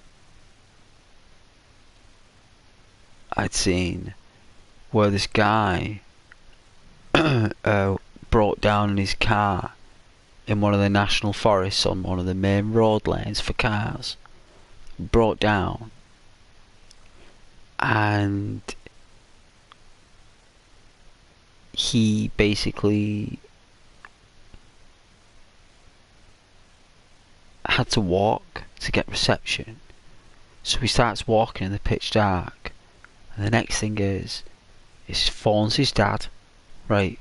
He phones his dad, and his dad's like, "Son," he's like, "Dad, help, Dad," and he's like, "Are you okay?" And he's like gunshots, like a rifle. He's screaming. He's like, "Son," and all this stuff. Next thing the phone goes, right? His dad panics. Dad phones the police.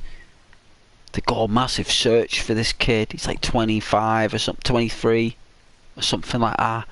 Massive search for him. Can't find him. He's gone. Found his car.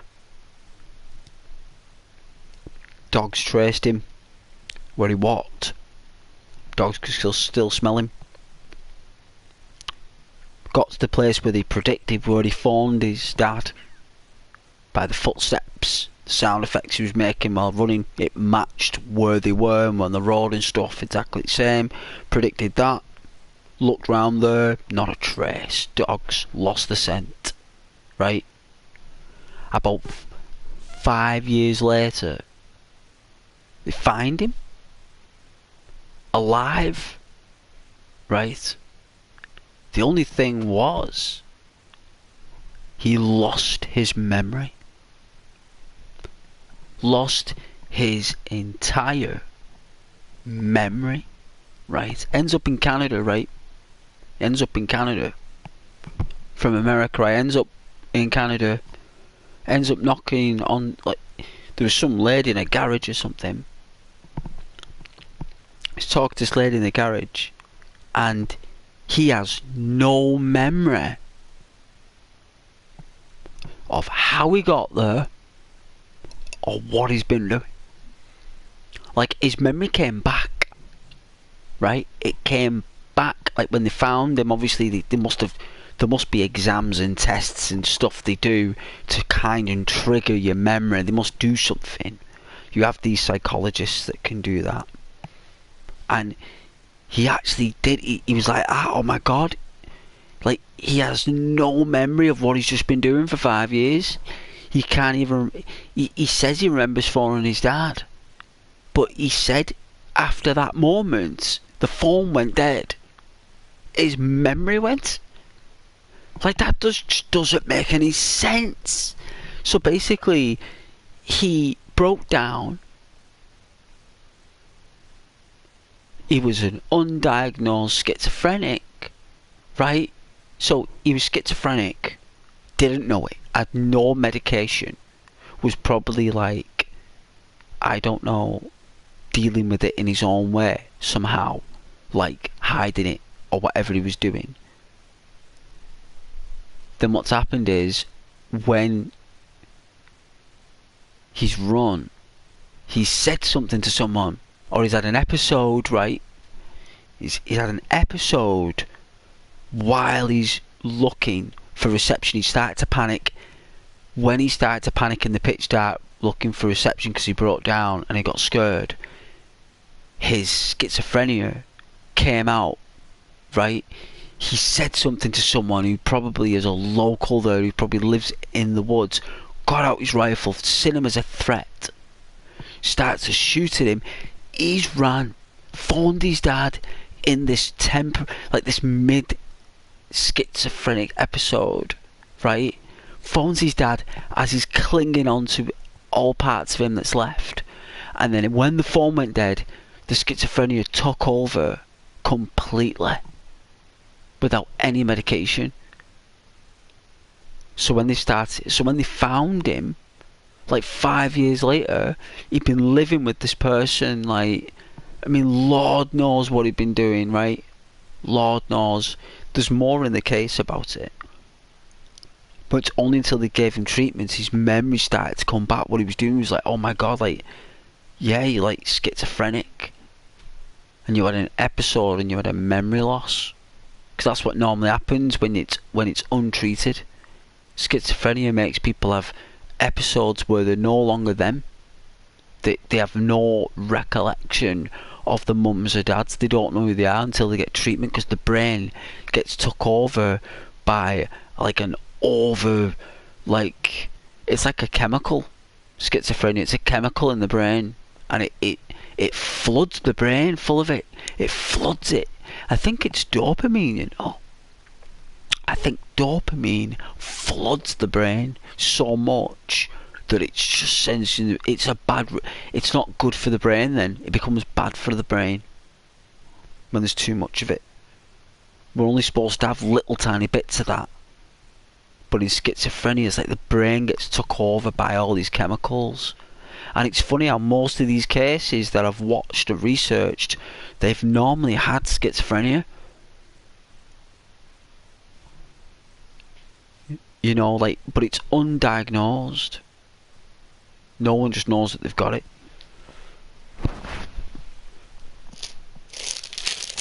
Which is like really bizarre.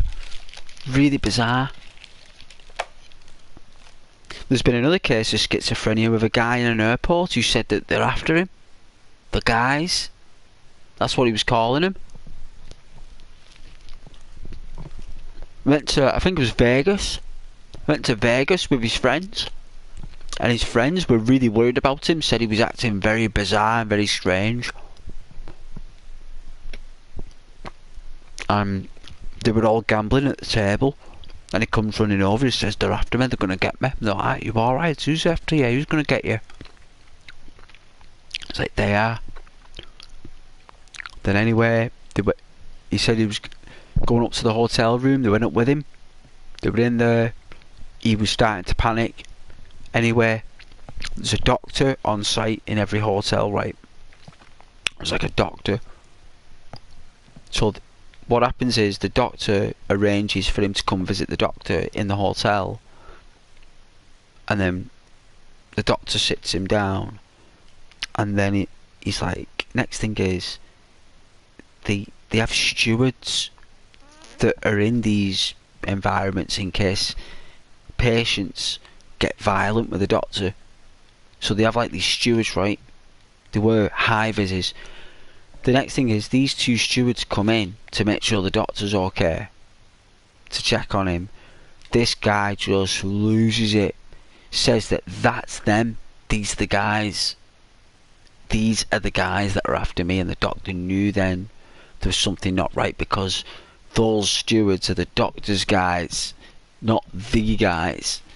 But the high vises that they were wearing had done something to his brain. When he looked at the high vises, his brain, like, and you see him on the cameras at the airport, right? This guy's running faster than an Olympic runner. You gotta see him. He's jumping fences like an athlete, and you see him run off into the distant woods, never to be seen again. There's cameras on the other side. You never see him come out. Never see him. Once he runs in them woods, he never comes out. He just never comes out. No one ever found him again. And it's only until when they researched it, he was schizophrenic, but he just stopped taking his medication apparently. So because he stopped taking his medication, it was slowly building up.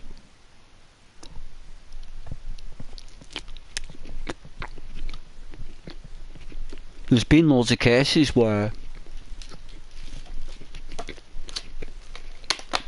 people believe that there are people in the loft sneaking through the houses and underground in the tunnels.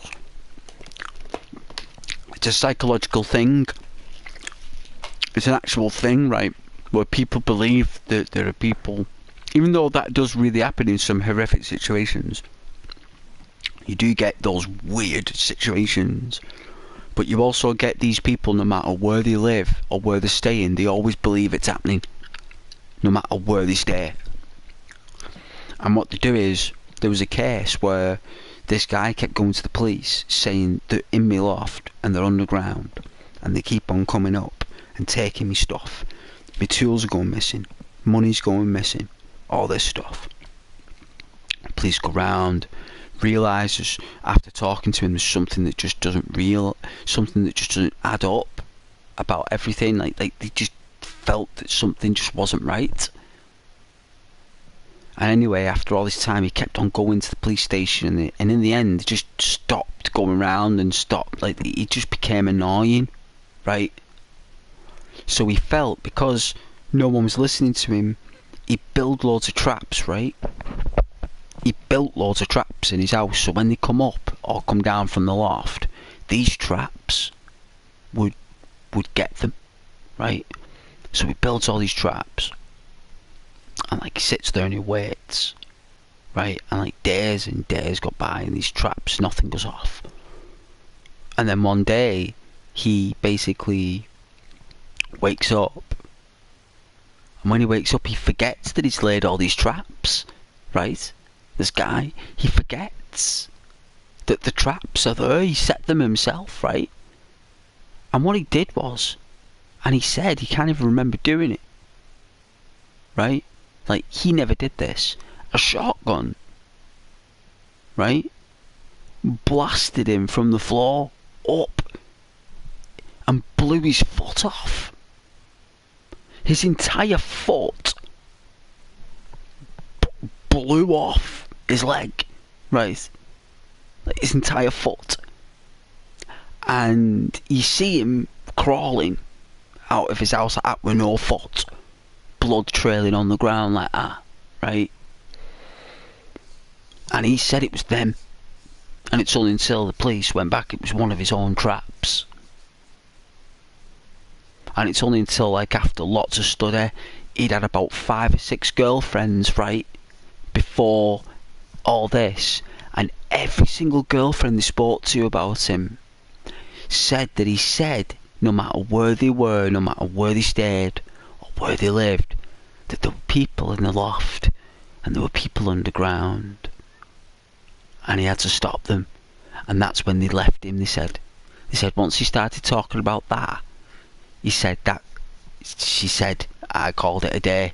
And every woman that he'd been with, once he got to that point about people, they ditched him.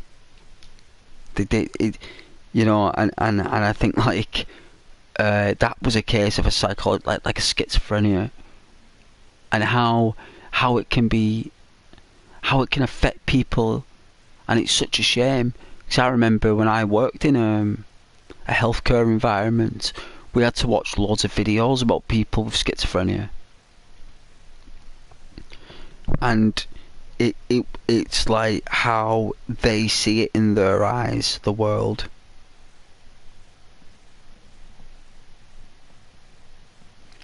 Hey Mitch, not used to having your dog here.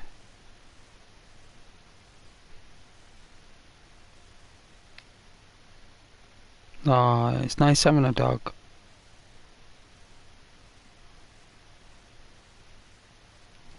I thought this place I moved in was haunted, but thinking and common sense provided me the answers I needed. Yeah, man. Like, it's just how loads of, like, bizarre missing cases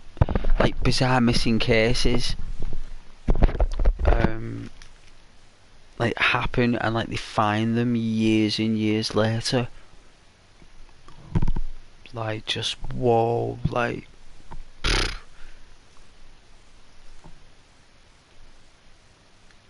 scary stuff.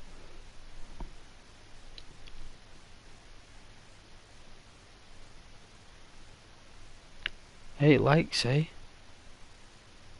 Well, that's decent. But thank you for joining, guys. I am just relaxing at the moment, just talking to you guys. I mean, I can put Red Dead on, I suppose.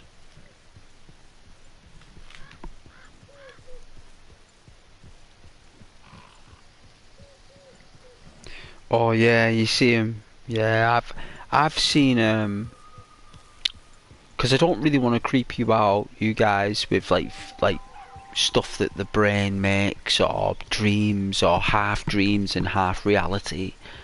Like, you know, or I don't know what reality it is, but I remember researching about shadow people, right?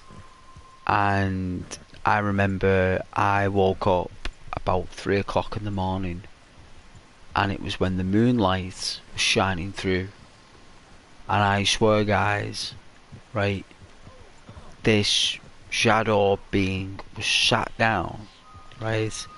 It was like sat down at the corner of my bed, and I've got a chair at the corner of my bed where my desk is if I was working from home, right? This shadow being was sat down on my chair at the corner of my bed through the moonlight, with its hand like a fist on its chin, looking at me, tilting its head side to side. And I was looking at this thing, right? And I'm not messing when I say this, right? What I saw next was something that I've never seen in my life, right? What happened next? And whether my brain made it, if my brain made it from being in a half asleep, half awake state, if my brain is capable of doing this, right, it's the best special effects I've ever seen, right? Because what happened was, when I looked at the shadow being, and it was looking at me, it had no eyes though, it didn't have any kind of, I don't think it had any weight to it, because I couldn't detect a mass presence in the room. It's as if it didn't have any mass. And all I saw was, when I looked at it, is that the shape of it, right, the way the light was coming through the window, the moonlight with the curtains on it, the shadow being became the shadow on the curtains. I don't know if that makes any sense to you guys, right? Because it blew me away. It actually morphed into the shadows that were on the curtains. It became that. It's not as if it just vanished like it actually, when I was looking at it, and my eyes was, I was looking at this thing, I'm like, what?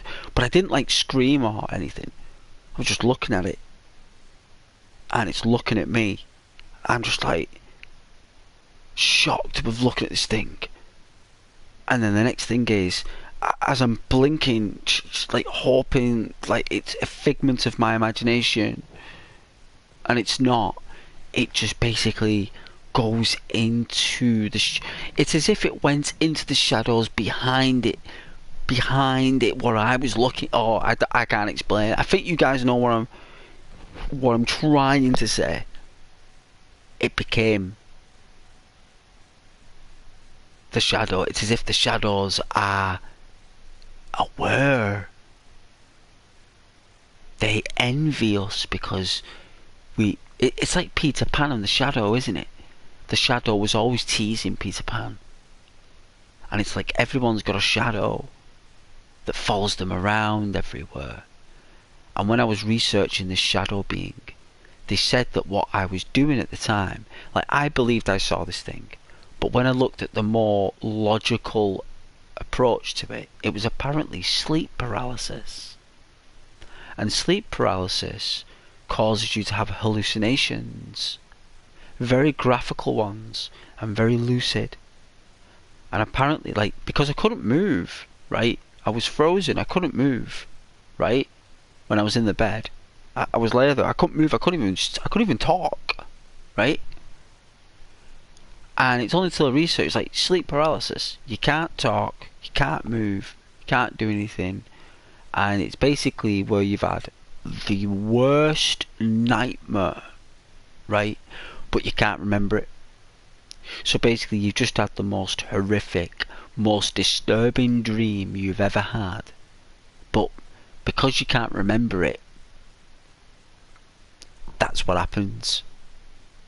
If you can remember the dream that happens, you don't have sleep paralysis. You just wake up like like you're breathing and stuff, like panicking.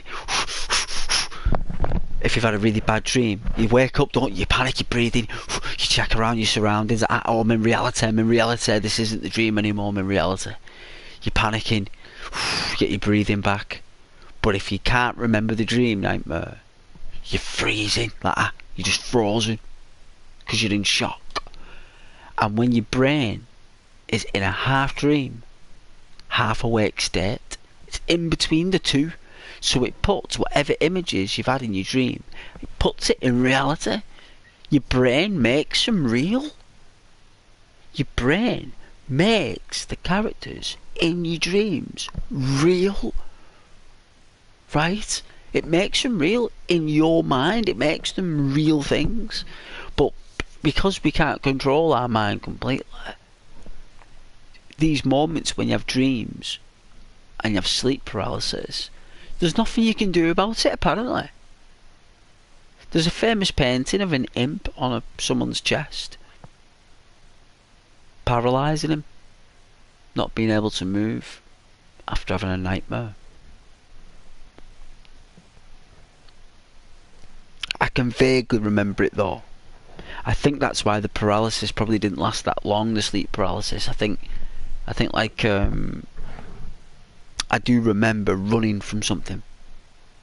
I do recall that, guys. In the nightmare, I do recall running from something very, very horrifying. And it's probably my brain's blocked it out. And this was a while ago. It's about 2 years ago, this. I've never had a dream like that, ever. I've never had one since, guys. And I hadn't had one ever before. It's only that one time. Whether because me father passed away, maybe, and my body was going up over extreme duress, with coping with, you know, losing a parent, maybe. My brain's like, sleeping, waking up, dreaming, nightmares, mixture of everything, awake, asleep, half and half, somewhere and everywhere.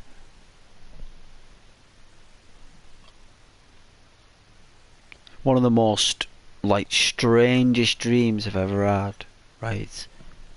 And it was a dream, but it was very, very lucid. It was very, very real.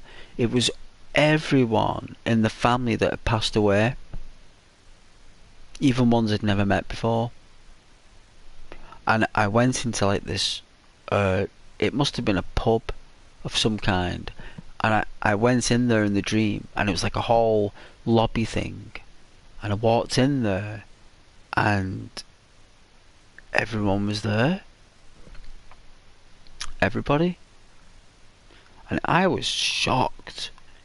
I was like, is this real, this? Like, it's like all these family members that you remember who are no longer with us, and they're all here in like this room.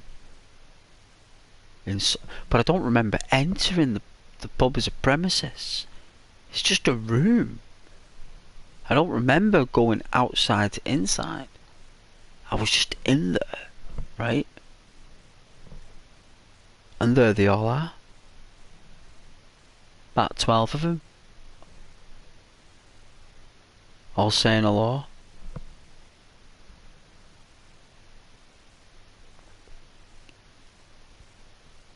Asking if I was alright. And my mum was there as well. Couldn't believe it. Stood outside of me there, like. I was like that. I was like, Mum. She's like, hiya, son. I was like, woke up like that.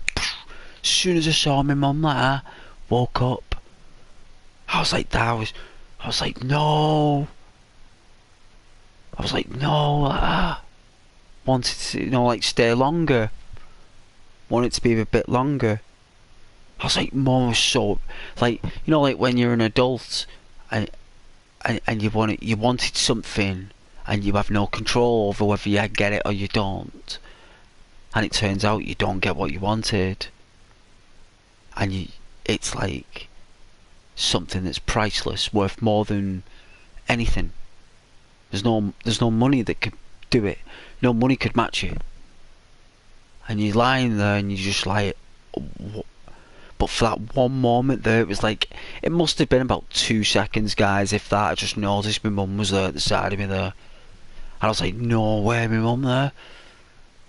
And as soon as she said hello, like, just, I was like, wow. She was there with all them lots, so there must be something, whether my brain made it up. It was a very lucid dream, if it was, and it was very nice for my brain to do that. It must have been a reward. I must have been really good ghost. I must have been a really good ghost person to deserve that dream. But that's all we've got, that, you know, guys, is your dreams. That's why I'm saying these things, because that's all we've got. We haven't got anything else.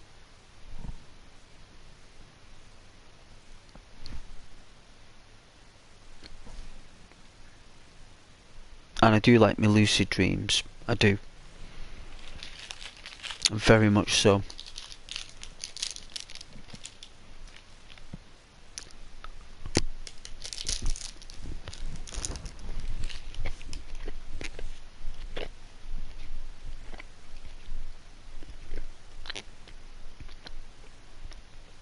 Oh yeah.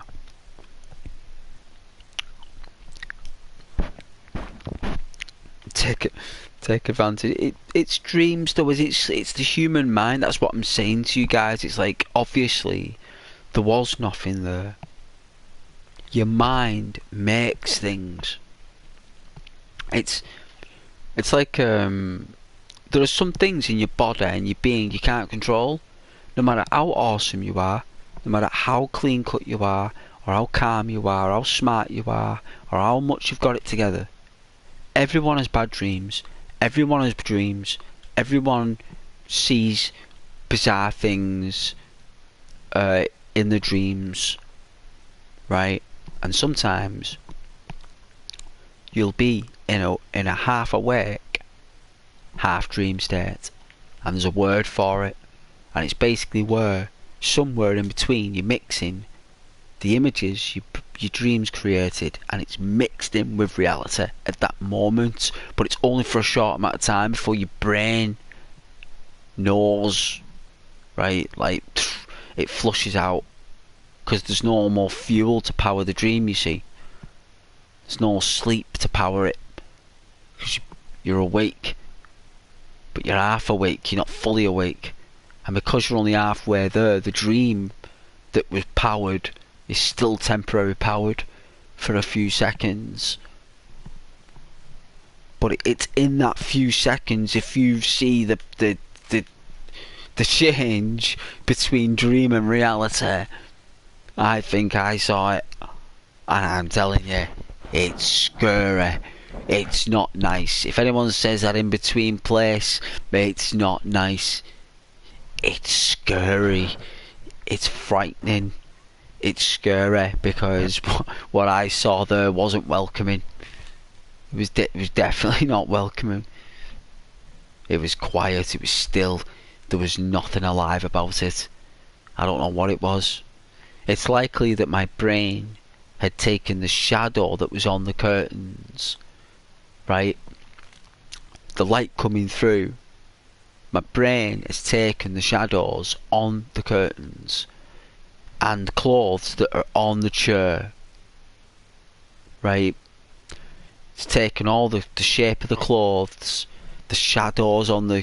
My brain has not processed the items individually. It's just put them all in one shape like that, because my brain isn't awake yet. It's not processed the reality. It's still powering whatever I was dreaming about, which could have been anything. And oh my goodness, it was weird. It was weird, guys.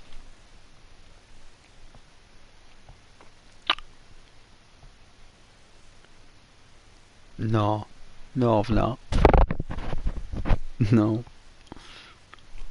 UFOs? Probes from other human creators. Like, to be honest with you, I think there were certain humans that had certain technology and launched probes eons ago. Ions.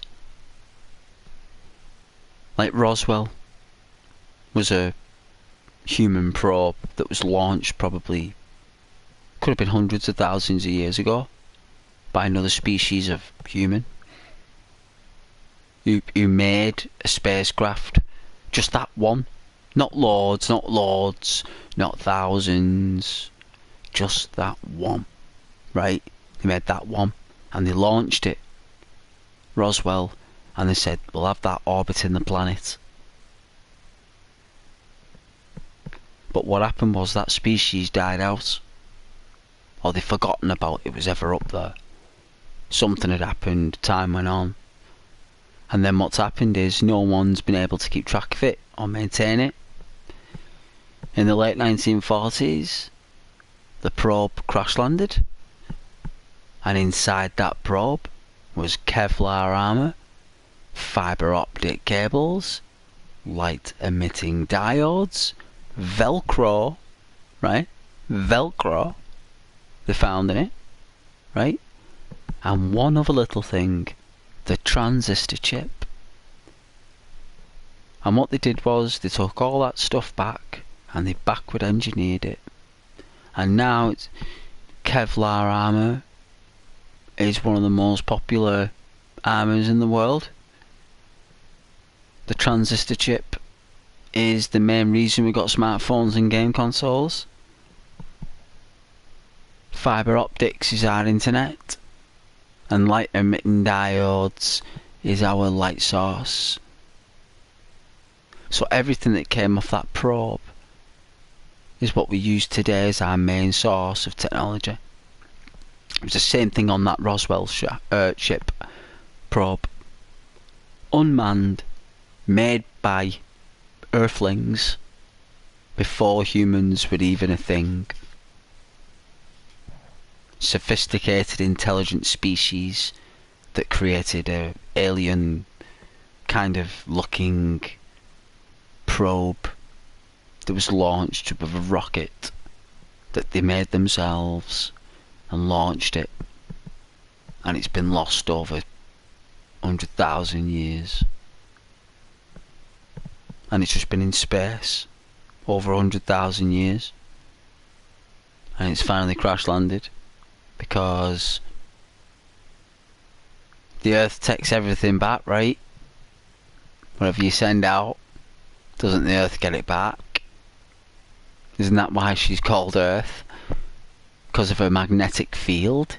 We have a very strong magnetic field, don't we? Earth, it's got one of the most powerful.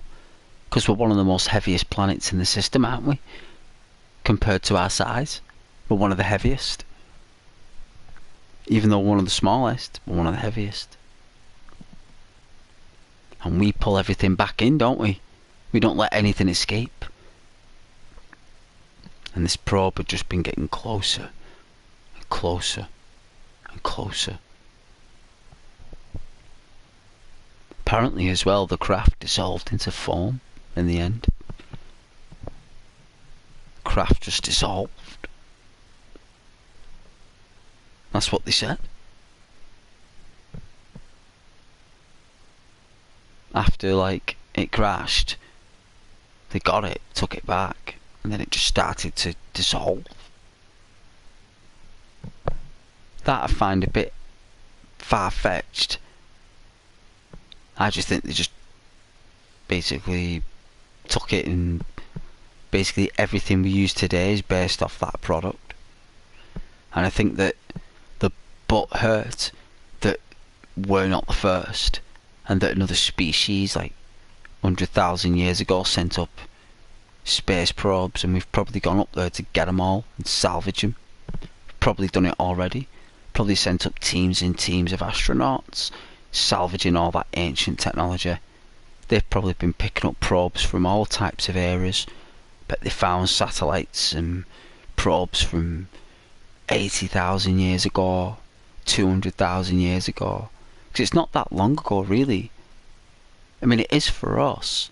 We were still evolving back then, but that doesn't mean that other species weren't around and making stuff, building things.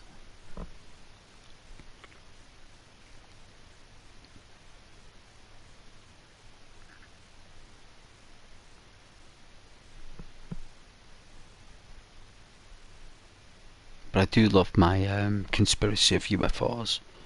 I think they're really good.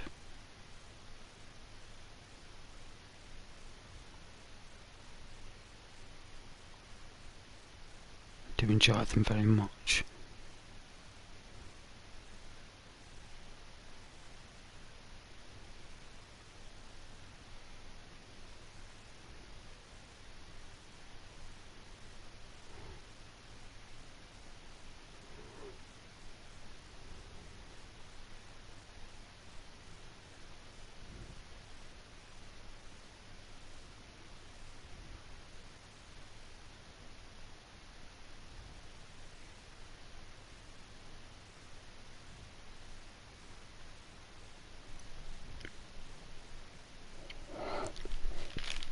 Let's have a smoke here anyway. Then I've got bed.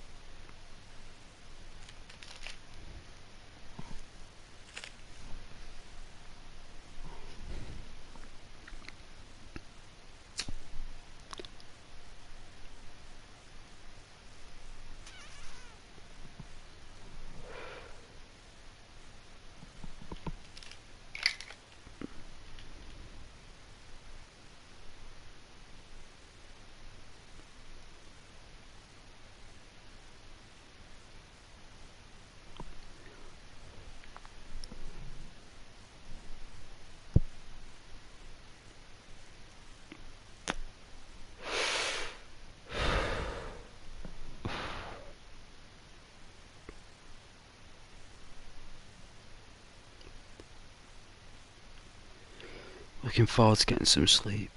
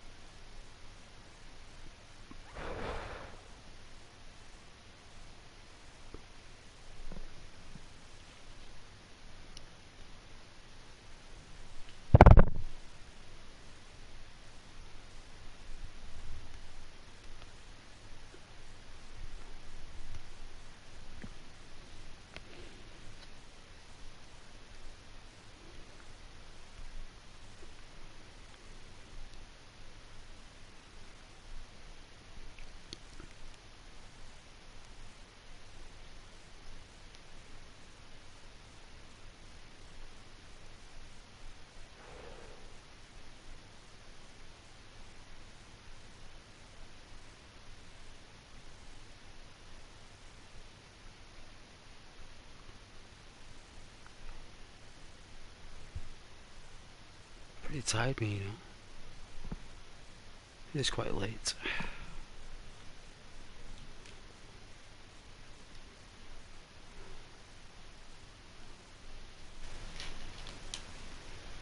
Get some rest. It's about 1:30 now, so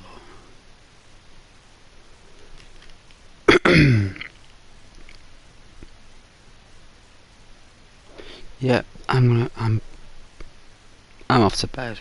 Good night, God bless everybody. Thank you so much for watching. Enjoy your evenings and your days, and I'll see you tomorrow. Back again on Ghost FM. See you tomorrow.